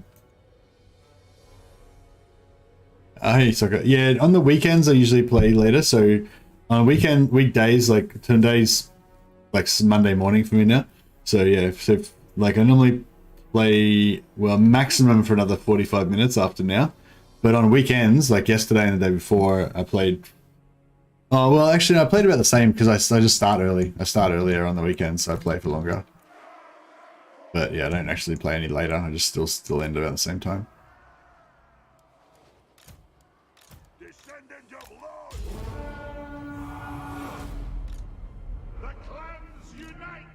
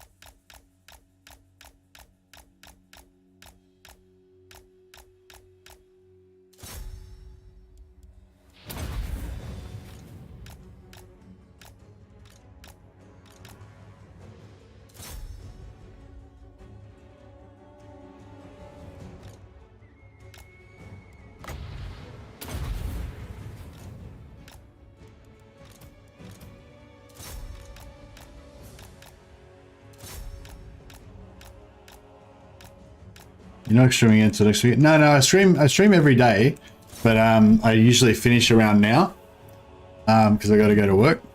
But then on the weekends I stream longer, but I don't stream any later. I start earlier and I still finish around this time usually. Vengeance calls. But yeah, no, I pretty much stream every day. Sometimes I'll take some time off to work on a video or something like that. I might have to take off some time this week to try to work on a video, but apart from that, I stream every day pretty much.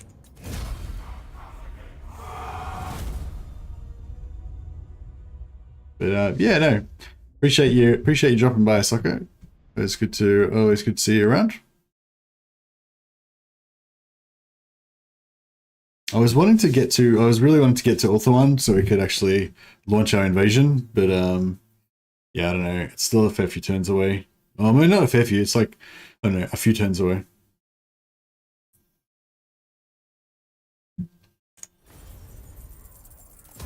Journeying on. Lun's air. I must fulfill my Slayer oath. To battle! Nope.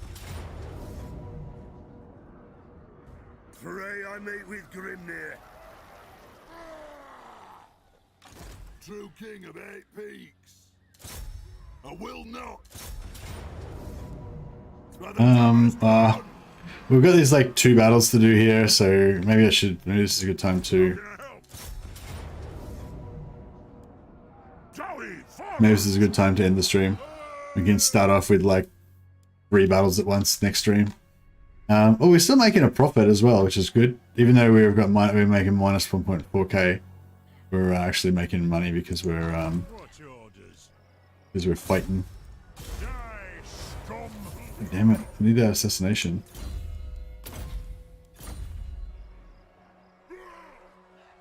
What time do you start the stream? Hey, Mark. No, I'm on East Coast Australia time. So yeah, I start at 4 a.m.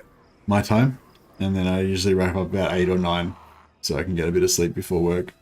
Yeah, I'm sorry to like cut it short because you know got quite a good number of people here right now. But a lot of great names here. Oh no, I said what's going on? I might have to wait for another stream before we can let you force a lot of people to become members because yeah, I might have to wrap it up now. But yeah, good to see you there, Aston.